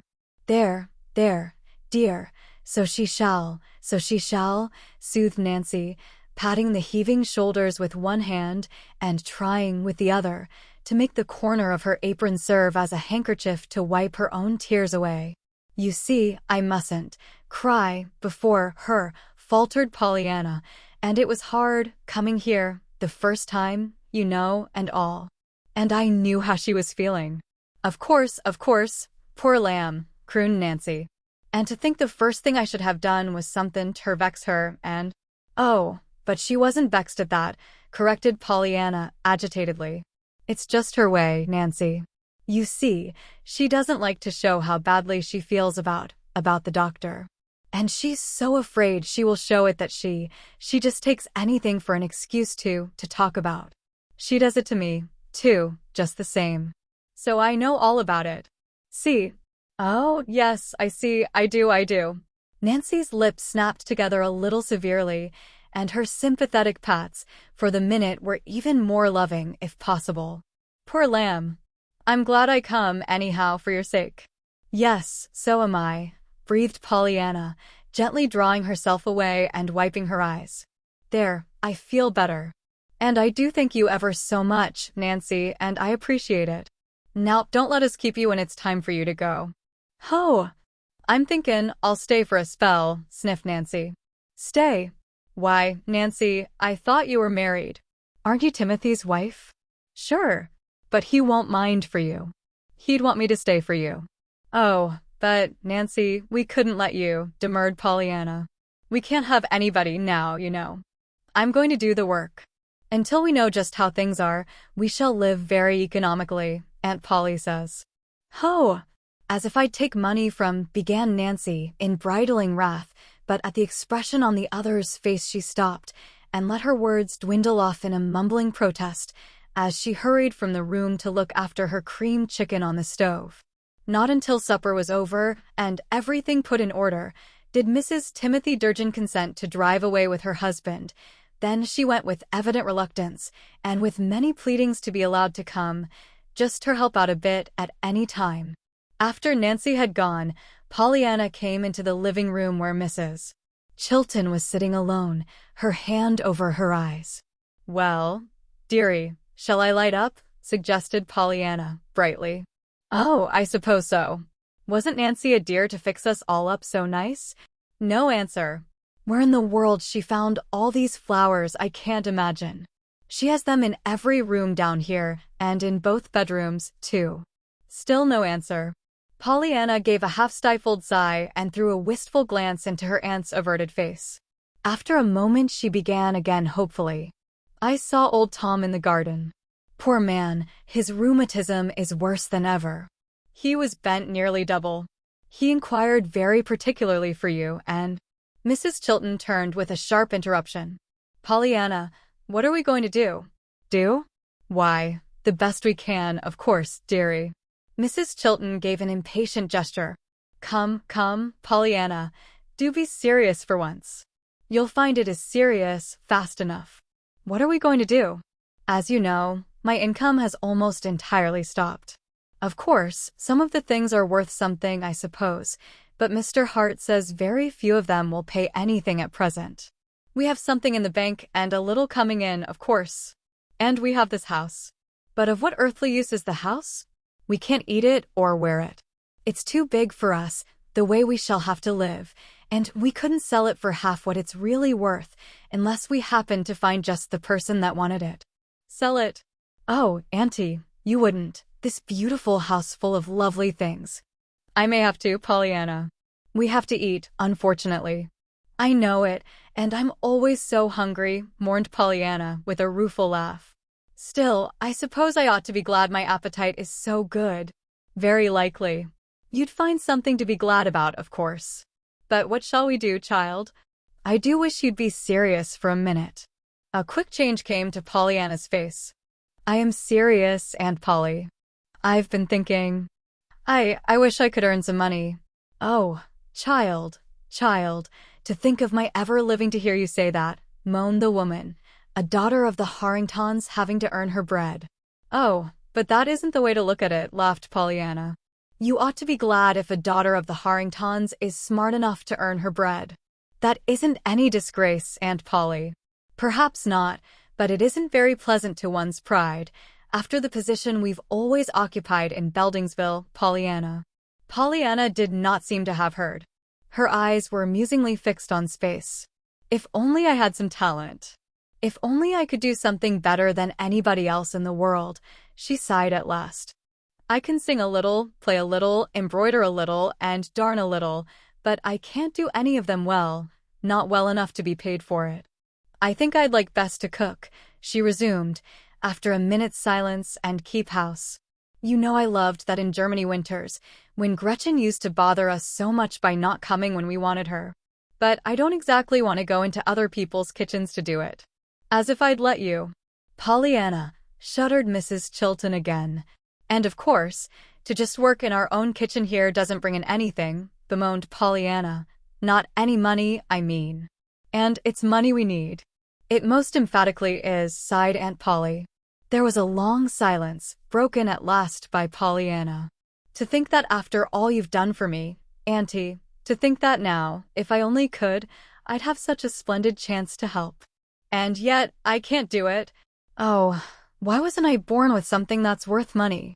There, child, don't. Of course, if the doctor, the words choked into silence. Pollyanna looked up quickly and sprang to her feet. Dear, this will never do, she exclaimed, with a complete change of manner. Don't you fret, Auntie. What'll you wager that I don't develop the most marvelous talent going one of these days?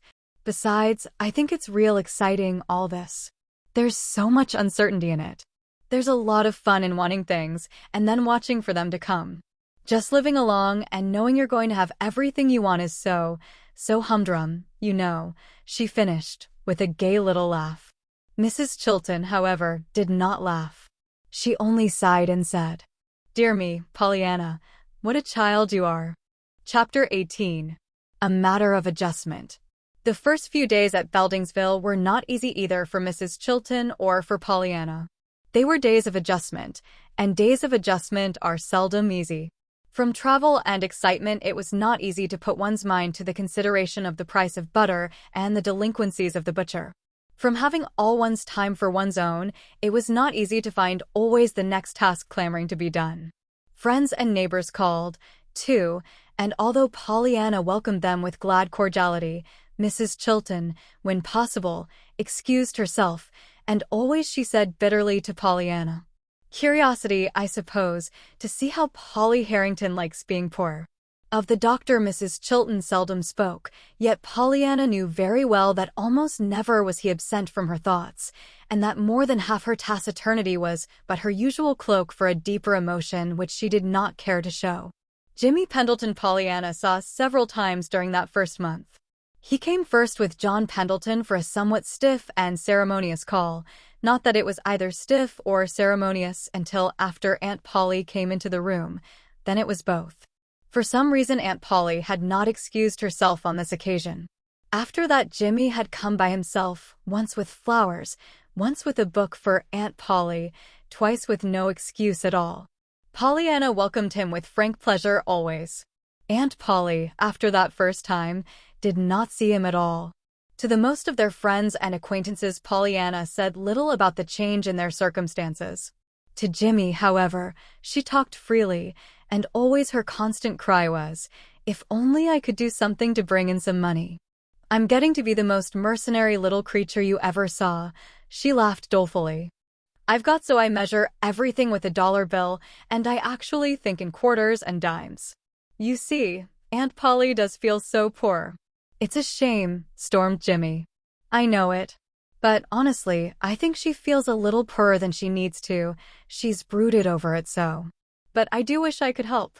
Jimmy looked down at the wistful, eager face with its luminous eyes, and his own eyes softened. What do you want to do, if you could do it? He asked. Oh, I want to cook and keep house, smiled Pollyanna, with a pensive sigh. I just love to beat eggs and sugar, and hear the soda gurgle its little tune in the cup of sour milk.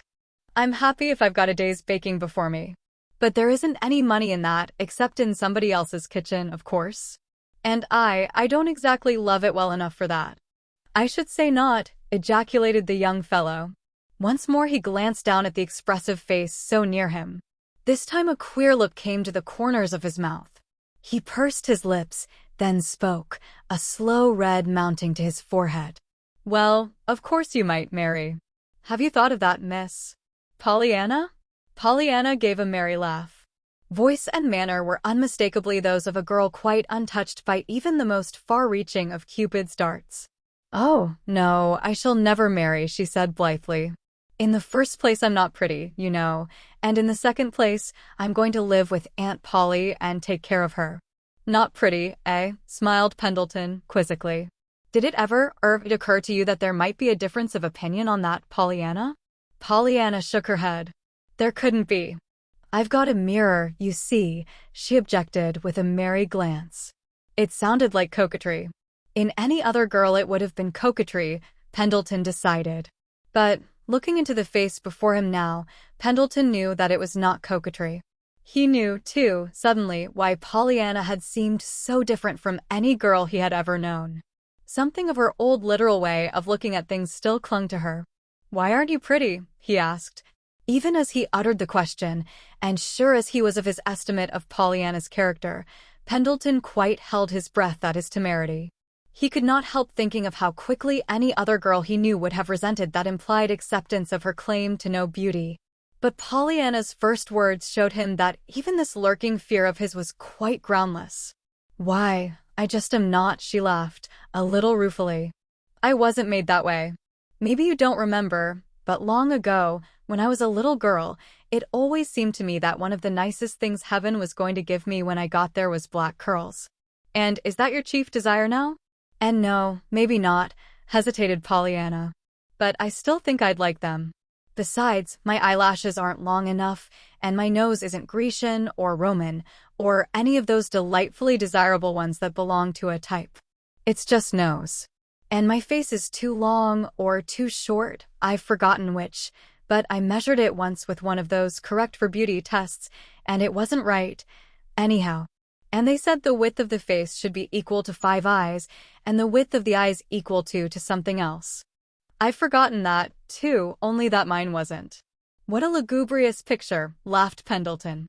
Then, with his gaze admiringly regarding the girl's animated face and expressive eyes, he asked, "Did you ever look in the mirror when you were talking, Pollyanna?" "Why, no, of course not." "Well, you'd better try it sometime." "What a funny idea." "Imagine my doing it," laughed the girl. "What shall I say? Like this?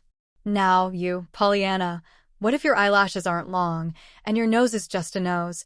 Be glad you've got some eyelashes and some nose." Pendleton joined in her laugh, but an odd expression came to his face. "Then you still play the game," he said, a little diffidently. Pollyanna turned soft eyes of wonder full upon him. "Why, of course. Why, Jimmy, I don't believe I could have lived the last 6 months if it hadn't been for that blessed game." Her voice shook a little. "I haven't heard you say much about it," he commented. She changed color. "I know.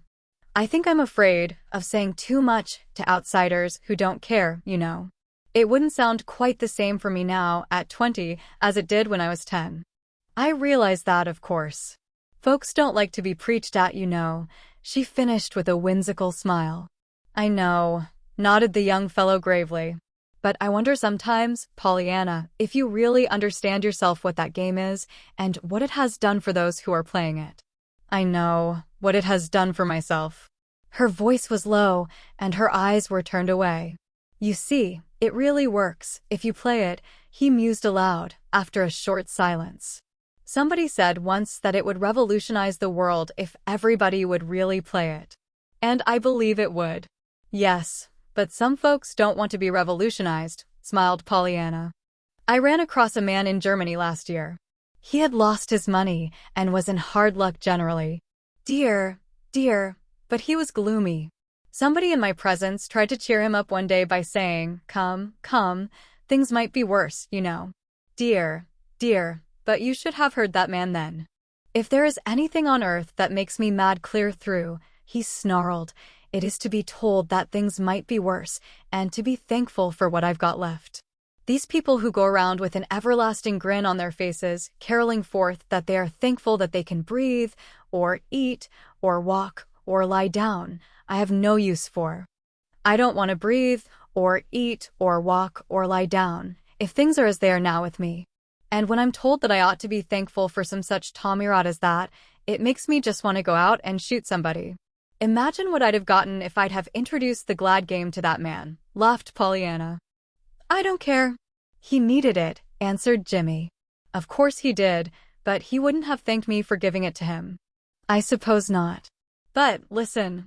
As he was, under his present philosophy and scheme of living, he made himself and everybody else wretched, didn't he? Well, just suppose he was playing the game. While he was trying to hunt up something to be glad about in everything that had happened to him, he couldn't be at the same time grumbling and growling about how bad things were, so that much would be gained. He'd be a whole lot easier to live with, both for himself and for his friends. Meanwhile, just thinking of the donut instead of the hole couldn't make things any worse for him, and it might make things better, for it wouldn't give him such a gone feeling in the pit of his stomach, and his digestion would be better. I tell you, troubles are poor things to hug. They've got too many prickers. Pollyanna smiled appreciatively. That makes me think of what I told a poor old lady once. She was one of my ladies' aiders out west, and was one of the kind of people that really enjoys being miserable and telling over her causes for unhappiness. I was perhaps 10 years old and was trying to teach her the game. I reckon I wasn't having very good success, and evidently I at last dimly realized the reason, for I said to her triumphantly, "Well, anyhow, you can be glad you've got such a lot of things to make you miserable, for you love to be miserable so well." Well, if that wasn't a good one on her, chuckled Jimmy. Pollyanna raised her eyebrows. I'm afraid she didn't enjoy it any more than the man in Germany would have if I'd told him the same thing. But they ought to be told, and you ought to tell. Pendleton stopped short with so queer an expression on his face that Pollyanna looked at him in surprise. Why, Jimmy, what is it? Oh, nothing. I was only thinking, he answered, puckering his lips. Here I am urging you to do the very thing I was afraid you would do before I saw you, you know. That is, I was afraid before I saw you. That, he floundered into a helpless pause, looking very red indeed. Well, Jimmy Pendleton, bridled the girl, you needn't think you can stop there, sir. Now just what do you mean by all that, please? Oh, and nothing much. I'm waiting, murmured Pollyanna. Voice and manner were calm and confident, though the eyes twinkled mischievously. The young fellow hesitated, glanced at her smiling face, and capitulated. Oh, well, have it your own way, he shrugged. It's only that I was worrying a little about that game, for fear you would talk it just as you used to, you know, but a merry peal of laughter interrupted him. There, what did I tell you? Even you were worried, it seems, lest I should be at 20 just what I was at 10. And no, I didn't mean, Pollyanna, honestly, I thought, of course I knew, but Pollyanna only put her hands to her ears and went off into another peal of laughter. Chapter 19. 2 letters. It was toward the latter part of June that the letter came to. Pollyanna from Della Weatherby. I am writing to ask you a favor, Miss Weatherby wrote. I am hoping you can tell me of some quiet private family in Beldingsville that will be willing to take my sister to board for the summer. There would be 3 of them, Mrs. Carew, her secretary, and her adopted son, Jamie. You remember Jamie, don't you? They do not like to go to an ordinary hotel or boarding house. My sister is very tired, and the doctor has advised her to go into the country for a complete rest and change. He suggested Vermont or New Hampshire. We immediately thought of Beldingsville and you, and we wondered if you couldn't recommend just the right place to us. I told Ruth I would write you. They would like to go right away, early in July, if possible. Would it be asking too much to request you to let us know as soon as you conveniently can if you do know of a place? Please address me here. My sister is with us here at the sanatorium for a few weeks' treatment. Hoping for a favorable reply, I am. Most cordially yours, Della Weatherby. For the first few minutes after the letter was finished, Pollyanna sat with frowning brow, mentally searching the homes of Beldingsville for a possible boarding house for her old friends. Then a sudden something gave her thoughts a new turn, and with a joyous exclamation she hurried to her aunt in the living room. Auntie, she panted, I've got just the loveliest idea. I told you something would happen, and that I'd develop that wonderful talent sometime. Well, I have right now. Listen. I've had a letter from Miss Weatherby, Mrs. Carew's sister, where I stayed that winter in Boston, you know, and they want to come into the country to board for the summer, and Miss Weatherby's written to see if I didn't know a place for them. They don't want a hotel or an ordinary boarding house, you see.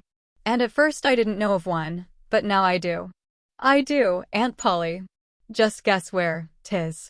Dear me, child, ejaculated Mrs. Chilton, how you do run on. I should think you were a dozen years old instead of a woman grown. Now what are you talking about? About a boarding place for Mrs. Carew and Jamie. I've found it, babbled Pollyanna. Indeed. Well, what of it?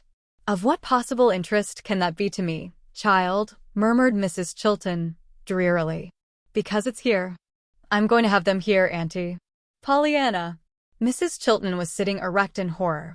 Now, Auntie, please don't say no, please don't, begged Pollyanna, eagerly. Don't you see? This is my chance, the chance I've been waiting for, and it's just dropped right into my hands. We can do it lovely. We have plenty of room, and you know I can cook and keep house. And now there'd be money in it, for they'd pay well, I know, and they'd love to come, I'm sure. There'd be 3 of them, there's a secretary with them. But, Pollyanna, I can't. Turn this house into a boarding house, the Harrington homestead a common boarding house? Oh, Pollyanna, I can't. I can't. But it wouldn't be a common boarding house, dear. 'Twill be an uncommon one. Besides, there are friends. It would be like having our friends come to see us, only they'd be paying guests, so meanwhile we'd be earning money, money that we need, Auntie, money that we need, she emphasized significantly. A spasm of hurt pride crossed Polly Chilton's face. With a low moan she fell back in her chair. But how could you do it? She asked at last, faintly. You couldn't do the work part alone, child. Oh, no, of course not, chirped Pollyanna. Pollyanna was on sure ground now. She knew her point was won. But I could do the cooking and the overseeing, and I'm sure I could get one of Nancy's younger sisters to help about the rest. Mrs. Durgin would do the laundry part just as she does now. But, Pollyanna, I'm not well at all, you know I'm not. I couldn't do much. Of course not. There's no reason why you should, scorned Pollyanna, loftily. Oh, Auntie, won't it be splendid? Why, it seems too good to be true. Money just dropped into my hands like that. Dropped into your hands, indeed. You still have some things to learn in this world, Pollyanna, and one is that summer boarders don't drop money into anybody's hands without looking very sharply to it that they get ample return. By the time you fetch and carry and bake and brew until you are ready to sink, and by the time you nearly kill yourself trying to serve everything to order from fresh-laid eggs to the weather, you will believe what I tell you. All right, I'll remember, laughed Pollyanna. But I'm not doing any worrying now, and I'm going to hurry and write Miss Weatherby at once so I can give it to Jimmy Bean to mail when he comes out this afternoon. Mrs. Chilton stirred restlessly. Pollyanna, I do wish you'd call that young man by his proper name. That Bean gives me the shivers. His name is Pendleton now, as I understand it. So it is, agreed Pollyanna, but I do forget it half the time. I even call him that to his face, sometimes, and of course that's dreadful, when he really is adopted and all. But you see I'm so excited, she finished as she danced from the room. She had the letter all ready for Jimmy when he called at 4 o'clock. She was still quivering with excitement, and she lost no time in telling her visitor what it was all about. And I'm crazy to see them, besides, she cried, when she had told him of her plans. I've never seen either of them since that winter. You know I told you, didn't I tell you, about Jamie? Oh, yes, you told me. There was a touch of constraint in the young man's voice. Well, isn't it splendid, if they can come? Why, I don't know as I should call it exactly splendid, he parried. Not splendid that I've got such a chance to help Aunt Polly out, for even this little while. Why, Jimmy, of course it's splendid. Well, it strikes me that it's going to be rather hard, for you, bridled Jimmy, with more than a shade of irritation. Yes, of course, in some ways. But I shall be so glad for the money coming in that I'll think of that all the time. You see, she sighed, how mercenary I am, Jimmy. For a long minute there was no reply. Then, a little abruptly, the young man asked, Let's see, how old is this Jamie now? Pollyanna glanced up with a merry smile. Oh, I remember. You never did like his name, Jamie, she twinkled. Never mind. He's adopted now, legally, I believe, and has taken the name of Carew. So you can call him that. But that isn't telling me how old he is, reminded Jimmy, stiffly. Nobody knows, exactly, I suppose. You know he couldn't tell, but I imagine he's about your age. I wonder how he is now.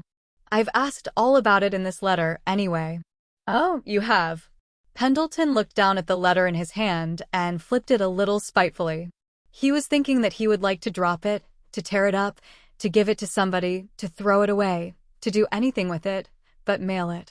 Jimmy knew perfectly well that he was jealous, that he always had been jealous of this youth with a name so like and yet so unlike his own. Not that he was in love with Pollyanna, he assured himself wrathfully. He was not that, of course. It was just that he did not care to have this strange youth with the sissy name come to Beldingsville and be always around to spoil all their good times. He almost said as much to Pollyanna, but something stayed the words on his lips, and after a time he took his leave, carrying the letter with him. That Jimmy did not drop the letter, tear it up, give it to anybody, or throw it away was evidenced a few days later, for Pollyanna received a prompt and delighted reply from Miss Weatherby, and when Jimmy came next time he heard it read. Or rather he heard part of it, for Pollyanna prefaced the reading by saying, "Of course the first part is just where she says how glad they are to come, and all that. I won't read that. But the rest I thought you'd like to hear, because you've heard me talk so much about them. Besides, you'll know them yourself pretty soon, of course. I'm depending a whole lot on you, Jimmy, to help me make it pleasant for them." "Oh, are you?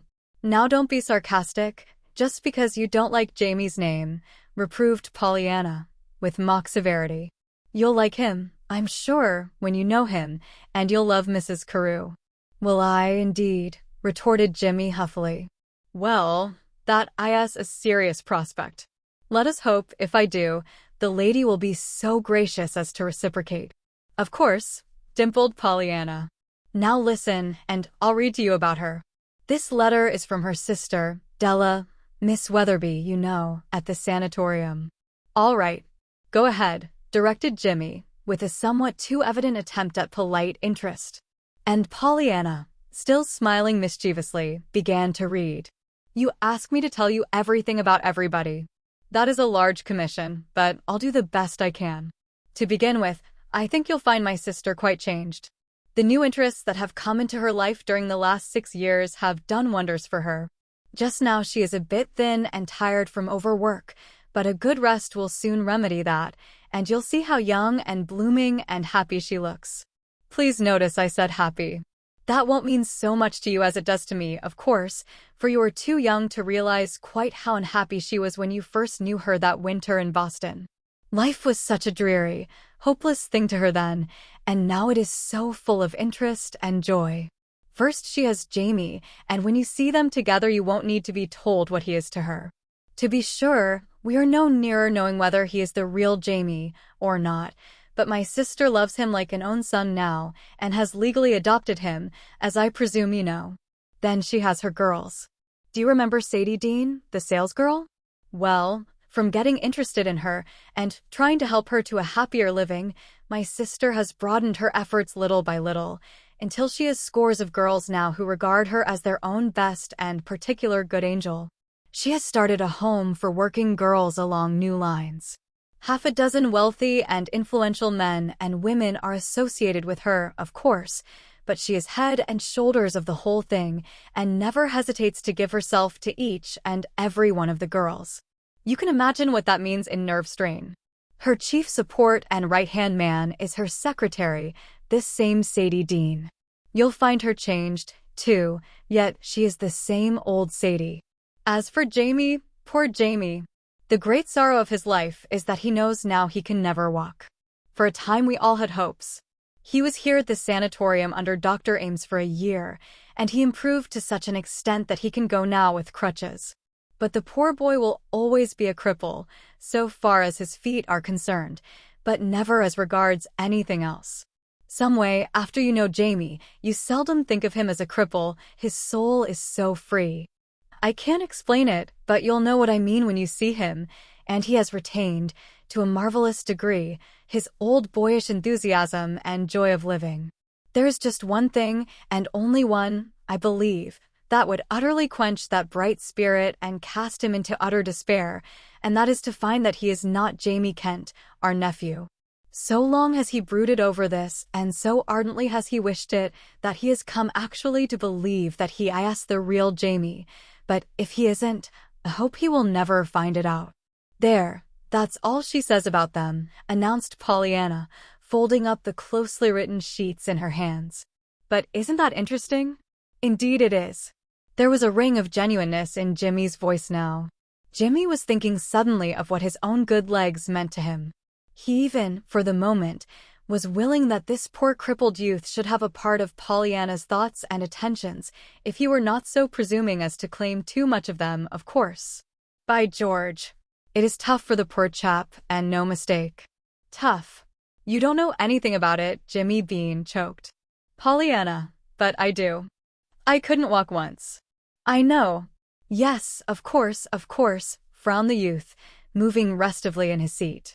Jimmy, looking into Pollyanna's sympathetic face and brimming eyes, was suddenly not so sure, after all, that he was willing to have this Jamie come to town, if just to think of him made Pollyanna look like that. Chapter 20. The Paying Guests. The few intervening days before the expected arrival of those dreadful people, as Aunt Polly termed her niece's paying guests, were busy ones indeed for Pollyanna, but they were happy ones, too, as Pollyanna refused to be weary or discouraged or dismayed, no matter how puzzling were the daily problems she had to meet. Summoning Nancy and Nancy's younger sister, Betty, to her aid, Pollyanna systematically went through the house, room by room, and arranged for the comfort and convenience of her expected boarders. Mrs. Chilton could do but little to assist. In the first place, she was not well. In the second place, her mental attitude toward the whole idea was not conducive to aid or comfort, for at her side stalked always the Harrington pride of name and race, and on her lips was the constant moan, "Oh, Pollyanna, Pollyanna, to think of the Harrington homestead ever coming to this." "It isn't, dearie," Pollyanna at last soothed laughingly. "It's the Carews that are coming to the Harrington homestead." But Mrs. Chilton was not to be so lightly diverted, and responded only with a scornful glance and a deeper sigh, so Pollyanna was forced to leave her to travel alone her road of determined gloom. Upon the appointed day, Pollyanna with Timothy, who owned the Harrington horses now, went to the station to meet the afternoon train. Up to this hour there had been nothing but confidence and joyous anticipation in Pollyanna's heart. But with the whistle of the engine there came to her a veritable panic of doubt, shyness, and dismay. She realized suddenly what she, Pollyanna, almost alone and unaided, was about to do. She remembered Mrs. Carew's wealth, position, and fastidious tastes. She recollected, too, that this would be a new, tall, young man Jamie, quite unlike the boy she had known. For one awful moment she thought only of getting away, somewhere, anywhere. "Timothy, I feel sick. I'm not well. I tell not to come," she faltered, poising as if for flight. "Ma'am," exclaimed the startled Timothy. One glance into Timothy's amazed face was enough. Pollyanna laughed and threw back her shoulders alertly. "Nothing. Never mind. I didn't mean it, of course, Timothy. Quick, see. They're almost here," she panted. And Pollyanna hurried forward, quite herself once more. She knew them at once. Even had there been any doubt in her mind, the crutches in the hands of the tall, brown-eyed young man would have piloted her straight to her goal. There were a brief few minutes of eager handclasps and incoherent exclamations. Then, somehow, she found herself in the carriage with Mrs. Carew at her side, and Jamie and Sadie Dean in front. She had a chance, then, for the first time, really to see her friends and to note the changes the 6 years had wrought. In regard to Mrs. Carew, her first feeling was one of surprise. She had forgotten that Mrs. Carew was so lovely. She had forgotten that the eyelashes were so long, that the eyes they shaded were so beautiful.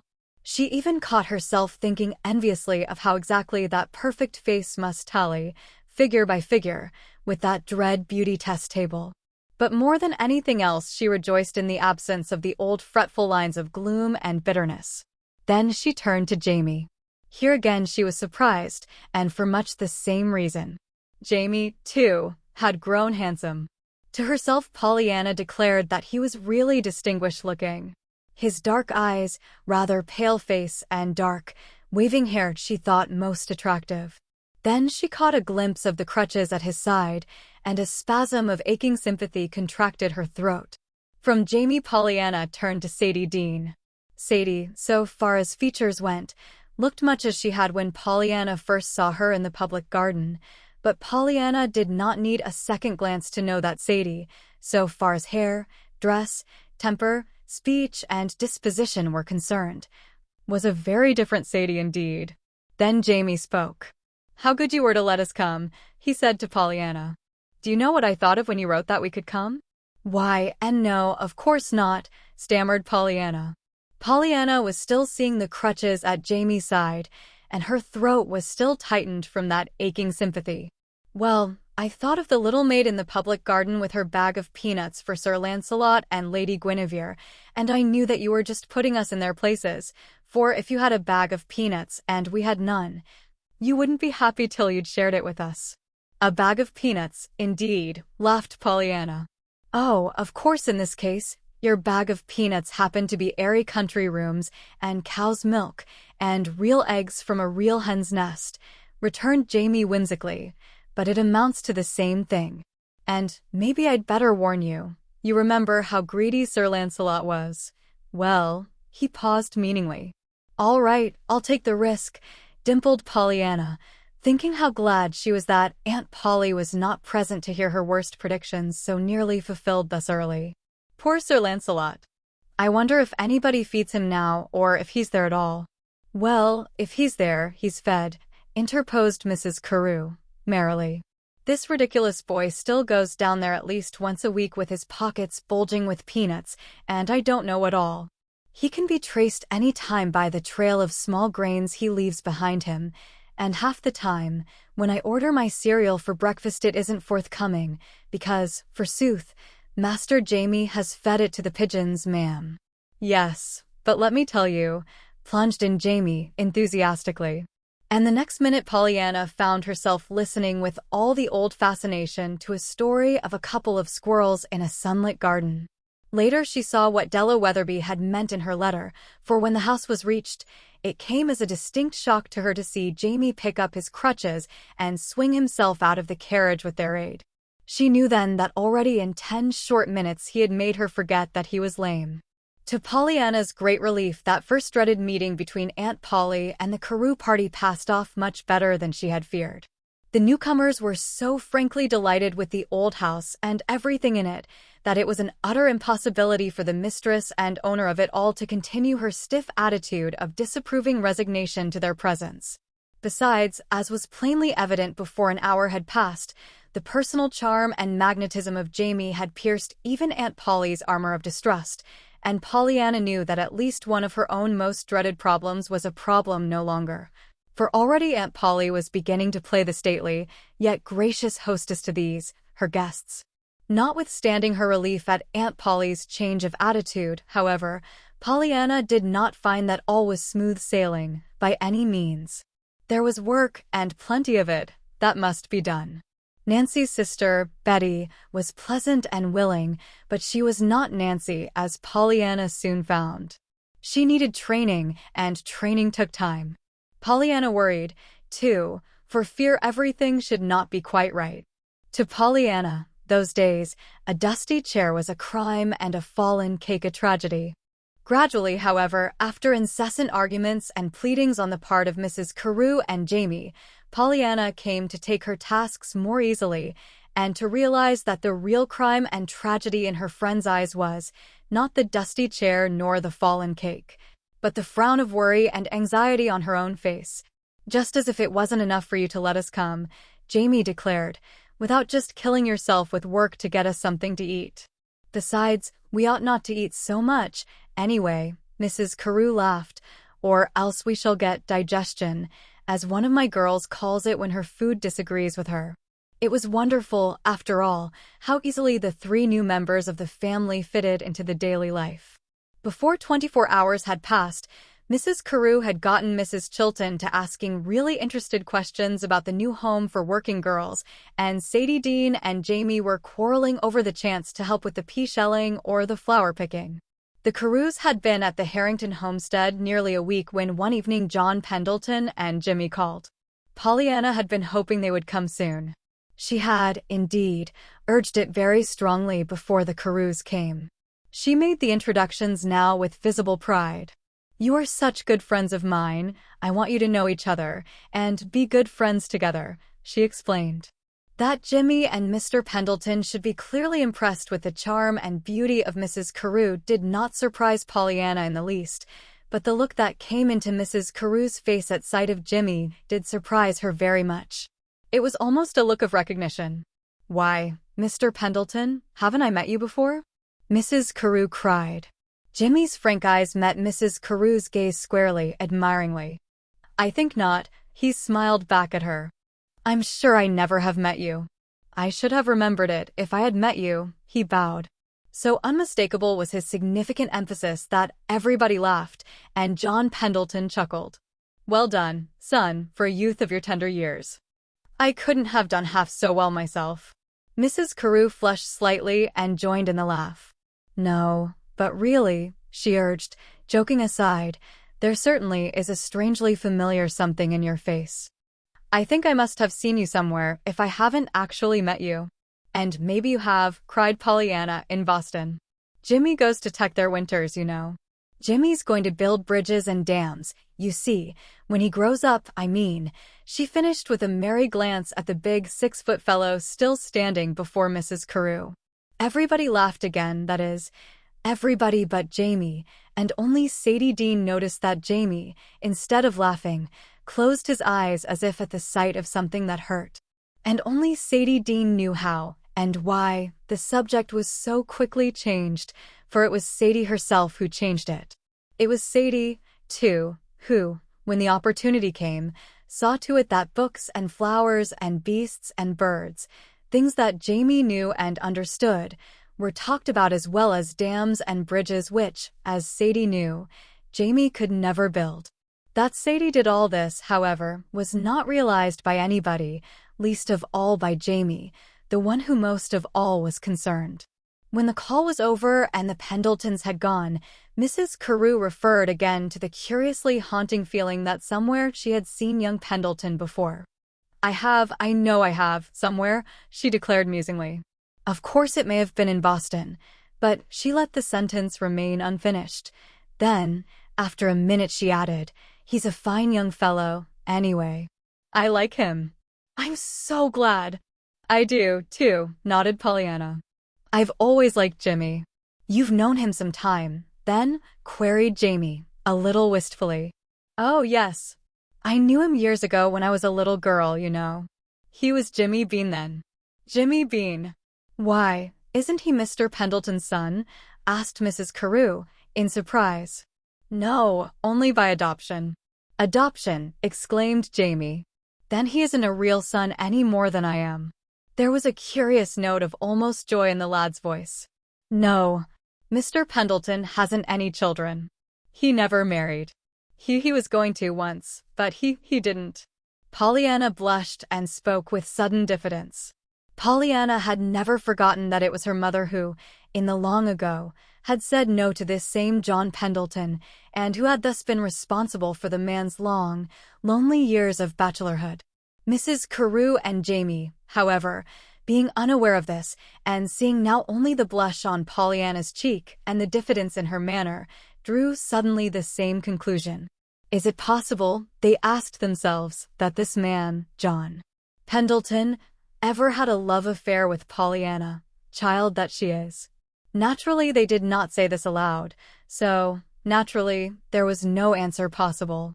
Naturally, too, perhaps, the thought, though unspoken, was still not forgotten, but was tucked away in a corner of their minds for future reference, if need arose.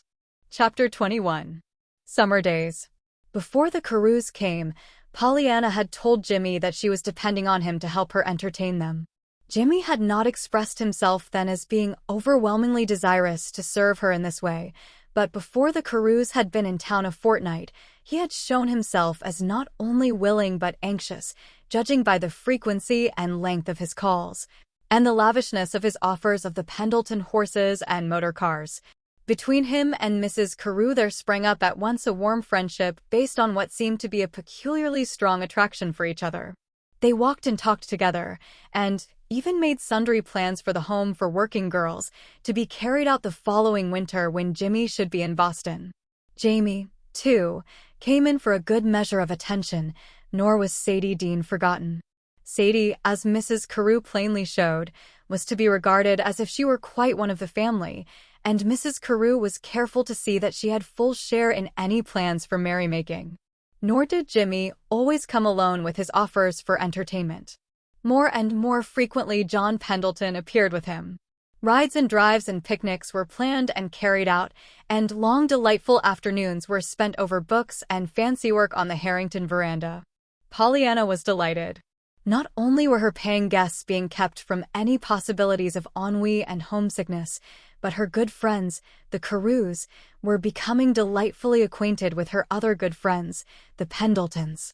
So, like a mother hen with a brood of chickens, she hovered over the veranda meetings and did everything in her power to keep the group together and happy. Neither the Carews nor the Pendletons, however, were at all satisfied to have Pollyanna merely an onlooker in their pastimes, and very strenuously they urged her to join them.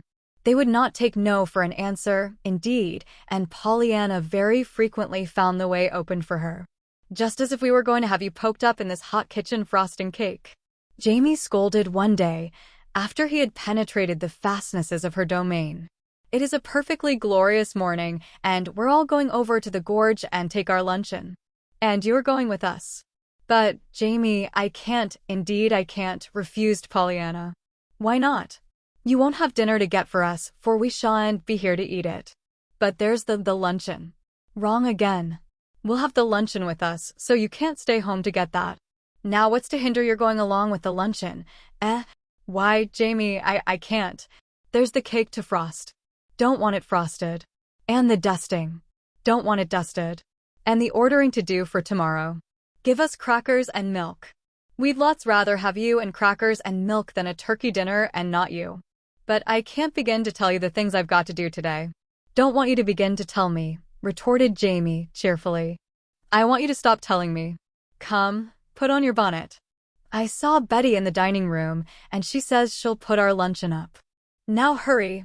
"Why, Jamie, you ridiculous boy, I can't go," laughed Pollyanna, holding feebly back as he tugged at her dress sleeve. "I can't go to that picnic with you." But she went. She went not only then, but again and again.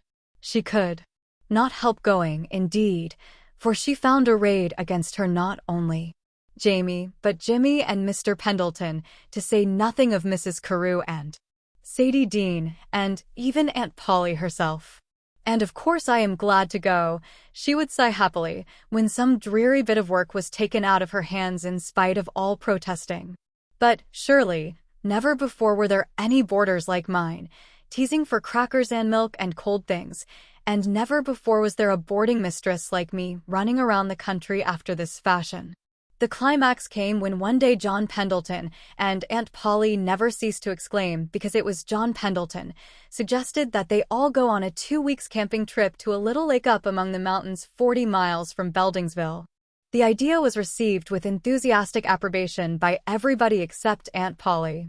Aunt Polly said, privately, to Pollyanna, that it was all very good and well and desirable that John Pendleton should have gotten out of the sour, morose aloofness that had been his state for so many years, but that it did not necessarily follow that it was equally desirable that he should be trying to turn himself into a 20-year-old boy again, and that was what, in her opinion, he seemed to be doing now.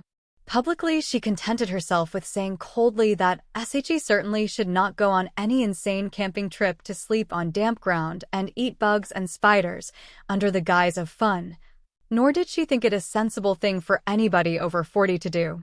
If John Pendleton felt any wound from this shaft, he made no sign. Certainly there was no diminution of apparent interest and enthusiasm on his part, and the plans for the camping expedition came on apace, for it was unanimously decided that, even if Aunt Polly would not go, that was no reason why the rest should not.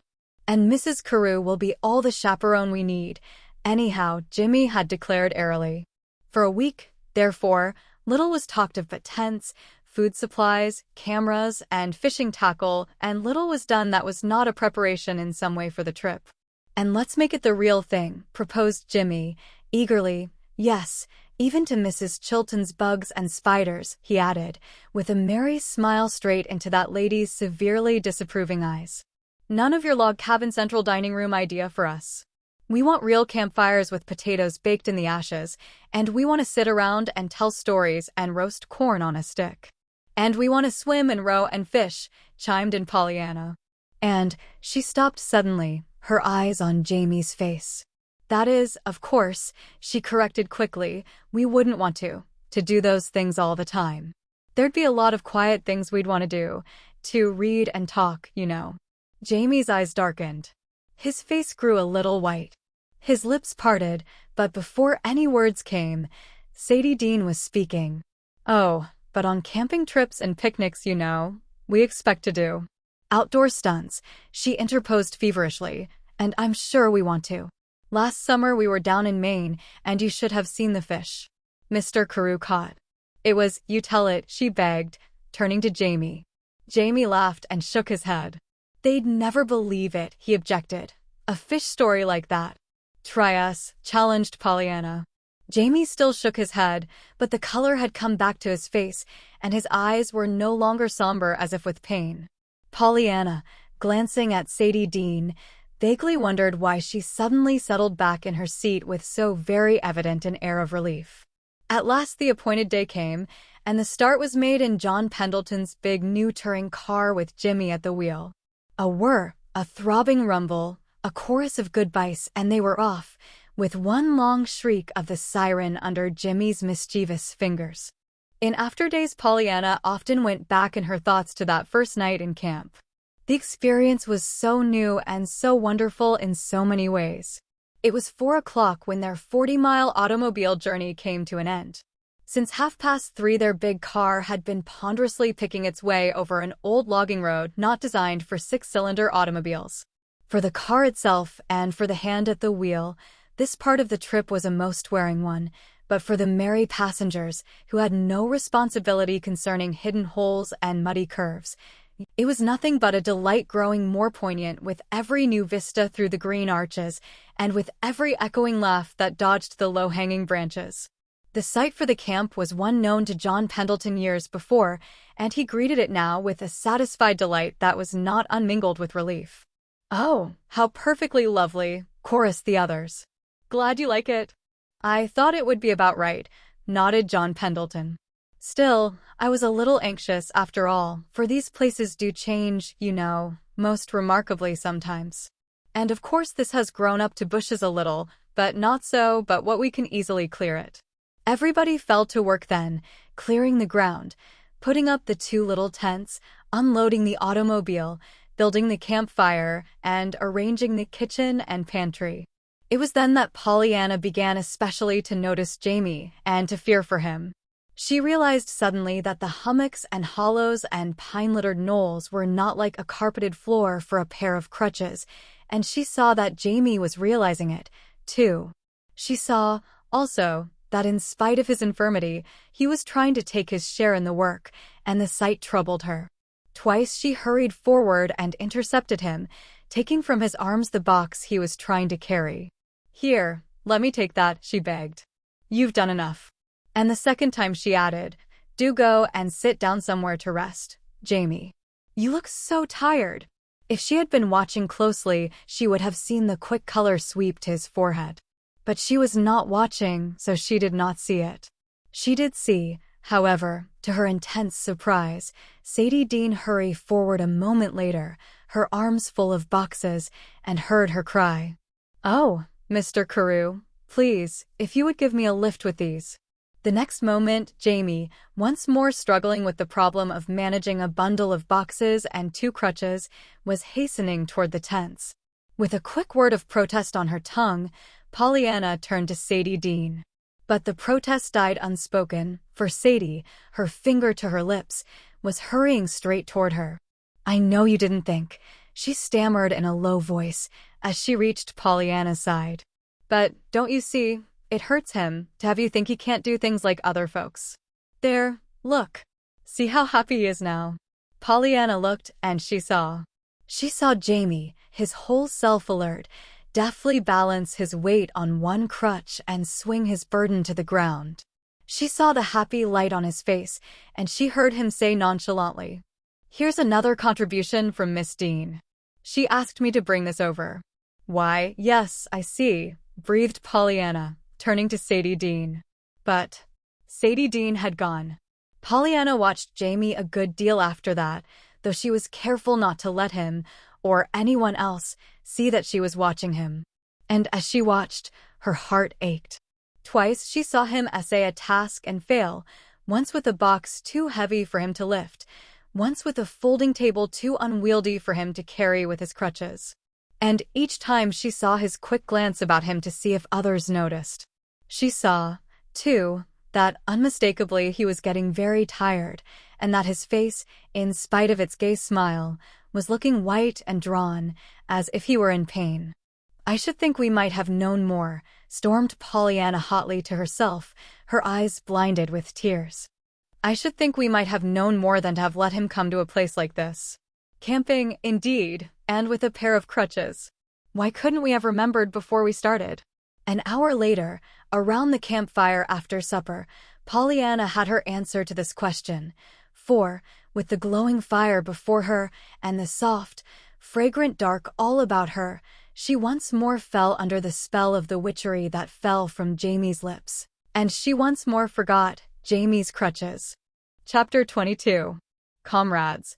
They were a merry party, the 6 of them, and a congenial one. There seemed to be no end to the new delights that came with every new day, not the least of which was the new charm of companionship that seemed to be a part of this new life they were living. As Jamie said one night when they were all sitting about the fire, "You see, we seem to know each other so much better up here in the woods, better in a week than we would in a year in town." "I know it. I wonder why," murmured Mrs. Carew, her eyes dreamily following the leaping blaze. "I think it's something in the air," sighed Pollyanna, happily. "There's something about the sky and the woods and the lake well, there just is. That's all." "I think you mean because the world is shut out," cried Sadie Dean, with a curious little break in her voice. Sadie had not joined in the laugh that followed Pollyanna's limping conclusion. "Up here everything is so real and true that we, too, can be our real true selves, not what the world says we are because we are rich, or poor, or great, or humble, but what we really are ourselves." "Ho," scoffed Jimmy airily. "All that sounds very fine, but the real common-sense reason is because we don't have any Mrs. Tom and Dick and Harry sitting on their side porches and commenting on every time we stir, and wondering among themselves where we are going, why we are going there, and how long we're intending to stay." "Oh, Jimmy, how you do take the poetry out of things," reproached Pollyanna, laughingly. "But that's my business," flashed Jimmy. "How do you suppose I'm going to build dams and bridges if I don't see something besides poetry in the waterfall?" "You can't, Pendleton." "And it's the bridge that counts every time," declared Jamie in a voice that brought a sudden hush to the group about the fire. It was for only a moment, however, for almost at once Sadie Dean broke the silence with a gay, "Pooh! I'd rather have the waterfall every time, without any bridge around, to spoil the view." Everybody laughed, and it was as if a tension somewhere snapped. Then, Mrs. Carew rose to her feet. Come, children, your stern chaperone says it's bedtime." And with a merry chorus of good nights the party broke up. And so the days passed. To Pollyanna they were wonderful days, and still the most wonderful part was the charm of close companionship, a companionship that, while differing as to details with each one, was yet delightful with all. With Sadie Dean she talked of the new home, and of what a marvelous work Mrs. Carew was doing. They talked, too, of the old days when Sadie was selling bows behind the counter and of what Mrs. Carew had done for her. Pollyanna heard, also, something of the old father and mother back home and of the joy that Sadie, in her new position, had been able to bring into their lives. "And after all, it's really you that began it, you know," she said one day to Pollyanna. But Pollyanna only shook her head at this with an emphatic nonsense. It was all Mrs. Carew. With Mrs. Carew herself, Pollyanna talked also of the home and of her plans for the girls. And once, in the hush of a twilight walk, Mrs. Carew spoke of herself and of her changed outlook on life. And she, like Sadie Dean, said brokenly, "After all, it's really you that began it, Pollyanna." But Pollyanna, as in Sadie Dean's case, would have none of this, and she began to talk of Jamie and of what he had done. "Jamie's a dear," Mrs. Carew answered affectionately. "And I love him like an own son. He couldn't be dearer to me if he were really my sister's boy." "Then you don't think he is?" "I don't know. We've never learned anything conclusive. Sometimes I'm sure he is. Then again, I doubt it.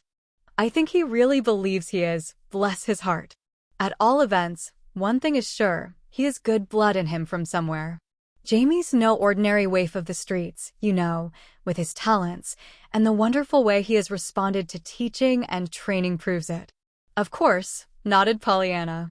"And as long as you love him so well, it doesn't really matter, anyway, does it, whether he's the real Jamie or not?" Mrs. Carew hesitated. Into her eyes crept the old somberness of heartache. "Not so far as he is concerned," she sighed at last. "It's only that sometimes I get to thinking, if he isn't our Jamie, where is Jamie Kent? Is he well? Is he happy? Has he anyone to love him? When I get to thinking like that, Pollyanna, I'm nearly wild. I'd give everything I have in the world, it seems to me, to really know that this boy is Jamie Kent." Pollyanna used to think of this conversation sometimes in her after talks with Jamie. Jamie was so sure of himself. "It's just somehow that I feel it so," he said once to Pollyanna. "I believe I am Jamie Kent. I've believed it quite a while. I'm afraid I've believed it so long now that I just couldn't bear it, to find out I wasn't he. Mrs. Carew has done so much for me. Just think if, after all, I were only a stranger. But she loves you, Jamie. I know she does, and that would only hurt all the more, don't you see, because it would be hurting her. She wants me to be the real Jamie. I know she does. Now if I could only do something for her, make her proud of me in some way. If I could only do something to support myself, even, like a man. But what can I do with these?" He spoke bitterly and laid his hand on the crutches at his side. Pollyanna was shocked and distressed. It was the first time she had heard Jamie speak of his infirmity since the old boyhood days. Frantically, she cast about in her mind for just the right thing to say, but before she had even thought of anything, Jamie's face had undergone a complete change. "But, there, forget it. I didn't mean to say it," he cried gaily. "And 'twas rank heresy to the game, wasn't it? I'm sure I'm glad I've got the crutches. They're a whole lot nicer than the wheelchair. And the jolly book, do you keep it now?" asked Pollyanna, in a voice that trembled a little. "Sure. I've got a whole library of jolly books now," he retorted. "They're all in leather, dark red, except the first one. That is the same little old notebook that Jerry gave me." "Jerry? And I've been meaning all the time to ask for him," cried Pollyanna. "Where is he?" "In Boston, and his vocabulary is just as picturesque as ever, only he has to tone it down at times. Jerry's still in the newspaper business, but he's getting the news, not selling it. Reporting, you know. I have been able to help him and Mumsy. And don't you suppose I was glad? Mumsy's in a sanatorium for her rheumatism. And is she better? Very much. She's coming out pretty soon and going to housekeeping with Jerry. Jerry's been making up some of his lost schooling during these past few years. He's let me help him, but only as a loan.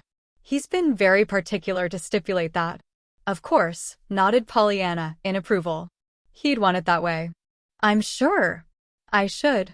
It isn't nice to be under obligations that you can't pay. I know how it is. That's why I so wish I could help Aunt Polly out, after all she's done for me. But you are helping her this summer." Pollyanna lifted her eyebrows. Yes, I'm keeping summer boarders. I look it, don't I? She challenged, with a flourish of her hands toward her surroundings. Surely, never was a boarding house mistress's task quite like mine. And you should have heard Aunt Polly's dire predictions of what summer boarders would be. She chuckled irrepressibly. What was that? Pollyanna shook her head decidedly. Couldn't possibly tell you. That's a dead secret. But she stopped and sighed, her face growing wistful again. This isn't going to last, you know. It can't. Summer boarders don't. I've got to do something winters. I've been thinking. I believe I'll write stories. Jamie turned with a start. You'll, what? He demanded. Write stories to sell, you know. You needn't look so surprised. Lots of folks do that. I knew 2 girls in Germany who did. Did you ever try it? Jamie still spoke a little queerly. And no, not yet, admitted Pollyanna. Then, defensively, in answer to the expression on his face, she bridled. I told you I was keeping summer boarders now. I can't do both at once. Of course not. She threw him a reproachful glance. You don't think I can ever do it? I didn't say so. No, but you look it. I don't see why I can't. It isn't like singing. You don't have to have a voice for it. And it isn't like an instrument that you have to learn how to play. I think it is a little like that. Jamie's voice was low. His eyes were turned away. How? What do you mean? Why, Jamie, just a pencil and paper. So, that isn't like learning to play the piano or violin. There was a moment's silence. Then came the answer, still in that low, diffident voice, still with the eyes turned away. The instrument that you play on, Pollyanna, will be the great heart of the world, and to me that seems the most wonderful instrument of all to learn. Under your touch, if you are skillful, it will respond with smiles or tears, as you will. Pollyanna drew a tremulous sigh. Her eyes grew wet. Oh, Jamie, how beautifully you do put things, always. I never thought of it that way. But it's so, isn't it? How I would love to do it. Maybe I couldn't do all that. But I've read stories in the magazines, lots of them. Seems as if I could write some like those, anyway. I love to tell stories. I'm always repeating those you tell, and I always laugh and cry, too, just as I do when you tell them. Jamie turned quickly. Do they make you laugh and cry, Pollyanna, really?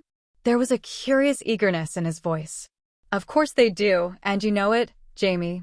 And they used to long ago, too, in the public garden. Nobody can tell stories like you, Jamie. You ought to be the one writing stories, not I. And, say, Jamie, why don't you? You could do it lovely, I know. There was no answer. Jamie, apparently, did not hear, perhaps because he called, at that instant, to a chipmunk that was scurrying through the bushes nearby. It was not always with Jamie, nor yet with Mrs. Carew and Sadie Dean that Pollyanna had delightful walks and talks. However, very often it was with Jimmy or John Pendleton. Pollyanna was sure now that she had never before known John Pendleton. The old taciturn moroseness seemed entirely gone since they came to camp. He rode and swam and fished and tramped with fully as much enthusiasm as did Jimmy himself, and with almost as much vigor. Around the campfire at night, he quite rivaled Jamie with his storytelling of adventures, both laughable and thrilling, that had befallen him in his foreign travels. In the desert of Sarah, Nancy used to call it, laughed Pollyanna one night as she joined the rest in begging for a story. Better than all this, however, in Pollyanna's opinion, were the times when John Pendleton, with her alone, talked of her mother as he used to know her and love her, in the days long gone. That he did so talk with her was a joy to Pollyanna, but a great surprise, too, for, never in the past, had John Pendleton talked so freely of the girl whom he had so loved, hopelessly.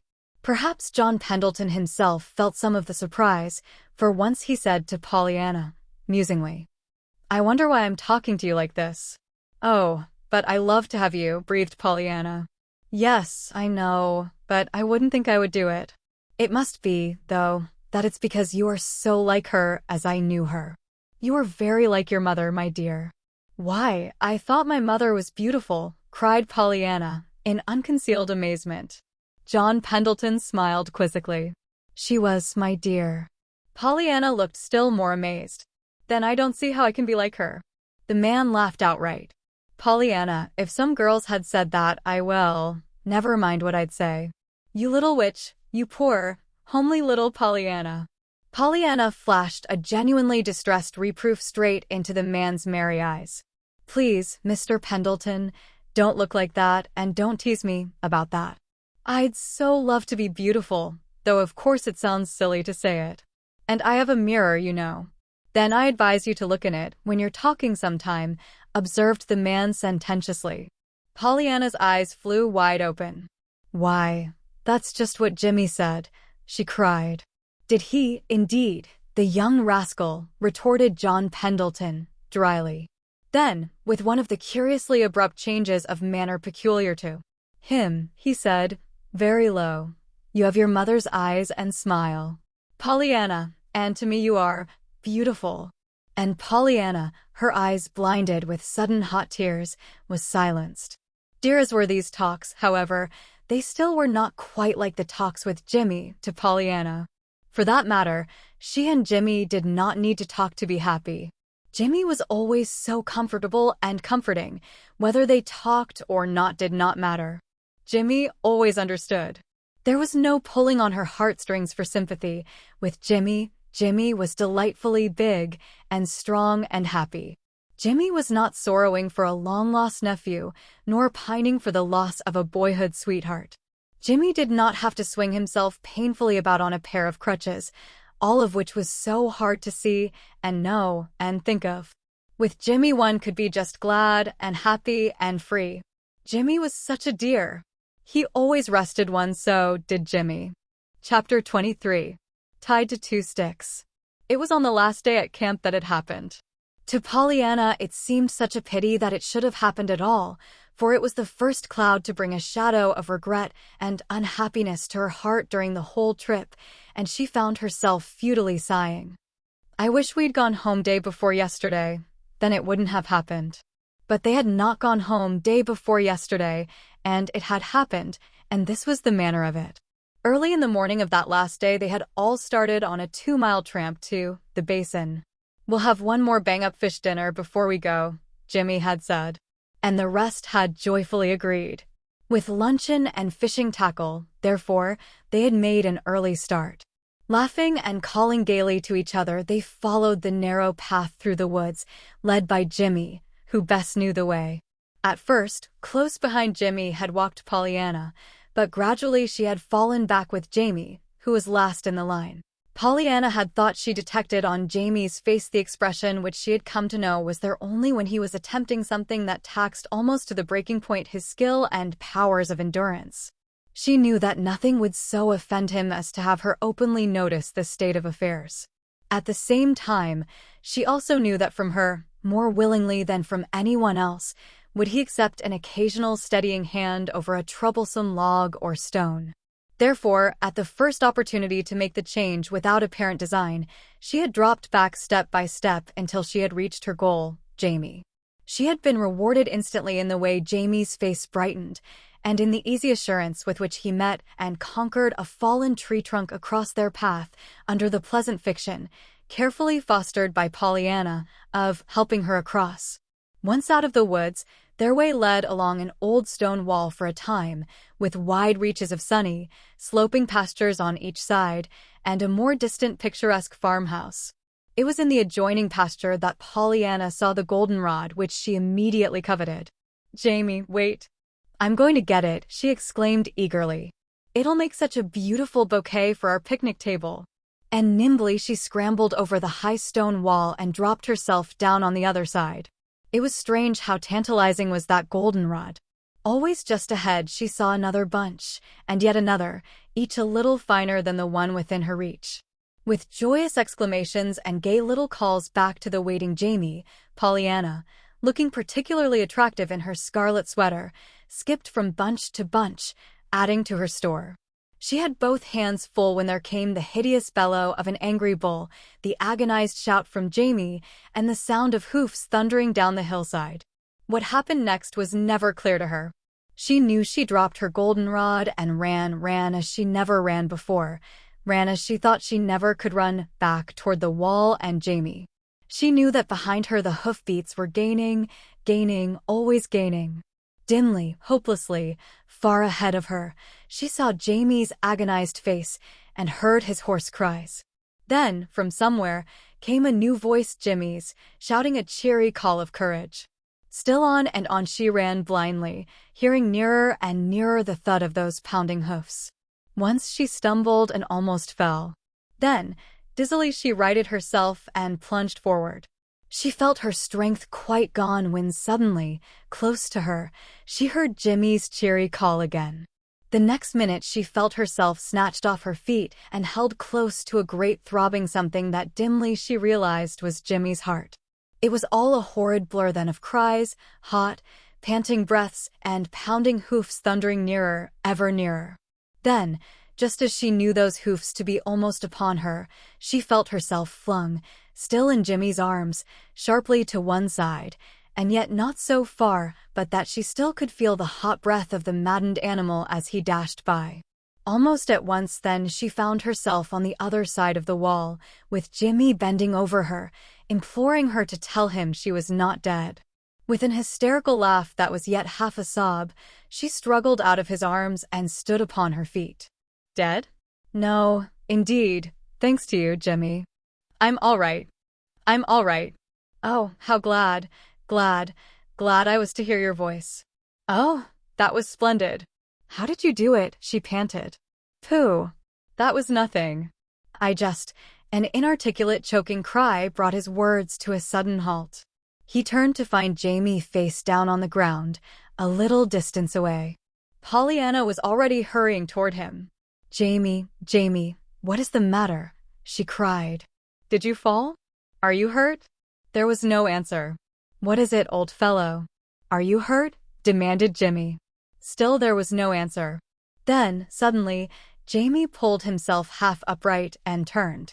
They saw his face then, and fell back, shocked and amazed. Hurt? Am I hurt? He choked huskily, flinging out both his hands. Don't you suppose it hurts to see a thing like that and not be able to do anything? To be tied, helpless, to a pair of sticks? I tell you there's no hurt in all the world to equal it. But, Jamie, faltered Pollyanna. Don't, interrupted the cripple, almost harshly. He had struggled to his feet now. Don't say anything. I didn't mean to make a scene like this, he finished brokenly, as he turned and swung back along the narrow path that led to the camp. For a minute, as if transfixed, the two behind him watched him go. Well, by Jove, breathed Jimmy. Then, in a voice that shook a little, that was tough on him. And I didn't think, and praised you, right before him, half-sobbed Pollyanna. And his hands, did you see them? They were bleeding where the nails had cut right into the flesh, she finished, as she turned and stumbled blindly up the path. But, Pollyanna, where are you going? Cried Jimmy. I'm going to Jamie, of course. Do you think I'd leave him like that? Come, we must get him to come back. And Jimmy, with a sigh that was not all for Jamie, went. Chapter 24. Jimmy wakes up.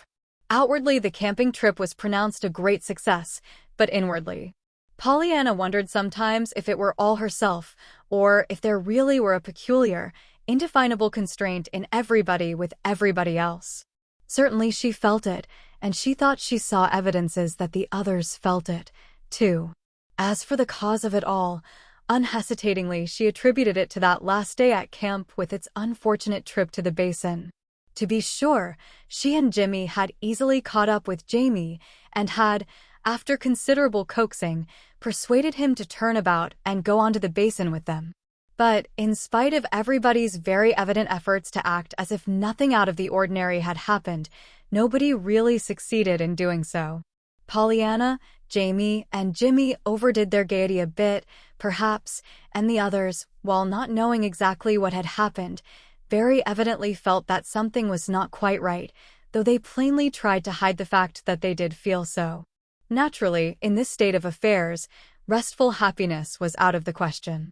Even the anticipated fish dinner was flavorless, and early in the afternoon the start was made back to the camp. Once home again, Pollyanna had hoped that the unhappy episode of the angry bull would be forgotten. But she could not forget it, so in all fairness she could not blame the others if they could not. Always she thought of it now when she looked at Jamie. She saw again the agony on his face, the crimson stain on the palms of his hands.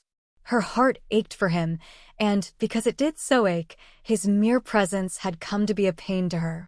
Remorsefully, she confessed to herself that she did not like to be with Jamie now, nor to talk with him, but that did not mean that she was not often with him. She was with him, indeed, much oftener than before, for so remorseful was she, and so fearful was she that he would detect her unhappy frame of mind, that she lost no opportunity of responding to his overtures of comradeship, and sometimes she deliberately sought him out.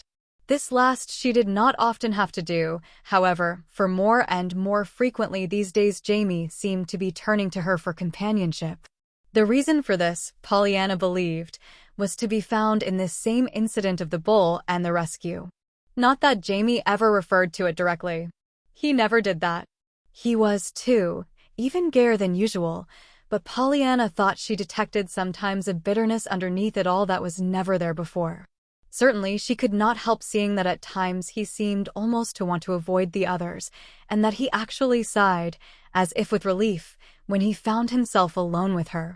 She thought she knew why this was so, after he said to her, as he did say one day, while they were watching the others play tennis. "You see, after all, Pollyanna, there isn't anyone who can quite understand as you can." Understand? Pollyanna had not known what he meant at first. They had been watching the players for 5 minutes without a word between them. "Yes, for you. Once couldn't walk yourself." "Oh, yes, I know," faltered Pollyanna, and she knew that her great distress must have shown in her face, for so quickly and so blithely did he change the subject, after laughing. Come, Pollyanna, why don't you tell me to play the game? I would if I were in your place." "Forget it, please. I was a brute to make you look like that." And Pollyanna smiled and said, No, indeed. But she did not forget it. She could not. And it all made her only the more anxious to be with Jamie and help him all she could. "As if now I'd ever let him see that I was ever anything but glad when he was with me," she thought fervently, as she hurried forward a minute later to take her turn in the game.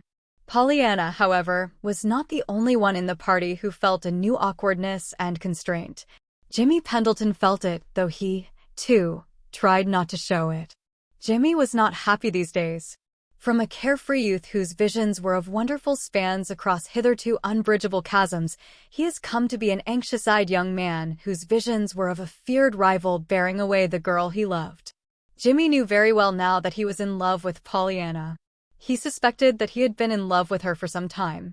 He stood aghast, indeed, to find himself so shaken and powerless before this thing that had come to him.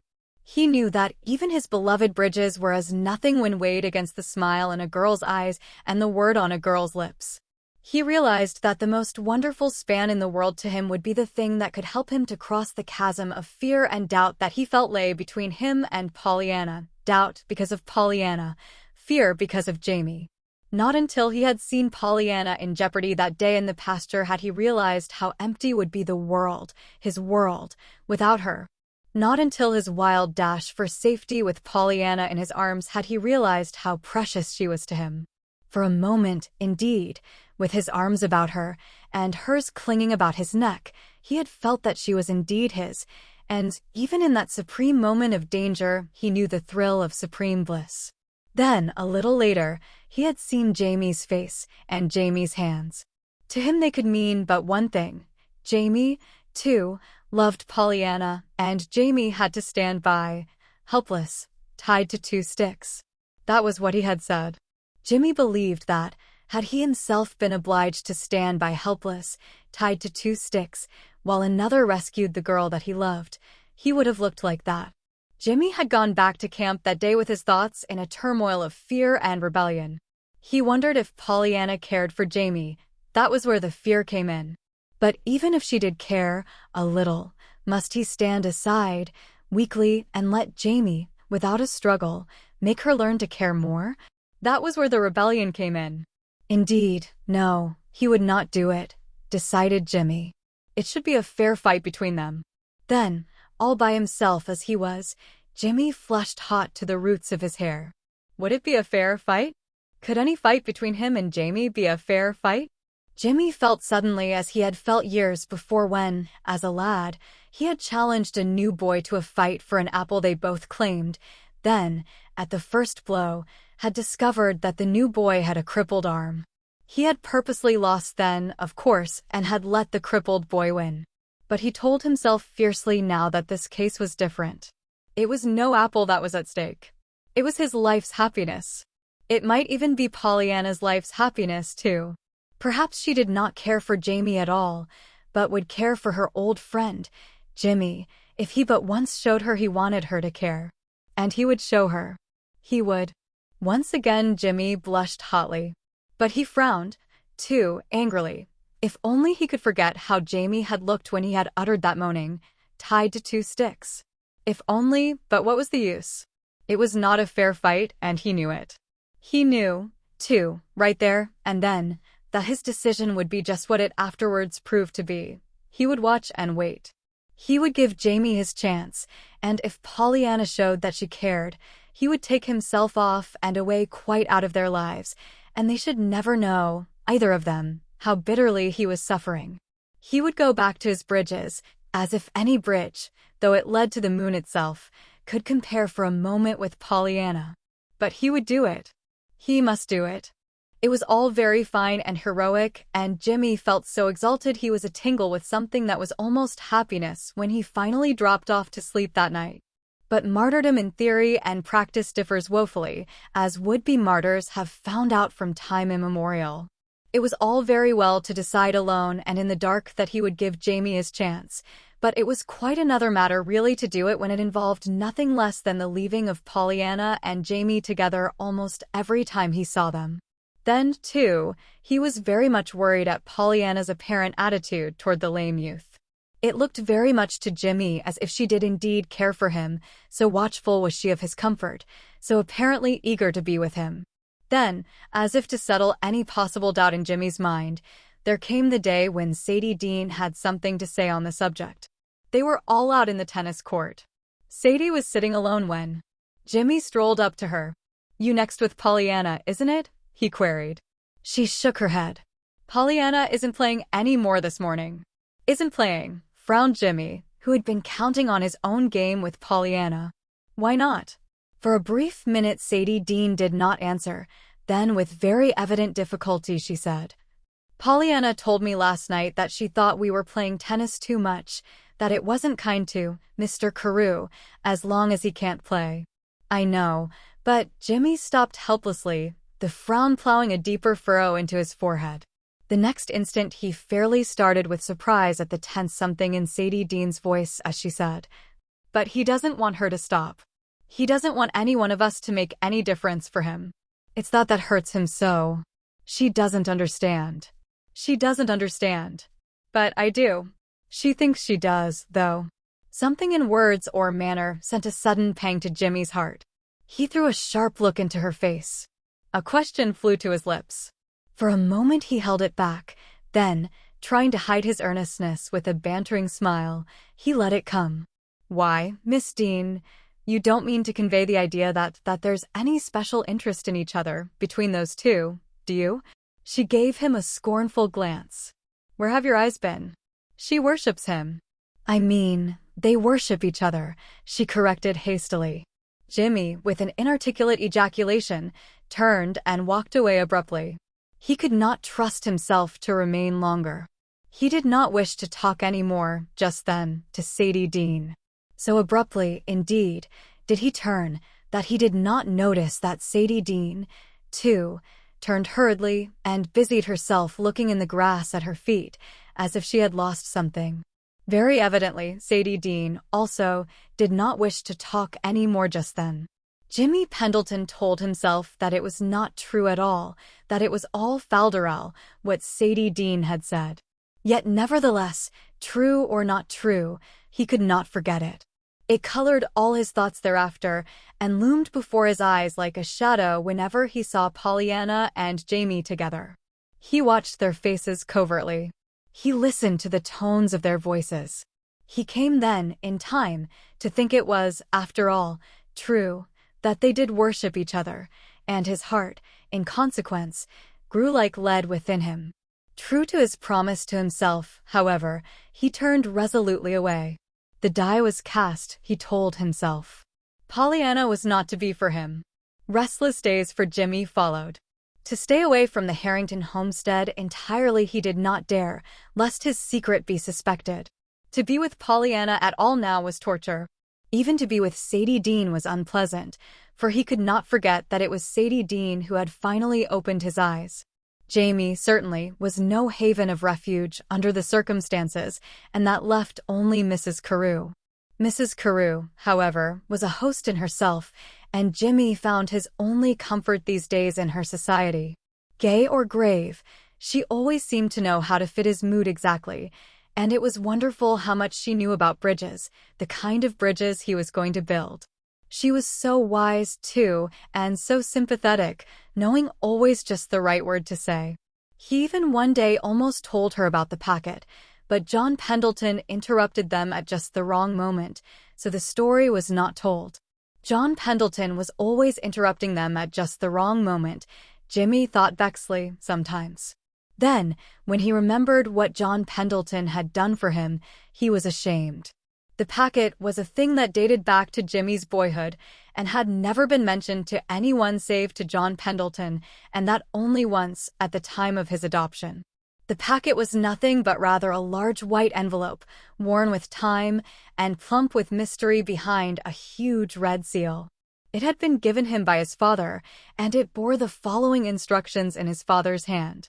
To my boy, Jimmy. Not to be opened until his 30th birthday except in case of his death, when it shall be opened at once. There were times when Jimmy speculated a good deal as to the contents of that envelope. There were other times when he forgot its existence. In the old days at the orphan's home, his chief terror had been that it should be discovered and taken away from him. In those days he wore it always hidden in the lining of his coat. Of late years, at John Pendleton's suggestion, it had been tucked away in the Pendleton safe. For there's no knowing how valuable it may be, John Pendleton had said, with a smile. And anyway, your father evidently wanted you to have it, and we wouldn't want to run the risk of losing it. No, I wouldn't want to lose it, of course.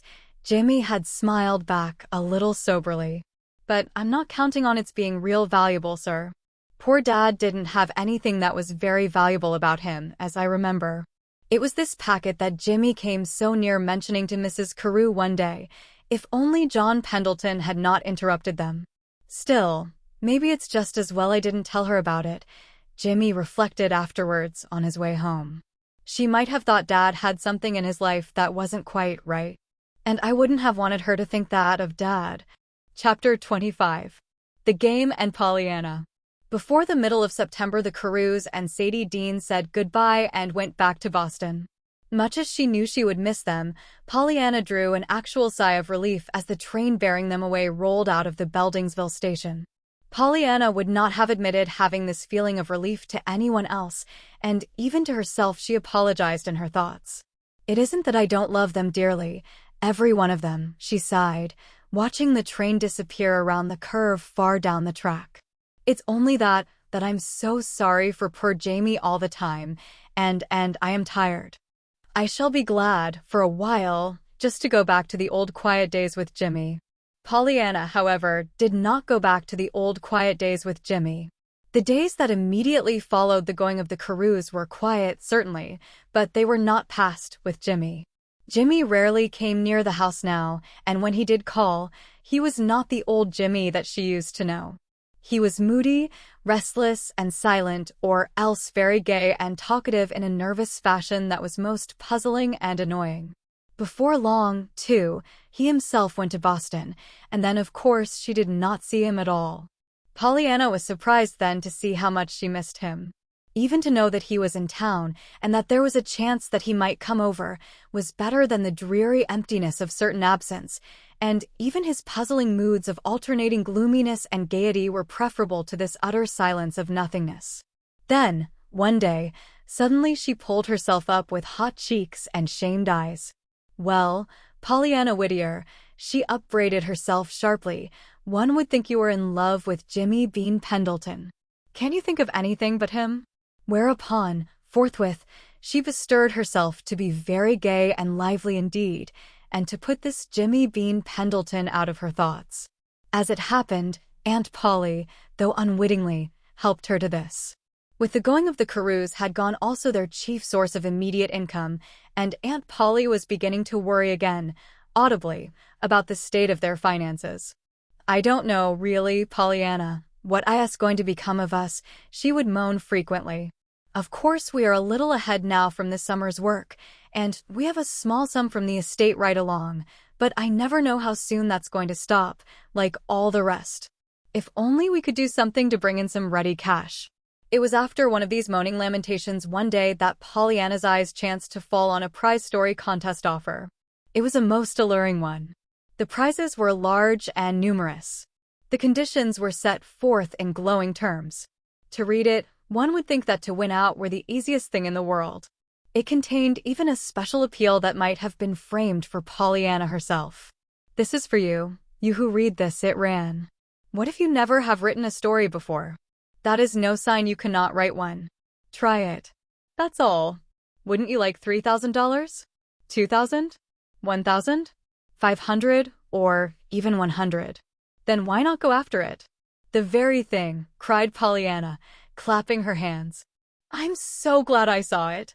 And it says I can do it, too. I thought I could, if I'd just try. I'll go tell Auntie so she needn't worry any more." Pollyanna was on her feet and halfway to the door when a second thought brought her steps to a pause. "Come to think of it, I reckon I won't, after all. It'll be all the nicer to surprise her, and if I should get the first one." Pollyanna went to sleep that night planning what she could do with that $3,000. Pollyanna began her story the next day. That is, she, with a very important air, got out a quantity of paper, sharpened up half a dozen pencils, and established herself at the big old-fashioned Harrington desk in the living room. After biting restlessly at the ends of two of her pencils, she wrote down 3 words on the fair white page before her.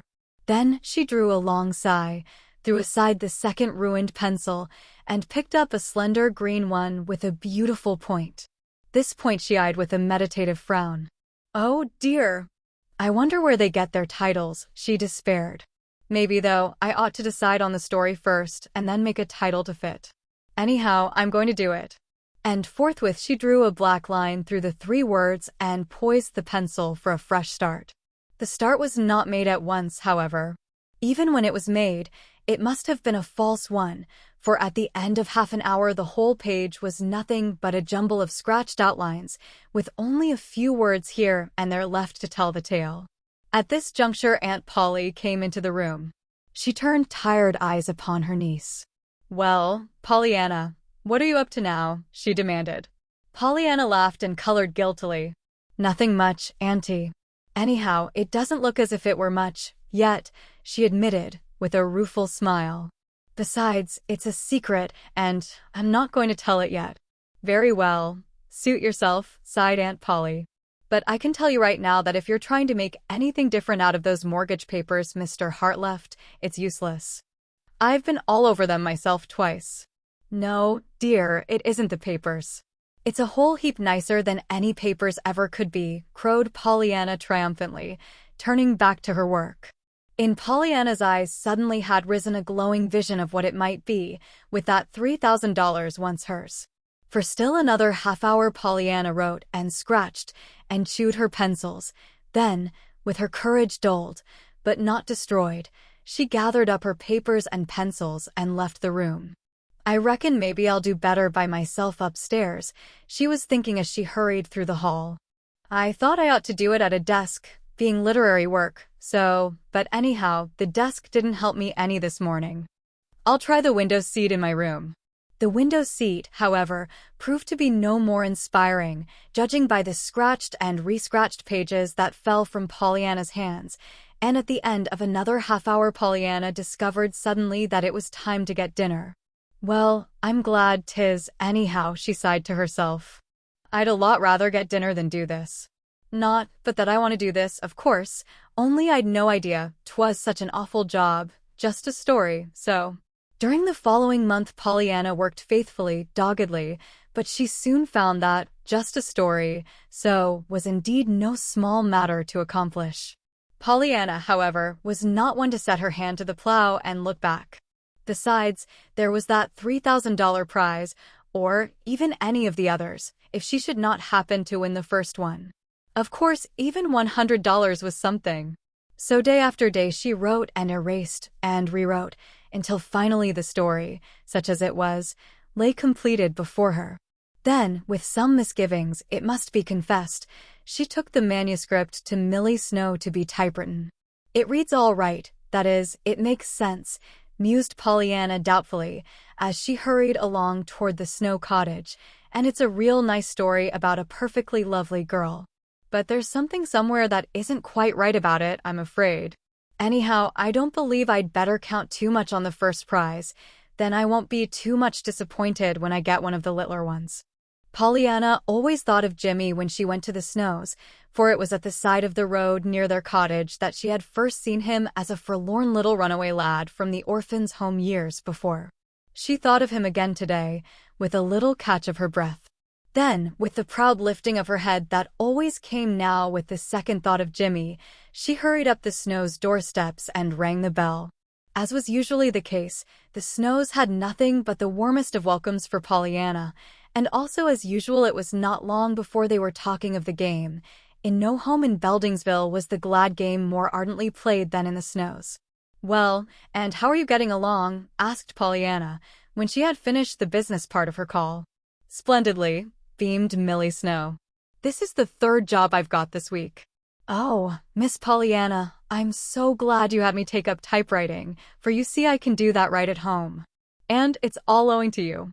"Nonsense," disclaimed Pollyanna, merrily. "But it is. In the first place, I couldn't have done it anyway if it hadn't been for the game, making Mother so much better, you know, that I had some time to myself. And then, at the very first, you suggested typewriting and helped me to buy a machine. I should like to know if that doesn't come pretty near owing it all to you." But once again Pollyanna objected. This time she was interrupted by Mrs. Snow from her wheelchair by the window. And so earnestly and gravely did Mrs. Snow speak that Pollyanna, in spite of herself, could but hear what she had to say. "Listen, child, I don't think you know quite what you've done. But I wish you could. There's a little look in your eyes, my dear, today, that I don't like to see there. You are plagued and worried over something, I know. I can see it. And I don't wonder. Your uncle's death, your aunt's condition, everything, I won't say more about that. But there's something I do want to say, my dear, and you must let me say it, for I can't bear to see that shadow in your eyes without trying to drive it away by telling you what you've done for me, for this whole town, and for countless other people everywhere." "Mrs. Snow," protested Pollyanna, in genuine distress. "Oh, I mean it, and I know what I'm talking about," nodded the invalid, triumphantly. "To begin with, look at me. Didn't you find me a fretful, whining creature who never by any chance wanted what she had until she found what she didn't have? And didn't you open my eyes by bringing me 3 kinds of things so I'd have to have what I wanted, for once?" "Oh, Mrs. Snow, was I really ever quite so impertinent as that?" murmured Pollyanna, with a painful blush. "It wasn't impertinent," objected Mrs. Snow, stoutly. "You didn't mean it as impertinence, and that made all the difference in the world. You didn't preach, either, my dear. If you had, you'd never have got me to playing the game, nor anybody else, I fancy. But you did get me to playing it, and see what it's done for me, and for Millie. Here I am so much better that I can sit in a wheelchair and go anywhere on this floor in it. That means a whole lot when it comes to waiting on yourself, and giving those around you a chance to breathe, meaning Millie, in this case. And the doctor says it's all owing to the game. Then there's others, quantities of others, right in this town, that I'm hearing of all the time. Nellie Mahoney broke her wrist and was so glad it wasn't her leg that she didn't mind the wrist at all. Old Mrs. Tibbets has lost her hearing, but she's so glad 'tisn't her eyesight that she's actually happy. Do you remember Cross-Eyed Joe that they used to call Cross Joe, because of his temper? Nothing went to suit him either, any more than it did me. Well, somebody's taught him the game, they say, and made a different man of him. And listen, dear, it's not only this town, but other places. I had a letter yesterday from my cousin in Massachusetts, and she told me all about Mrs. Tom Payson that used to live here. Do you remember them? They lived on the way up Pendleton Hill. Yes, oh yes, I remember them, cried Pollyanna. Well, they left here that winter you were in the sanatorium and went to Massachusetts where my sister lives. She knows them well. She says Mrs. Payson told her all about you and how your glad game actually saved them from a divorce. And now not only do they play it themselves, but they've got quite a lot of others playing it down there, and they're getting still others. So you see, dear, there's no telling where that glad game of yours is going to stop. I wanted you to know. I thought it might help, even you to play the game sometimes, for don't think I don't understand, dearie, that it is hard for you to play your own game sometimes. Pollyanna rose to her feet. She smiled, but her eyes glistened with tears as she held out her hand in goodbye. Thank you, Mrs. Snow, she said unsteadily. It is hard, sometimes, and maybe I did need a little help about my own game. But anyhow, now, her eyes flashed with their old merriment. If any time I think I can't play the game myself, I can remember that I can still always be glad there are some folks playing it. Pollyanna walked home a little soberly that afternoon. Touched as she was by what Mrs. Snow had said, there was yet an undercurrent of sadness in it all. She was thinking of Aunt Polly who played the game now so seldom, and she was wondering if she herself always played it when she might. Maybe I haven't been careful, always, to hunt up the glad side of the things Aunt Polly says, she thought with undefined guiltiness, and maybe if I played the game better myself, Aunt Polly would play it a little. Anyhow, I'm going to try. If I don't look out, all these other people will be playing my own game better than I am myself. Chapter 26. John Pendleton. It was just a week before Christmas that Pollyanna sent her story, now neatly typewritten, in for the contest.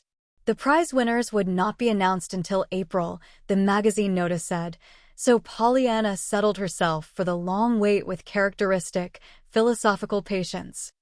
I don't know, anyhow, but I'm glad 'tis so long, she told herself, for all winter I can have the fun of thinking it may be the first one instead of one of the others that I'll get. I might just as well think I'm going to get it, then if I do get it, I won't have been unhappy any. Well, if I don't get it, I won't have had all these weeks of unhappiness beforehand, anyway, and I can be glad for one of the smaller ones, then. That she might not get any prize was not in Pollyanna's calculations at all. The story, so beautifully typed by Millie Snow, looked almost as good as printed already to Pollyanna. Christmas was not a happy time at the Harrington homestead that year, in spite of Pollyanna's strenuous efforts to make it so. Aunt Polly refused absolutely to allow any sort of celebration of the day, and made her attitude so unmistakably plain that Pollyanna could not give even the simplest of presents. Christmas evening, John Pendleton called. Mrs. Chilton excused herself, but Pollyanna, utterly worn out from a long day with her aunt, welcomed him joyously. But even here she found a fly in the amber of her content, for John Pendleton had brought with him a letter from Jimmy.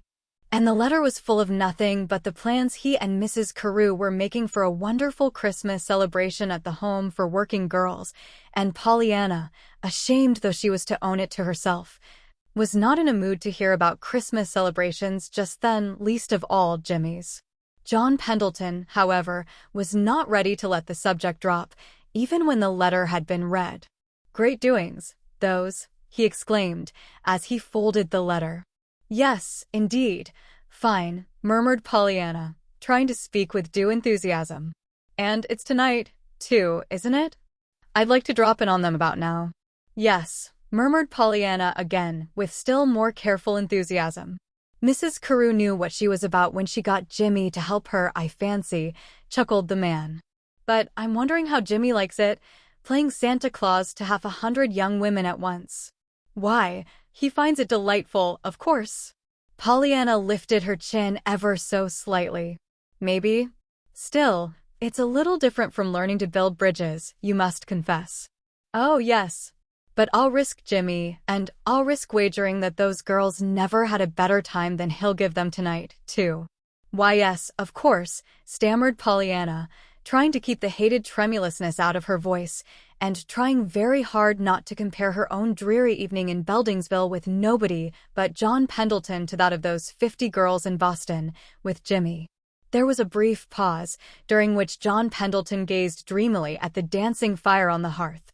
"She's a wonderful woman, Mrs. Carew is," he said at last. "She is, indeed." This time the enthusiasm in Pollyanna's voice was all pure gold. "Jimmy's written me before something of what she's done for those girls," went on the man, still gazing into the fire. "In just the last letter before this he wrote a lot about it and about her. He said he always admired her, but never so much as now, when he can see what she really is. She's a dear, that's what Mrs. Carew is," declared Pollyanna, warmly. "She's a dear in every way, and I love her." John Pendleton stirred suddenly. He turned to Pollyanna with an oddly whimsical look in his eyes. "I know you do, my dear. For that matter, there may be others, too, that love her." Pollyanna's heart skipped a beat. A sudden thought came to her with stunning, blinding force. Jimmy. Could John Pendleton be meaning that Jimmy cared that way for Mrs. Carew? "You mean," she faltered. She could not finish. With a nervous twitch peculiar to him, John Pendleton got to his feet. "I mean, the girls, of course," he answered lightly, still with that whimsical smile. "Don't you suppose those 50 girls love her most to death?" Pollyanna said, "Yes, of course," and murmured something else appropriate, in answer to John Pendleton's next remark. But her thoughts were in a tumult, and she let the man do most of the talking for the rest of the evening. Nor did John Pendleton seem averse to this. Restlessly, he took a turn or two about the room, then sat down in his old place. And when he spoke, it was on his old subject, Mrs. Carew. "Queer about that Jamie of hers, isn't it? I wonder if he is her nephew." As Pollyanna did not answer, the man went on after a moment's silence. "He's a fine fellow, anyway. I like him. There's something fine and genuine about him. She's bound up in him. That's plain to be seen, whether he's really her kin or not." There was another pause. Then, in a slightly altered voice, John Pendleton said, "Still it's queer, too, when you come to think of it, that she never married again. She is certainly now a very beautiful woman. Don't you think so?" "Yes, yes, indeed she is," plunged in Pollyanna, with precipitate haste. A very beautiful woman." There was a little break at the last in Pollyanna's voice. Pollyanna, just then, had caught sight of her own face in the mirror opposite, and Pollyanna to herself was never a very beautiful woman. On and on rambled John Pendleton, musingly, contentedly, his eyes on the fire. Whether he was answered or not seemed not to disturb him. Whether he was even listened to or not, he seemed hardly to know. He wanted, apparently, only to talk, but at last he got to his feet reluctantly and said goodnight. For a weary half-hour Pollyanna had been longing for him to go, that she might be alone, but after he had gone she wished he were back. She had found suddenly that she did not want to be alone with her thoughts. It was wonderfully clear to Pollyanna now. There was no doubt of it. Jimmy cared for Mrs. Carew. That was why he was so moody and restless after she left. That was why he had come so seldom to see her. Pollyanna, his old friend. That was why. Countless little circumstances of the past summer flocked to Pollyanna's memory now, mute witnesses that would not be denied. And why should he not care for her? Mrs. Carew was certainly beautiful and charming. True, she was older than Jimmy, but young men had married women far older than she, many times. And if they loved each other. Pollyanna cried herself to sleep that night. In the morning, bravely she tried to face the thing. She even tried, with a tearful smile, to put it to the test of the glad game. She was reminded then of something Nancy had said to her years before. If there is a set o' folks in the world that wouldn't have no use for that, glad game, it'd be a pair o' quarrelin' lovers. Not that we're quarreling or even lovers, thought Pollyanna blushingly, But just the same, I can be glad he's glad, and glad she's glad, too. Only, even to herself, Pollyanna could not finish the sentence. Being so sure now that Jimmy and Mrs. Carew cared for each other, Pollyanna became peculiarly sensitive to everything that tended to strengthen that belief. And being ever on the watch for it, she found it, as was to be expected. First, in Mrs. Carew's letters. "I am seeing a lot of your friend, young Pendleton," Mrs. Carew wrote one day, "and I'm liking him more and more. I do wish, however, just for curiosity's sake, that I could trace to its source that elusive feeling that I've seen him before somewhere." Frequently, after this, she mentioned him casually, and to Pollyanna, in the very casualness of these references lay their sharpest sting, for it showed so unmistakably that Jimmy and Jimmy's presence were now to Mrs. Carew a matter of course. From other sources, too, Pollyanna found fuel for the fire of her suspicions. More and more frequently John Pendleton dropped in with his stories of Jimmy and of what Jimmy was doing, and always here there was mention of Mrs. Carew. Poor Pollyanna wondered, indeed, sometimes, if John Pendleton could not talk of anything but Mrs. Carew and Jimmy, so constantly was one or the other of those names on his lips. There were Sadie Dean's letters, too, and they told of Jimmy and of what he was doing to help Mrs. Carew. Even Jamie, who wrote occasionally, had his mite to add, for he wrote one evening, "It's 10 o'clock. I'm sitting here alone waiting for Mrs. Carew to come home. She and Pendleton have been to one of their usual socials down to the home." From Jimmy himself Pollyanna heard very rarely, and for that she told herself mournfully that she could be glad. For if he can't write about anything but Mrs. Carew and those girls, I'm glad he doesn't write very often, she sighed. Chapter 27. The day Pollyanna did not play. And so one by one the winter days passed. January and February slipped away in snow and sleet, and March came in with a gale that whistled and moaned around the old house, and set loose blinds to swinging and loose gates to creaking in a way that was most trying to nerves already stretched to the breaking point. Pollyanna was not finding it very easy these days to play the game, but she was playing it faithfully, valiantly.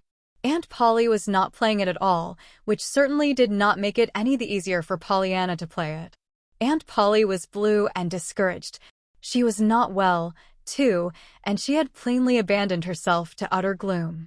Pollyanna still was counting on the prize contest. She had dropped from the first prize to one of the smaller ones, however. Pollyanna had been writing more stories, and the regularity with which they came back from their pilgrimages to magazine editors was beginning to shake her faith in her success as an author. "Oh, well, I can be glad that Aunt Polly doesn't know anything about it, anyway," declared Pollyanna to herself bravely, as she twisted in her fingers the "declined with thanks" slip that had just towed in one more shipwrecked story. "She can't worry about this. She doesn't know about it." All of Pollyanna's life these days revolved around Aunt Polly, and it is doubtful if even Aunt Polly herself realized how exacting she had become, and how entirely her niece was giving up her life to her. It was on a particularly gloomy day in March that matters came, in a way, to a climax. Pollyanna, upon arising, had looked at the sky with a sigh. Aunt Polly was always more difficult on cloudy days. With a gay little song, however, that still sounded a bit forced, Pollyanna descended to the kitchen and began to prepare breakfast. "I reckon I'll make corn muffins," she told the stove confidentially. "Then maybe Aunt Polly won't mind. Other things so much." Half an hour later she tapped at her aunt's door. "Up so soon?" "Oh, that's fine. And you've done your hair yourself." "I couldn't sleep. I had to get up," sighed Aunt Polly wearily. "I had to do my hair, too. You weren't here." "But I didn't suppose you were ready for me, Auntie," explained Pollyanna, hurriedly. "Never mind, though. You'll be glad I wasn't when you find what I've been doing." "Well, I shan't, not this morning," frowned Aunt Polly, perversely. "Nobody could be glad this morning. Look at it rain. That makes the third rainy day this week." "That's so, but you know the sun never seems quite so perfectly lovely as it does after a lot of rain like this," smiled Pollyanna, deftly arranging a bit of lace and ribbon at her aunt's throat. "Now come. Breakfast's all ready. Just you wait till you see what I've got for you." Aunt Polly, however, was not to be diverted, even by corn muffins this morning. Nothing was right, nothing was even endurable, as she felt, and Pollyanna's patience was sorely taxed before the meal was over. To make matters worse, the roof over the east attic window was found to be leaking, and an unpleasant letter came in the mail. Pollyanna, true to her creed, laughingly declared that, for her part, she was glad they had a roof to leak, and that, as for the letter, she'd been expecting it for a week, anyway. And she was actually glad she wouldn't have to worry any more for fear it would come. It couldn't come now, because it had come, and 'twas over with. All this, together with sundry other hindrances and annoyances, delayed the usual morning work until far into the afternoon, something that was always particularly displeasing to methodical Aunt Polly, who ordered her own life, preferably by the tick of the clock. "But it's 3:30, Pollyanna, already. Did you know it?" she fretted at last. "And you haven't made the beds yet." "No, dearie, but I will." "Don't worry." "But did you hear what I said? Look at the clock, child. It's after 3 o'clock. So 'tis, but never mind, Aunt Polly. We can be glad 'tisn't after 4. Aunt Polly sniffed her disdain. "I suppose you can," she observed tartly. Pollyanna laughed. "Well, you see, Auntie, clocks are accommodating things when you stop to think about it. I found that out long ago at the sanatorium. When I was doing something that I liked and I didn't want the time to go fast, I'd just look at the hour hand, and I'd feel as if I had lots of time. It went so slow. Then, other days, when I had to keep something that hurt on for an hour, maybe, I'd watch the little second hand, and you see then I felt as if old time was just humping himself to help me out by going as fast as ever he could. Now I'm watching the hour hand today, 'cause I don't want time to go fast. See," she twinkled mischievously as she hurried from the room before Aunt Polly had time to answer. It was certainly a hard day, and by night Pollyanna looked pale and worn out. This, too, was a source of worriment to Aunt Polly. "Dear me, child, you look tired to death," she fumed. "What we're going to do I don't know. I suppose you'll be sick next." "Nonsense, Auntie. I'm not sick a bit," declared Pollyanna, dropping herself with a sigh onto the couch. "But I am tired. My, how good this couch feels. I'm glad I'm tired, after all. It's so nice to rest." Aunt Polly turned with an impatient gesture. "Glad, glad, glad. Of course you're glad, Pollyanna. You're always glad for everything. I never saw such a girl." "Oh, yes, I know it's the game," she went on, in answer to the look that came to Pollyanna's face. "And it's a very good game, too, but I think you carry it altogether too far. This eternal doctrine of 'it might be worse' has got on my nerves, Pollyanna. Honestly, it would be a real relief if you wouldn't be glad for something, sometime." "Why, Auntie?" Pollyanna pulled herself half erect. "Well, it would. You just try it sometime and see."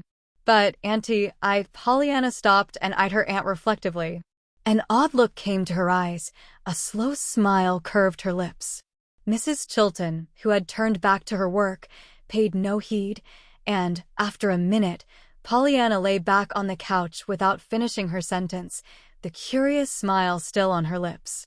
It was raining again when Pollyanna got up the next morning, and a northeast wind was still whistling down the chimney. Pollyanna at the window drew an involuntary sigh, but almost at once her face changed. "Oh, well, I'm glad," she clapped her hands to her lips. "Dear me," she chuckled softly, her eyes dancing. "I shall forget, I know I shall, and that'll spoil it all. I must just remember not to be glad for anything, not anything today." Pollyanna did not make corn muffins that morning. She started the breakfast, then went to her aunt's room. Mrs. Chilton was still in bed. "I see it rains, as usual," she observed, by way of greeting. "Yes, it's horrid, perfectly horrid," scolded Pollyanna. "It's rained most every day this week, too. I hate such weather." Aunt Polly turned with a faint surprise in her eyes, but Pollyanna was looking the other way. "Are you going to get up now?" she asked a little wearily. Why, yes," murmured Aunt Polly, still with that faint surprise in her eyes. "What's the matter, Pollyanna? Are you especially tired?" "Yes, I am tired this morning. I didn't sleep well, either. I hate not to sleep. Things always plague so in the night when you wake up. I guess I know that, fretted Aunt Polly. I didn't sleep a wink after 2 o'clock myself. And there's that roof. How are we going to have it fixed, pray, if it never stops raining? Have you been up to empty the pans? Oh, yes, and took up some more. There's a new leak now, further over. A new one. Why, it'll all be leaking yet. Pollyanna opened her lips. She had almost said, well, we can be glad to have it fixed all at once. Then, when she suddenly remembered, and substituted, in a tired voice. Very likely it will, Auntie. It looks like it now, fast enough. Anyway, it's made fuss enough for a whole roof already, and I'm sick of it. With which statement, Pollyanna, her face carefully averted, turned and trailed listlessly out of the room. It's so funny and so hard. I'm afraid I'm making a mess of it, she whispered to herself anxiously, as she hurried downstairs to the kitchen. Behind her, Aunt Polly, in the bedroom, gazed after her with eyes that were again faintly puzzled. Aunt Polly had occasion a good many times before 6 o'clock that night to gaze at Pollyanna with surprised and questioning eyes. Nothing was right with Pollyanna. The fire would not burn, the wind blew one particular blind loose 3 times, and still a third leak was discovered in the roof. The mail brought to Pollyanna a letter that made her cry, though no amount of questioning on Aunt Polly's part would persuade her to tell why. Even the dinner went wrong, and innumerable things happened in the afternoon to call out fretful, discouraged remarks. Not until the day was more than half gone did a look of shrewd suspicion suddenly fight for supremacy with the puzzled questioning in Aunt Polly's eyes. If Pollyanna saw this, she made no sign. Certainly there was no abatement in her fretfulness and discontent. Long before 6 o'clock, however, the suspicion in Aunt Polly's eyes became conviction, and drove to ignominious defeat the puzzled questioning. But, curiously enough then, a new look came to take its place, a look that was actually a twinkle of amusement. At last, after a particularly doleful complaint on Pollyanna's part, Aunt Polly threw up her hands with a gesture of half-laughing despair. That'll do, child. I'll give up. I'll confess myself beaten at my own game. You can be glad for that, if you like, she finished with a grim smile. I know, Auntie, but you said, began Pollyanna demurely. Yes, but I never will again, interrupted Aunt Polly with emphasis. Mercy, what a day this has been. I never want to live through another like it. She hesitated, flushed a little, then went on with evident difficulty. Furthermore, I want you to know that I understand I haven't played the game myself very well lately, but after this, I'm going to try.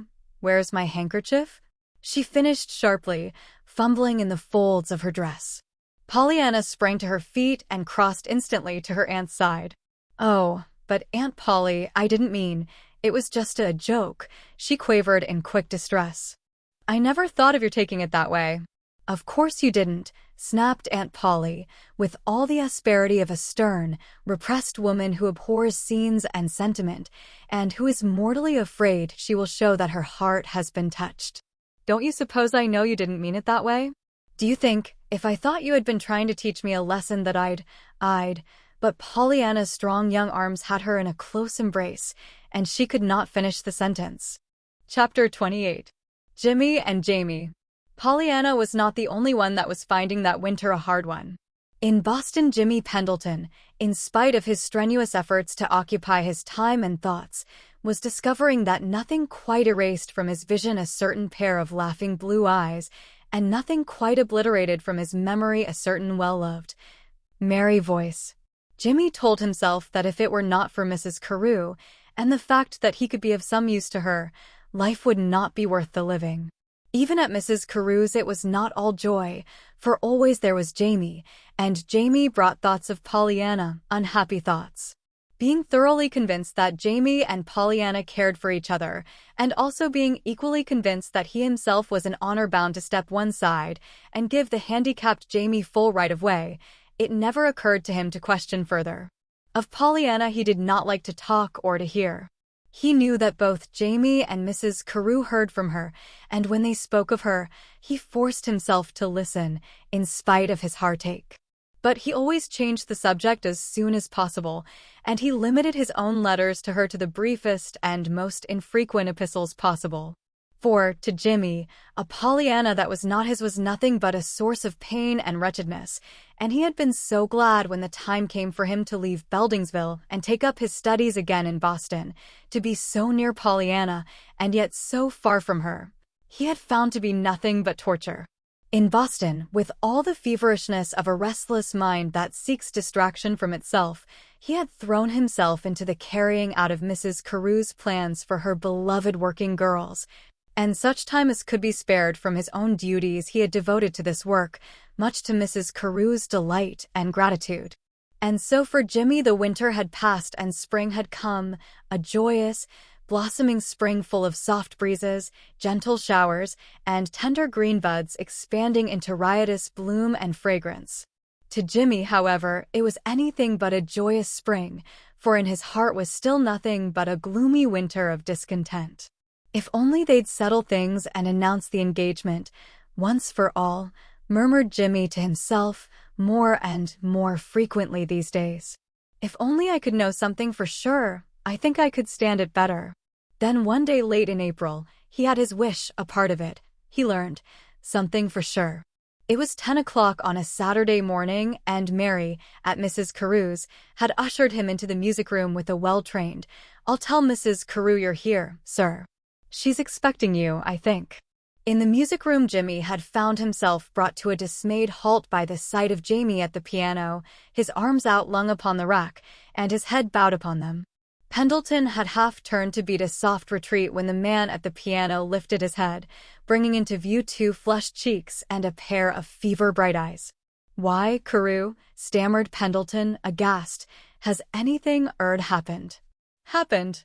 Happened," ejaculated the lame youth, flinging up both his hands, in each of which, as Pendleton now saw, was an open letter. "Everything has happened. Wouldn't you think it had if all your life you'd been in prison, and suddenly you saw the gates flung wide open? Wouldn't you think it had if all in a minute you could ask the girl you love to be your wife? Wouldn't you think it had if— But listen. You think I'm crazy, but I'm not. Though maybe I am, after all, crazy with joy. I'd like to tell you. May I? I've got to tell somebody." Pendleton lifted his head. It was as if, unconsciously, he was bracing himself for a blow. He had grown a little white, but his voice was quite steady when he answered. "Sure you may, old fellow. I'd be glad to hear it." Carew, however, had scarcely waited for assent. He was rushing on, still a bit incoherently. "It's not much to you, of course. You have 2 feet and your freedom. You have your ambitions and your bridges. But to me it's everything. It's a chance to live a man's life and do a man's work, perhaps, even if it isn't dams and bridges. It's something, and it's something I've proved now I can do. Listen. In that letter there is the announcement that a little story of mine has won the first prize, $3,000, in a contest. In that other letter there, a big publishing house accepts with flattering enthusiasm my first book manuscript for publication. And they both came today this morning. Do you wonder I am crazy glad? No, indeed. I congratulate you, Carew, with all my heart," cried Jimmy warmly. "Thank you, and you may congratulate me. Think what it means to me. Think what it means if, by and by, I can be independent, like a man. Think what it means if I can, someday, make Mrs. Carew proud and glad that she gave the crippled lad a place in her home and heart. Think what it means for me to be able to tell the girl I love that I do love her. Yes, indeed, old boy." Jimmy spoke firmly, though he had grown very white now. "Of course, maybe I ought not to do that last. Even now," resumed Jamie, a swift cloud shadowing the shining brightness of his countenance. "I'm still tied to these." He tapped the crutches by his side. "I can't forget, of course, that day in the woods last summer, when I saw Pollyanna. I realized that always I'll have to run the chance of seeing the girl I love in danger and not being able to rescue her." "Oh, but Carew," began the other huskily. Carew lifted a peremptory hand. "I know what you'd say. But don't say it. You can't understand. You aren't tied to 2 sticks. You did the rescuing, not I. It came to me then how it would be, always, with me and Sadie. I'd have to stand aside and see others. Sadie, cut in Jimmy, sharply.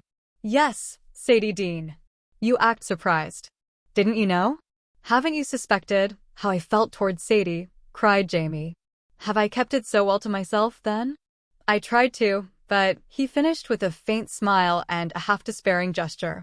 Well, you certainly kept it all right, old fellow, for me, anyhow, cried Jimmy, gaily.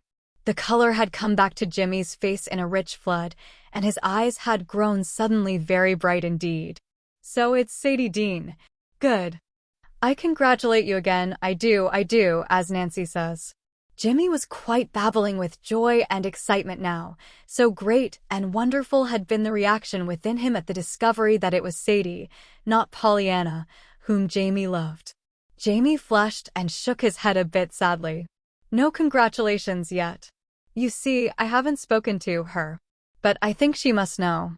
I suppose everybody knew. Pray, whom did you think it was, if not Sadie? Jimmy hesitated. Then, a little precipitately, he let it out. Why, I'd thought of Pollyanna. Jamie smiled and pursed his lips. Pollyanna's a charming girl, and I love her, but not that way, any more than she does me. Besides, I fancy somebody else would have something to say about that, eh? Jimmy colored like a happy, conscious boy. Do you? He challenged, trying to make his voice properly impersonal. Of course. John Pendleton. John Pendleton. Jimmy wheeled sharply. What about John Pendleton? Queried a new voice, and Mrs. Carew came forward with a smile. Jimmy, around whose ears for the second time within 5 minutes the world had crashed into fragments, barely collected himself enough for a low word of greeting. But Jamie, unabashed, turned with a triumphant air of assurance. Nothing, only I just said that I believed John Pendleton would have something to say about Pollyanna's loving anybody but him. Pollyanna. John Pendleton. Mrs. Carew sat down suddenly in the chair nearest her. If the two men before her had not been so deeply absorbed in their own affairs, they might have noticed that the smile had vanished from Mrs. Carew's lips, and that an odd look as of almost fear had come to her eyes. Certainly, maintained Jamie. Were you both blind last summer? Wasn't he with her a lot? Why, I thought he was with all of us, murmured Mrs. Carew, a little faintly. Not as he was with Pollyanna, insisted Jamie. Besides, have you forgotten that day when we were talking about John Pendleton's marrying, and Pollyanna blushed and stammered, and said finally that he had thought of marrying once? Well, I wondered then if there wasn't something between them. Don't you remember? Why, yes, I think I do, now that you speak of it, murmured Mrs. Carew again. But I had forgotten it. Oh, but I can explain that, cut in Jimmy, wetting his dry lips. John Pendleton did have a love affair once, but it was with Pollyanna's mother. Pollyanna's mother, exclaimed two voices in surprise. Yes, he loved her years ago, but she did not care for him at all, I understand. She had another lover, a minister, and she married him instead, Pollyanna's father. O.H., breathed Mrs. Carew, leaning forward suddenly in her chair. And is that why he's never married? Yes, avouched Jimmy. So you see there's really nothing to that idea at all, that he cares for Pollyanna. It was her mother. On the contrary, I think it makes a whole lot to that idea, declared Jamie, wagging his head wisely. I think it makes my case all the stronger. Listen, he once loved the mother. He couldn't have her. What more absolutely natural than that he should love the daughter now, and win her?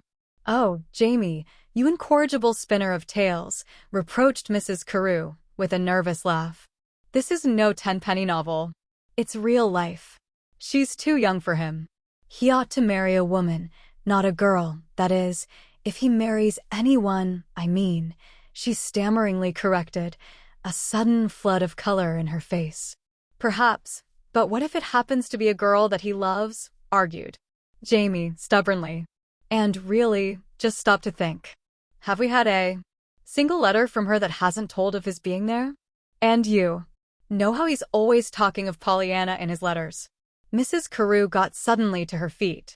Yes, I know, she murmured, with an odd little gesture, as if throwing something distasteful aside. But she did not finish her sentence, and a moment later she had left the room.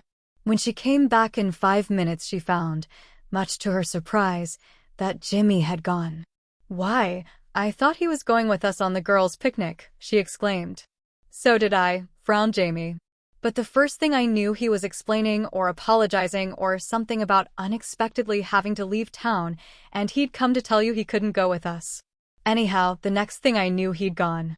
You see, Jamie's eyes were glowing again. "I don't think I knew quite what he did say. Anyway, I had something else to think of." And he jubilantly spread before her the 2 letters which all the time he had still kept in his hands. "Oh, Jamie," breathed Mrs. Carew, when she had read the letters through. "How proud I am of you." Then suddenly her eyes filled with tears at the look of ineffable joy that illumined Jamie's face. Chapter 29. Jimmy and John. It was a very determined, square-jawed young man that alighted at the Beldingsville station late that Saturday night. And it was an even more determined, square-jawed young man that, before 10 o'clock the next morning, stalked through the Sunday quiet village streets and climbed the hill to the Harrington homestead.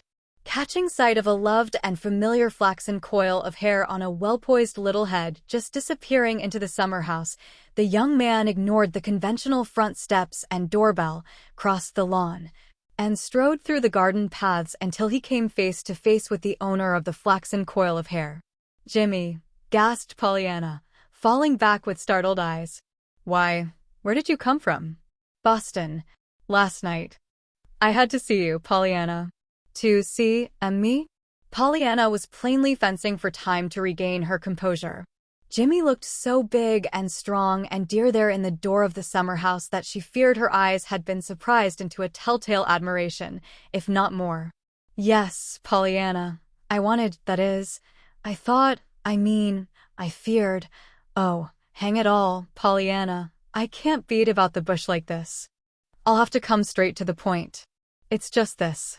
I stood aside before, but I won't now. It isn't a case any longer of fairness. He isn't crippled like Jamie. He's got feet and hands and a head like mine, and if he wins, he'll have to win in a fair fight. I've got some rights." Pollyanna stared frankly. "Jimmy Bean Pendleton, whatever in the world are you talking about?" she demanded. The young man laughed shamefacedly.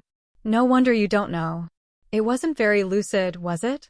But I don't think I've been really lucid myself since yesterday, when I found out from Jamie himself." "Found out from Jamie?" "Yes. It was the prize that started it.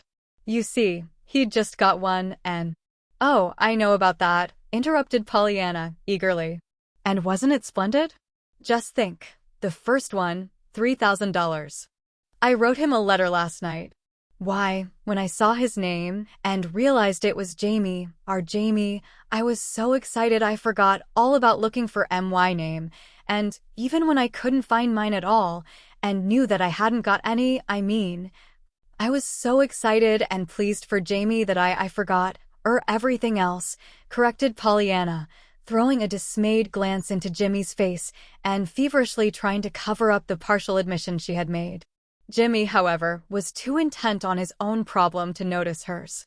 Yes, 'twas fine, of course. I'm glad he got it. But Pollyanna, it was what he said afterward that I mean. You see, until then I'd thought that he cared, that you cared, for each other, and—" "You thought that Jamie and I cared for each other," exclaimed Pollyanna, into whose face now was stealing a soft, shy color. "Why, Jimmy, it's Sadie Dean. 'Twas always Sadie Dean. He used to talk of her to me by the hour. I think she likes him too." "Good.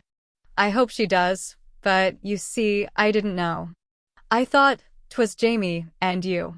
And I thought that because he was a cripple, that it wouldn't be fair if I stayed around and tried to win you myself." Pollyanna stooped suddenly and picked up a leaf at her feet. When she rose, her face was turned quite away. "A fellow can't feel square, running a race with a chap that's handicapped from the start. So I just stayed away and gave him his chance, though it most broke my heart to do it, little girl. It just did. Then yesterday morning I found out. But I found out something else too. Jamie says there is somebody else in the case. But I can't stand aside for him, Pollyanna. I can't, even in spite of all he's done for me. John Pendleton is a man, and he's got 2 whole feet for the race. He's got to take his chances. If you care for him, if you really care for him. But Pollyanna had turned wild-eyed. John Pendleton. Jimmy, what do you mean? What are you saying about John Pendleton? A great joy transfigured Jimmy's face. He held out both his hands. Then you don't. I can see it in your eyes that you don't care. Pollyanna shrank back. She was white and trembling. Jimmy, what do you mean? What do you mean? She begged piteously. I mean, you don't care for Uncle John that way. Don't you understand? Jamie thinks you do care, and that anyway he cares for you. And then I began to see it, that maybe he did. He's always talking about you, and, of course, there was your mother. Pollyanna gave a low moan and covered her face with her hands. Jimmy came close and laid a caressing arm about her shoulders, but again Pollyanna shrank from him. Pollyanna, little girl, don't. You'll break my heart, he begged. Don't you care for me, any? Is it that, and you don't want to tell me? She dropped her hands and faced him. Her eyes had the hunted look of some wild thing at bay. Jimmy, do you think he cares for me, that way? She entreated, just above a whisper. Jimmy gave his head an impatient shake. Never mind that, Pollyanna, now. I don't know, of course. How should I? But, dearest, that isn't the question. It's you. If you don't care for him, and if you'll only give me a chance, half a chance to let me make you care for me, he caught her hand and tried to draw her to him. No, Jimmy, I mustn't. I can't. With both her little palms, she pushed him from her. Pollyanna, you don't mean you do care for him? Jimmy's face whitened. No, indeed, not that way, faltered Pollyanna. But don't you see, if he cares for me, I'll have to learn to some way. Pollyanna, don't look at me like that, Jimmy. You mean you'd marry him, Pollyanna? Oh, no, I mean, why yes, I suppose so, she admitted faintly. Pollyanna, you wouldn't. You couldn't. Pollyanna, you're breaking my heart. Pollyanna gave a low sob. Her face was in her hands again. For a moment she sobbed on, chokingly. Then, with a tragic gesture, she lifted her head and looked straight into Jimmy's anguished, reproachful eyes. I know it, she chattered frenziedly. I'm breaking mine, too. But I'll have to do it. I'd break your heart, I'd break mine, but I'd never break his. Jimmy raised his head. His eyes flashed a sudden fire. His whole appearance underwent a swift and marvelous change. With a tender, triumphant cry, he swept Pollyanna into his arms and held her close. Now I know you care for me, he breathed low in her ear. You said it was breaking your heart, too. Do you think I'll give you up now to any man on earth? Dear, you little understand a love like mine if you think I'd give you up now. Pollyanna, say you love me, say it with your own dear lips. For one long minute Pollyanna lay unresisting in the fiercely tender embrace that encircled her. Then, with a sigh that was half content, half renunciation, she began to draw herself away. Yes, Jimmy, I do love you. Jimmy's arms tightened and would have drawn her back to him, but something in the girl's face forbade. I love you dearly.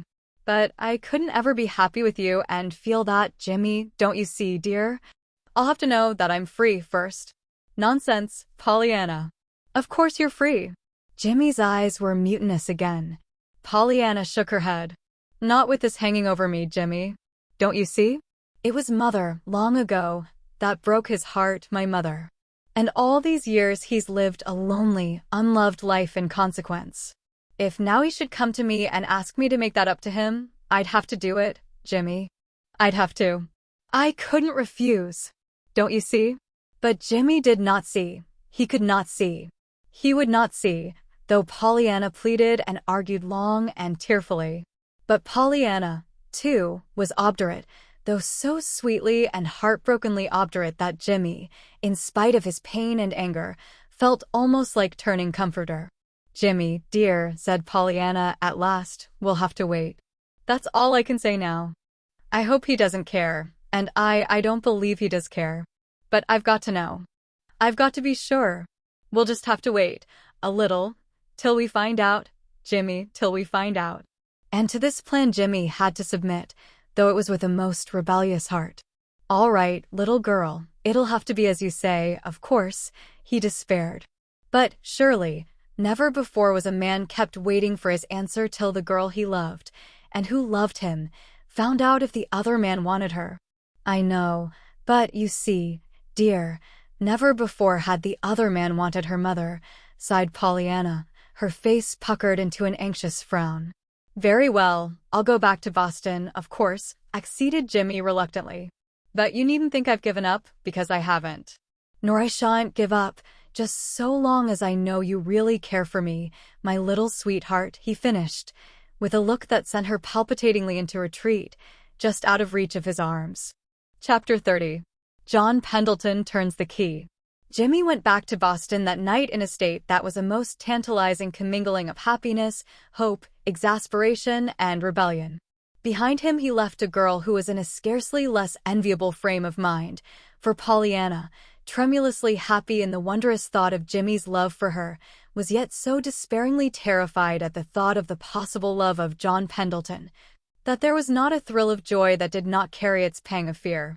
Fortunately for all concerned, however, this state of affairs was not of long duration, for, as it chanced, John Pendleton, in whose unwitting hands lay the key to the situation, in less than a week after Jimmy's hurried visit, turned that key in the lock, and opened the door of doubt.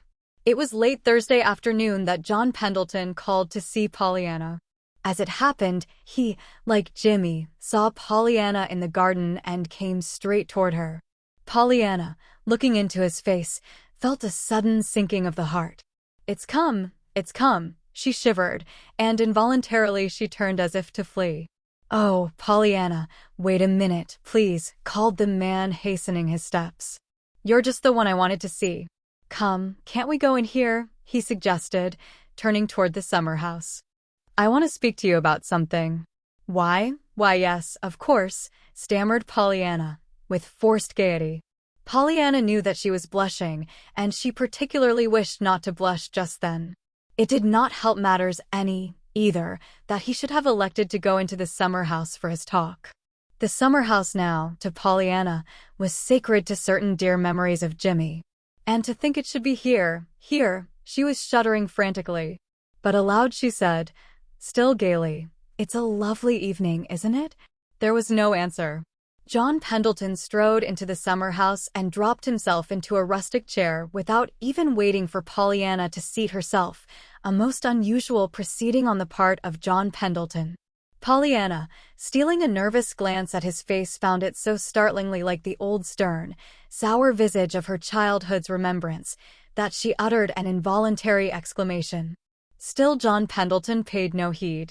Still moodily he sat wrapped in thought. At last, however, he lifted his head and gazed somberly into Pollyanna's startled eyes. Pollyanna. Yes, Mr. Pendleton.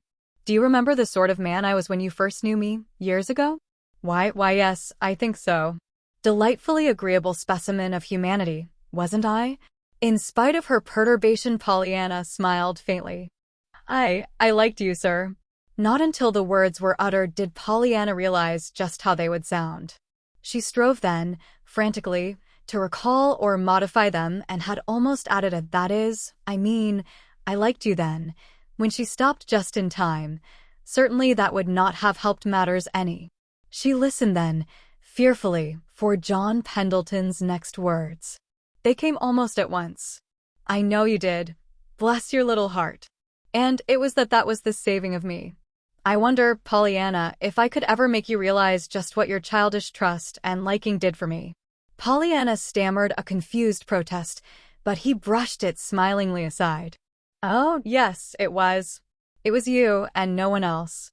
I wonder if you remember another thing, too," resumed the man, after a moment's silence, during which Pollyanna looked furtively, but longingly toward the door.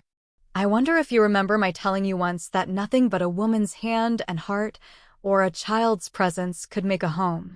Pollyanna felt the blood rush to her face. "Why, yes, And no, I mean, yes, I remember it, she stuttered, but I don't think it's always so now. I mean, that is, I'm sure your home now is lovely just as 'tis, and... But it's my home I'm talking about, child, interrupted the man impatiently. Pollyanna, you know the kind of home I once hoped to have, and how those hopes were dashed to the ground. Don't think, dear, I'm blaming your mother. I'm not. She but obeyed her heart, which was right, and she made the wiser choice, anyway, as was proved by the dreary waste I've made of life because of that disappointment. After all, Pollyanna, isn't it strange, added John Pendleton, his voice growing tender, that it should be the little hand of her own daughter that led me into the path of happiness at last. Pollyanna moistened her lips convulsively. Oh, but Mr. Pendleton, I. Once again the man brushed aside her protests with a smiling gesture.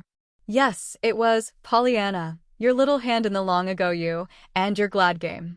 Oh. Pollyanna relaxed visibly in her seat. The terror in her eyes began slowly to recede. And so all these years I've been gradually growing into a different man, Pollyanna. But there's one thing I haven't changed in, my dear. He paused, looked away, then turned gravely tender eyes back to her face. I still think it takes a woman's hand and heart or a child's presence to make a home. Yes, but you've got the child's presence, plunged in Pollyanna, the terror coming back to her eyes. There's Jimmy, you know. The man gave an amused laugh. I know, but I don't think even you would say that Jimmy is exactly a child's presence any longer, he remarked. And no, of course not. Besides, Pollyanna, I've made up my mind. I've got to have the woman's hand and heart. His voice dropped and trembled a little. Oh, have you? Pollyanna's fingers met and clutched each other in a spasmodic clasp. John Pendleton, however, seemed neither to hear nor see. He had leaped to his feet and was nervously pacing up and down the little house. Pollyanna, he stopped and faced her. If you were I, and were going to ask the woman you love to come and make your old gray pile of stone a home, how would you go to work to do it? Pollyanna half started from her chair. Her eyes sought the door, this time openly, longingly. Oh, but Mr. Pendleton, I wouldn't do it at all, she stammered, a little wildly. I'm sure you'd be much happier as you are. The man stared in puzzled surprise, then laughed grimly. Upon my word, Pollyanna, is it quite so bad as that? He asked. Be bad? Pollyanna had the appearance of being poised for flight. Yes. Is that just your way of trying to soften the blow of saying that you don't think she'd have me anyway? Oh, and no, indeed. She'd say yes. She'd have to say yes, you know, explained Pollyanna, with terrified earnestness. But I've been thinking, I was thinking that if the girl didn't love you, you really would be happier without her, and at the look that came into John Pendleton's face, Pollyanna stopped short. I shouldn't want her if she didn't love me, Pollyanna. No, I thought not too. Pollyanna began to look a little less distracted. Besides, she doesn't happen to be a girl, went on John Pendleton. She's a mature woman who, presumably, would know her own mind. The man's voice was grave and slightly reproachful. Oh, exclaimed Pollyanna, the dawning happiness in her eyes leaping forth in a flash of ineffable joy and relief. Then you love somebody. By an almost superhuman effort, Pollyanna choked off the else before it left her delighted lips. Love somebody. Haven't I just been telling you I did? Laughed John Pendleton, half vexedly. What I want to know is, can she be made to love me? That's where I was sort of counting on your help. Pollyanna. You see, she's a dear friend of yours. Is she? Gurgled Pollyanna. Then she'll just have to love you. We'll make her. Maybe she does, anyway, already. Who is she? There was a long pause before the answer came. I believe, after all, Pollyanna, I won't. Yes, I will, too. It's, can't you guess, Mrs. Carew? Oh, breathed Pollyanna, with a face of unclouded joy. How perfectly lovely. I'm so glad. A long hour later, Pollyanna sent Jimmy a letter. It was confused and incoherent, a series of half-completed, illogical, but shyly joyous sentences, out of which Jimmy gathered much, a little from what was written, more from what was left unwritten. After all, did he really need more than this? Oh, Jimmy, he doesn't love me a bit. It's someone else. I mustn't tell you who it is, but her name isn't Pollyanna. Jimmy had just time to catch the 7 o'clock train for Beldingsville, and he caught it. Chapter 31. After long years. Pollyanna was so happy that night after she had sent her letter to Jimmy that she could not quite keep it to herself. Always before going to bed, she stepped into her aunt's room to see if anything were needed. Tonight, after the usual questions, she had turned to put out the light when a sudden impulse sent her back to her aunt's bedside. A little breathlessly, she dropped on her knees. Aunt Polly, I'm so happy I just had to tell someone. I want to tell you. May I? Tell me? Tell me what, child? Of course you may tell me. You mean, it's good news for me? Why, yes, dear, I hope so, blushed Pollyanna. I hope it will make you glad a little for me, you know. Of course Jimmy will tell you himself all properly someday. But I wanted to tell you first. Jimmy, Mrs. Chilton's face changed perceptibly. Yes, when he asks you for me, stammered Pollyanna, with a radiant flood of color. Oh, I'm so happy I had to tell you. Asks me for you. Pollyanna. Mrs. Chilton pulled herself up in bed. You don't mean to say there's anything serious between you and Jimmy Bean? Pollyanna fell back in dismay. Why, Auntie, I thought you liked Jimmy. So I do in his place. But that place isn't the husband of my niece. Aunt Polly. Come, child, don't look so shocked. This is all sheer nonsense, and I'm glad I've been able to stop it before it's gone any further. But, Aunt Polly, it has gone further, quavered Pollyanna. Why, I already have learned to low-key care for him dearly. Then you'll have to unlearn it, Pollyanna, for never will I give my consent to your marrying Jimmy Bean. But, why, Auntie? First and foremost, because we know nothing about him. Why, Aunt Polly, we've always known him, ever since I was a little girl. Yes, and what was he? A rough little runaway urchin from an orphan's home. We know nothing whatever about his people and his pedigree. But I'm not marrying his people and his pedigree. With an impatient groan, Aunt Polly fell back on her pillow. Pollyanna, you're making me positively ill. My heart is going like a trip hammer. I shan't sleep a wink tonight. Can't you let this thing rest till morning? Pollyanna was on her feet instantly, her face all contrition. Why, yes, indeed, of course, Aunt Polly. And tomorrow you'll feel different, I'm sure. I'm sure you will, reiterated the girl, her voice quivering with hope again, as she turned to extinguish the light. But Aunt Polly did not feel different in the morning. If anything, her opposition to the marriage was even more determined. In vain Pollyanna pleaded and argued. In vain she showed how deeply her happiness was concerned. Aunt Polly was obdurate. She would have none of the idea. She sternly admonished Pollyanna as to the possible evils of heredity and warned her of the dangers of marrying into she knew not what sort of family. She even appealed at last to her sense of duty and gratitude toward herself and reminded Pollyanna of the long years of loving care that had been hers in the home of her aunt. And she begged her piteously not to break her heart by this marriage as had her mother years before by her marriage. When Jimmy himself, radiant-faced and glowing-eyed, came at 10 o'clock, he was met by a frightened, sob-shaken little Pollyanna that tried ineffectually to hold him back with two trembling hands. With whitening cheeks, but with defiantly tender arms that held her close, he demanded an explanation. Pollyanna, dearest, what in the world is the meaning of this? Oh, Jimmy, why did you come? Why did you come? I was going to write and tell you straight away, moaned Pollyanna. But you did write me, dear. I got it yesterday afternoon, just in time to catch my train. No, again, I mean. I didn't know then that I couldn't. Pollyanna, his eyes flamed into stern wrath. You don't mean to tell me there's anybody else's love you think you've got to keep me waiting for? He demanded, holding her at arm's length. No, Jimmy, don't look at me like that. I can't bear it. Then what is it? What is it you can't do? I can't marry you. Pollyanna, do you love me? Yes. Oh, why yes. Then you shall marry me, triumphed Jimmy, his arms enfolding her again. No, no, Jimmy, you don't understand. It's Aunt Polly struggled. Pollyanna. Aunt Polly. Yes. She won't let me. Oh. Jimmy tossed his head with a light laugh. We'll fix Aunt Polly. She thinks she's going to lose you, but we'll just remind her that she's going to gain a new nephew, he finished in mock importance. But Pollyanna did not smile. She turned her head hopelessly from side to side. No, no, Jimmy, you don't understand.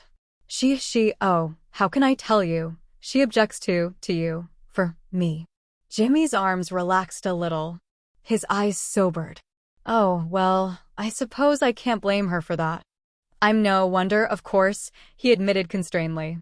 Still, he turned loving eyes upon her. I'd try to make you happy, dear.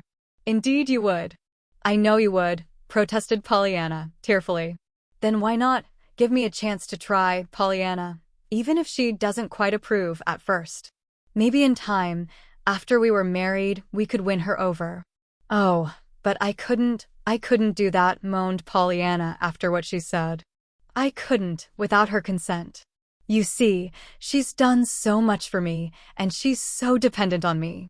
She isn't well a bit, now, Jimmy. And really, lately she's been so loving, and she's been trying so hard to play the game, you know, in spite of all her troubles. And she cried, Jimmy, and begged me not to break her heart as Mother did long ago. And Jimmy, I just couldn't, after all she's done for me. There was a moment's pause. Then, with a vivid red mounting to her forehead, Pollyanna spoke again, brokenly. Jimmy, if you could only tell Aunt Polly something about your father and your people, and... Jimmy's arms dropped suddenly. He stepped back a little. The color drained from his face. Is that it? He asked. Yes. Pollyanna came nearer and touched his arm timidly. Don't think it isn't for me, Jimmy. I don't care.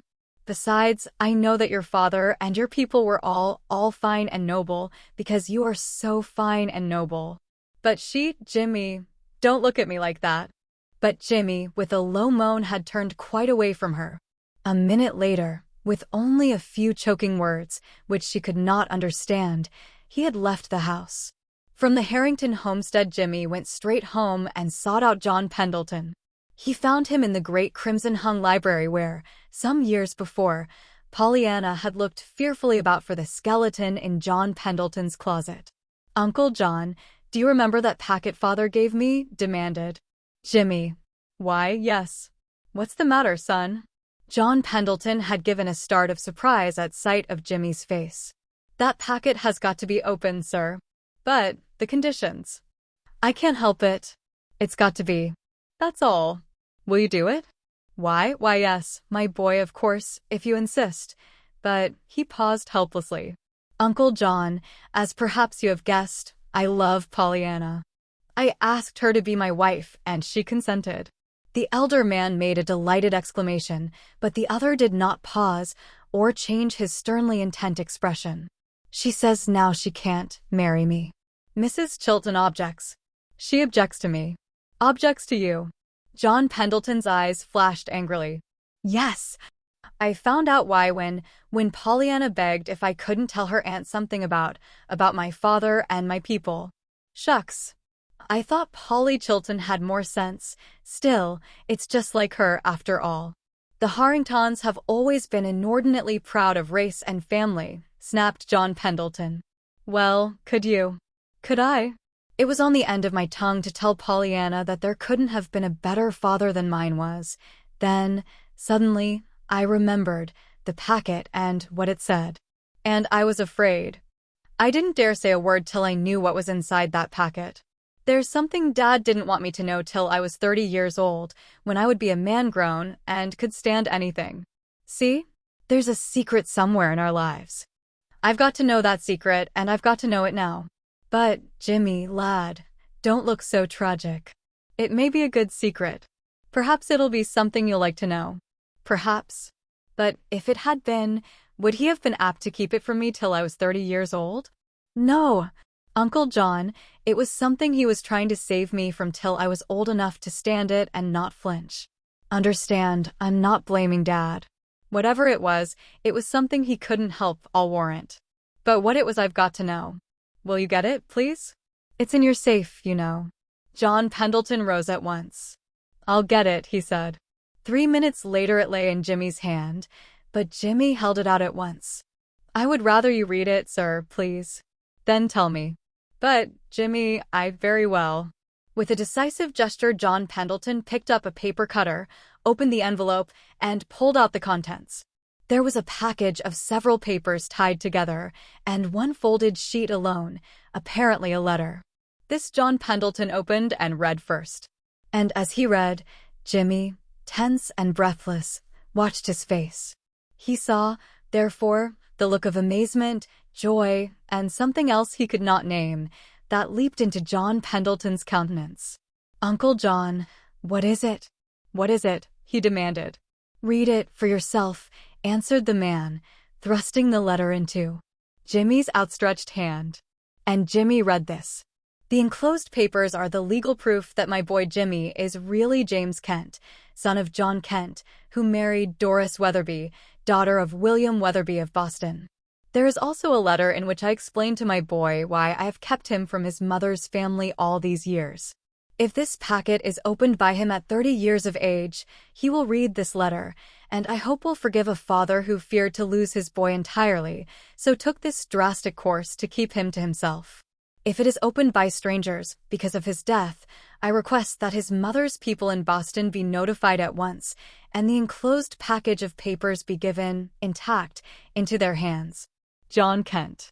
Jimmy was pale and shaken when he looked up to meet John Pendleton's eyes.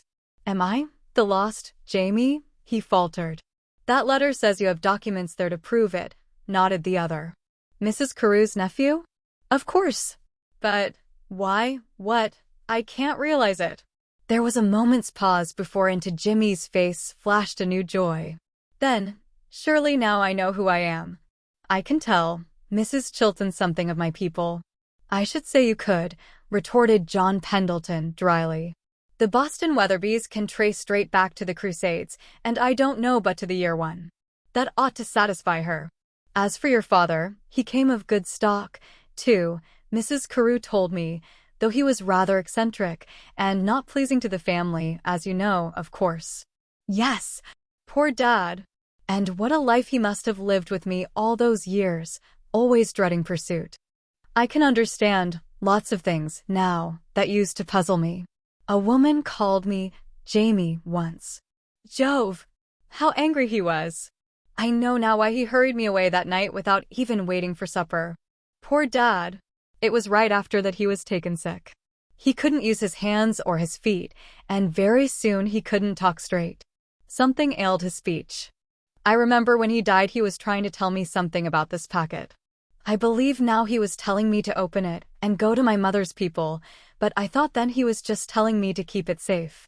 So that's what I promised him. But it didn't comfort him any. It only seemed to worry him more. You see, I didn't understand. Poor Dad. Suppose we take a look at these papers, suggested John Pendleton. Besides, there's a letter from your father to you, I understand. Don't you want to read it? Yes, of course. And then, the young fellow laughed shamefacedly and glanced at the clock. I was wondering just how soon I could go back to Pollyanna. A thoughtful frown came to John Pendleton's face. He glanced at Jimmy, hesitated, then spoke. I know you want to see Pollyanna, lad, and I don't blame you, but it strikes me that, under the circumstances, you should go first to Mrs. Carew and take these. He tapped the papers before him. Jimmy drew his brows together and pondered. All right, sir, I will, he agreed resignedly. And if you don't mind, I'd like to go with you, further suggested John Pendleton, a little diffidently. I have a little matter of my own that I'd like to see your aunt about. Suppose we go down today on the 3 o'clock. Good. We will, sir. Gory. And so I'm Jamie. I can't grasp it yet, exclaimed the young man, springing to his feet and restlessly moving about the room. I wonder, Now, he stopped and colored boyishly. Do you think Aunt Ruth will mind very much? John Pendleton shook his head. A hint of the old somberness came into his eyes. Hardly, my boy. But I'm thinking of myself. How about it? When you're her boy, where am I coming in? You. Do you think anything could put you one side? Scoffed Jimmy fervently. You needn't worry about that. And SHE won't mind. She is Jamie, you know, and he stopped short, a dawning dismay in his eyes. By George. Uncle John, I forgot, Jamie. This is going to be tough on Jamie. Yes, I'd thought of that. Still, he's legally adopted, isn't he? Oh, yes, it isn't that. It's the fact that he isn't the real Jamie himself, and he with his two poor useless legs. Why, Uncle John, it'll just about kill him. I've heard him talk. I know. Besides, Pollyanna and Mrs. Carew both have told me how he feels, how sure he is, and how happy he is. Great Scott. I can't take away from him this, but what can I do? I don't know, my boy. I don't see as there's anything you can do but what you are doing. There was a long silence. Jimmy had resumed his nervous pacing up and down the room. Suddenly he wheeled, his face alight. There I ass away, and I'll do it. I know Mrs. Carew will agree. We won't tell. We won't tell anybody but Mrs. Carew herself and Pollyanna and her aunt. I'll have to tell them, he added defensively. You certainly will, my boy. As for the rest, John Pendleton paused doubtfully. It's nobody's business. But remember, you're making quite a sacrifice in several ways. I want you to weigh it well. Weigh it? I have weighed it, and there's nothing in it, with Jamie on the other side of the scales, sir. I just couldn't do it. That's all. I don't blame you, and I think you're right, declared John Pendleton heartily. Furthermore, I believe Mrs. Carew will agree with you, particularly as she'll know now that the real Jamie is found at last. You know she's always said she'd seen me somewhere, chuckled Jimmy. Now how soon does that train go? I'm ready. Well, I'm not, laughed John Pendleton. Luckily for me it doesn't go for some hours yet. Anyhow, he finished, as he got to his feet and left the room. Chapter 32. A New Aladdin. Whatever were John Pendleton's preparations for departure, and they were both varied and hurried, they were done in the open, with two exceptions. The exceptions were two letters, one addressed to Pollyanna and one to Mrs. Polly Chilton. These letters, together with careful and minute instructions, were given into the hands of Susan, his housekeeper, to be delivered after they should be gone. But of all this Jimmy knew nothing. The travelers were nearing Boston when John Pendleton said to Jimmy, My boy, I've got one favor to ask, or rather two. The first is that we say nothing to Mrs. Carew until tomorrow afternoon. The other is that you allow me to go first and be your ambassador, yourself not appearing on the scene until perhaps, say, 4 o'clock. Are you willing? Indeed I am, replied Jimmy, promptly, not only willing, but delighted. I'd been wondering how I was going to break the ice, and I'm glad to have somebody else do it. Good.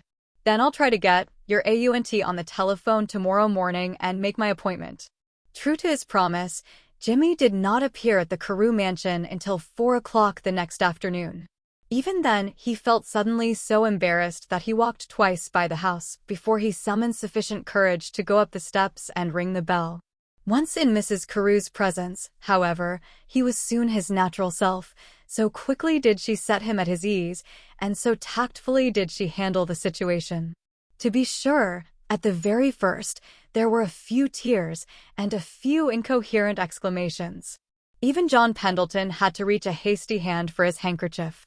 But before very long a semblance of normal tranquility was restored, and only the tender glow in Mrs. Carew's eyes, and the ecstatic happiness in Jimmy's and John Pendleton's was left to mark the occasion as something out of the ordinary.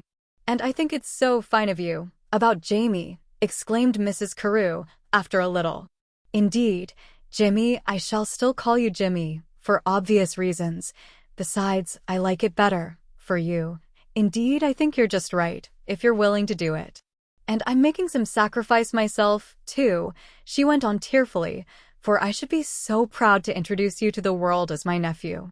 And indeed, Aunt Ruth, at a half-stifled exclamation from John Pendleton, Jimmy stopped short. He saw then that Jamie and Sadie Dean stood just inside the door. Jamie's face was very white. "Aunt Ruth," he exclaimed, looking from one to the other with startled eyes. "Aunt Ruth, you don't mean—" All the blood receded from Mrs. Carew's face and from Jimmy's, too. John Pendleton, however, advanced jauntily. "Yes, Jamie, why not? I was going to tell you soon, anyway, so I'll tell you now." Jimmy gasped and stepped hastily forward, but John Pendleton silenced him with a look. "Just a little while ago Mrs. Carew made me the happiest of men by saying yes to a certain question I asked. Now, as Jimmy calls me Uncle John, why shouldn't he begin right away to call Mrs. Carew Aunt Ruth?" "Oh! O.H.!" exclaimed Jamie, in plain delight, while Jimmy, under John Pendleton's steady gaze, just managed to save the situation by not blurting out his surprise and pleasure. Naturally, too, just then, blushing Mrs. Carew became the center of everyone's interest, and the danger point was passed. Only Jimmy heard John Pendleton say low in his ear, a bit later, "So you see, you young rascal, I'm not going to lose you, after all. We shall both have you now." Exclamations and congratulations were still at their height when Jamie, a new light in his eyes, turned without warning to Sadie Dean. "Sadie, I'm going to tell them now," he declared triumphantly. Then, with the bright color in Sadie's face telling the tender story, even before Jamie's eager lips could frame the words, more congratulations and exclamations were in order, and everybody was laughing and shaking hands with everybody else. Jimmy, however, very soon began to eye them all aggrievedly, longingly. "This is all very well for you," he complained then. "You each have each other. But where do I come in? I can just tell you, though, that if only a certain young lady I know were here, I should have something to tell you, perhaps." "Just a minute, Jimmy," interposed John Pendleton. "Let's play I was Aladdin, and let me rub the lamp. Mrs. Carew, have I your permission to ring for Mary?" Why, yes, certainly," murmured that lady, in a puzzled surprise that found its duplicate on the faces of the others. A few moments later Mary stood in the doorway. "Did I hear Miss Pollyanna come in a short time ago?" asked John Pendleton. "Yes, sir. She is here. Won't you ask her to come down, please?" "Pollyanna here!" exclaimed an amazed chorus, as Mary disappeared. Jimmy turned very white, then very red. "Yes! I sent a note to her yesterday by my housekeeper. I took the liberty of asking her down for a few days to see you, Mrs. Carew. I thought the little girl needed a rest and a holiday, and my housekeeper has instructions to remain and care for Mrs. Chilton. I also wrote a note to Mrs. Chilton herself," he added, turning suddenly to Jimmy, with unmistakable meaning in his eyes. "And I thought after she read what I said, that she'd let Pollyanna come. It seems she did, for here she is." And there she was in the doorway, blushing, starry-eyed, yet withal just a bit shy and questioning. "Pollyanna, dearest." It was Jimmy who sprang forward to meet her, and who, without 1 minute's hesitation, took her in his arms and kissed her. "Oh, Jimmy, before all these people," breathed Pollyanna in embarrassed protest. "Pooh. I should have kissed you then, Pollyanna, if you'd been straight in the middle of Washington Street itself," vowed Jimmy. "For that matter, look at all these people and see for yourself if you need to worry about them." And Pollyanna looked, and she saw, over by one window, backs carefully turned, Jamie and Sadie Dean. Over by another window, backs also carefully turned, Mrs. Carew and John Pendleton. Pollyanna smiled, so adorably that Jimmy kissed her again. "Oh, Jimmy, isn't it all beautiful and wonderful?" she murmured softly. "And Aunt Polly, she knows everything now, and it's all right. I think it would have been all right anyway. She was beginning to feel so bad for me. Now she's so glad. And I am too. Why, Jimmy, I'm glad for everything now." Jimmy caught his breath with a joy that hurt. "God grant, little girl, that always it may be so, with you," he choked unsteadily, his arms holding her close. "I'm sure it will," sighed Pollyanna, with shining eyes of confidence. Thank you for listening to Pollyanna Grows Up by Eleanor H. Porter. If this timeless story has captured your interest, be sure to subscribe to my channel for more classic literature and audiobooks. I'd love to hear your thoughts. Feel free to share your impressions in the comments below.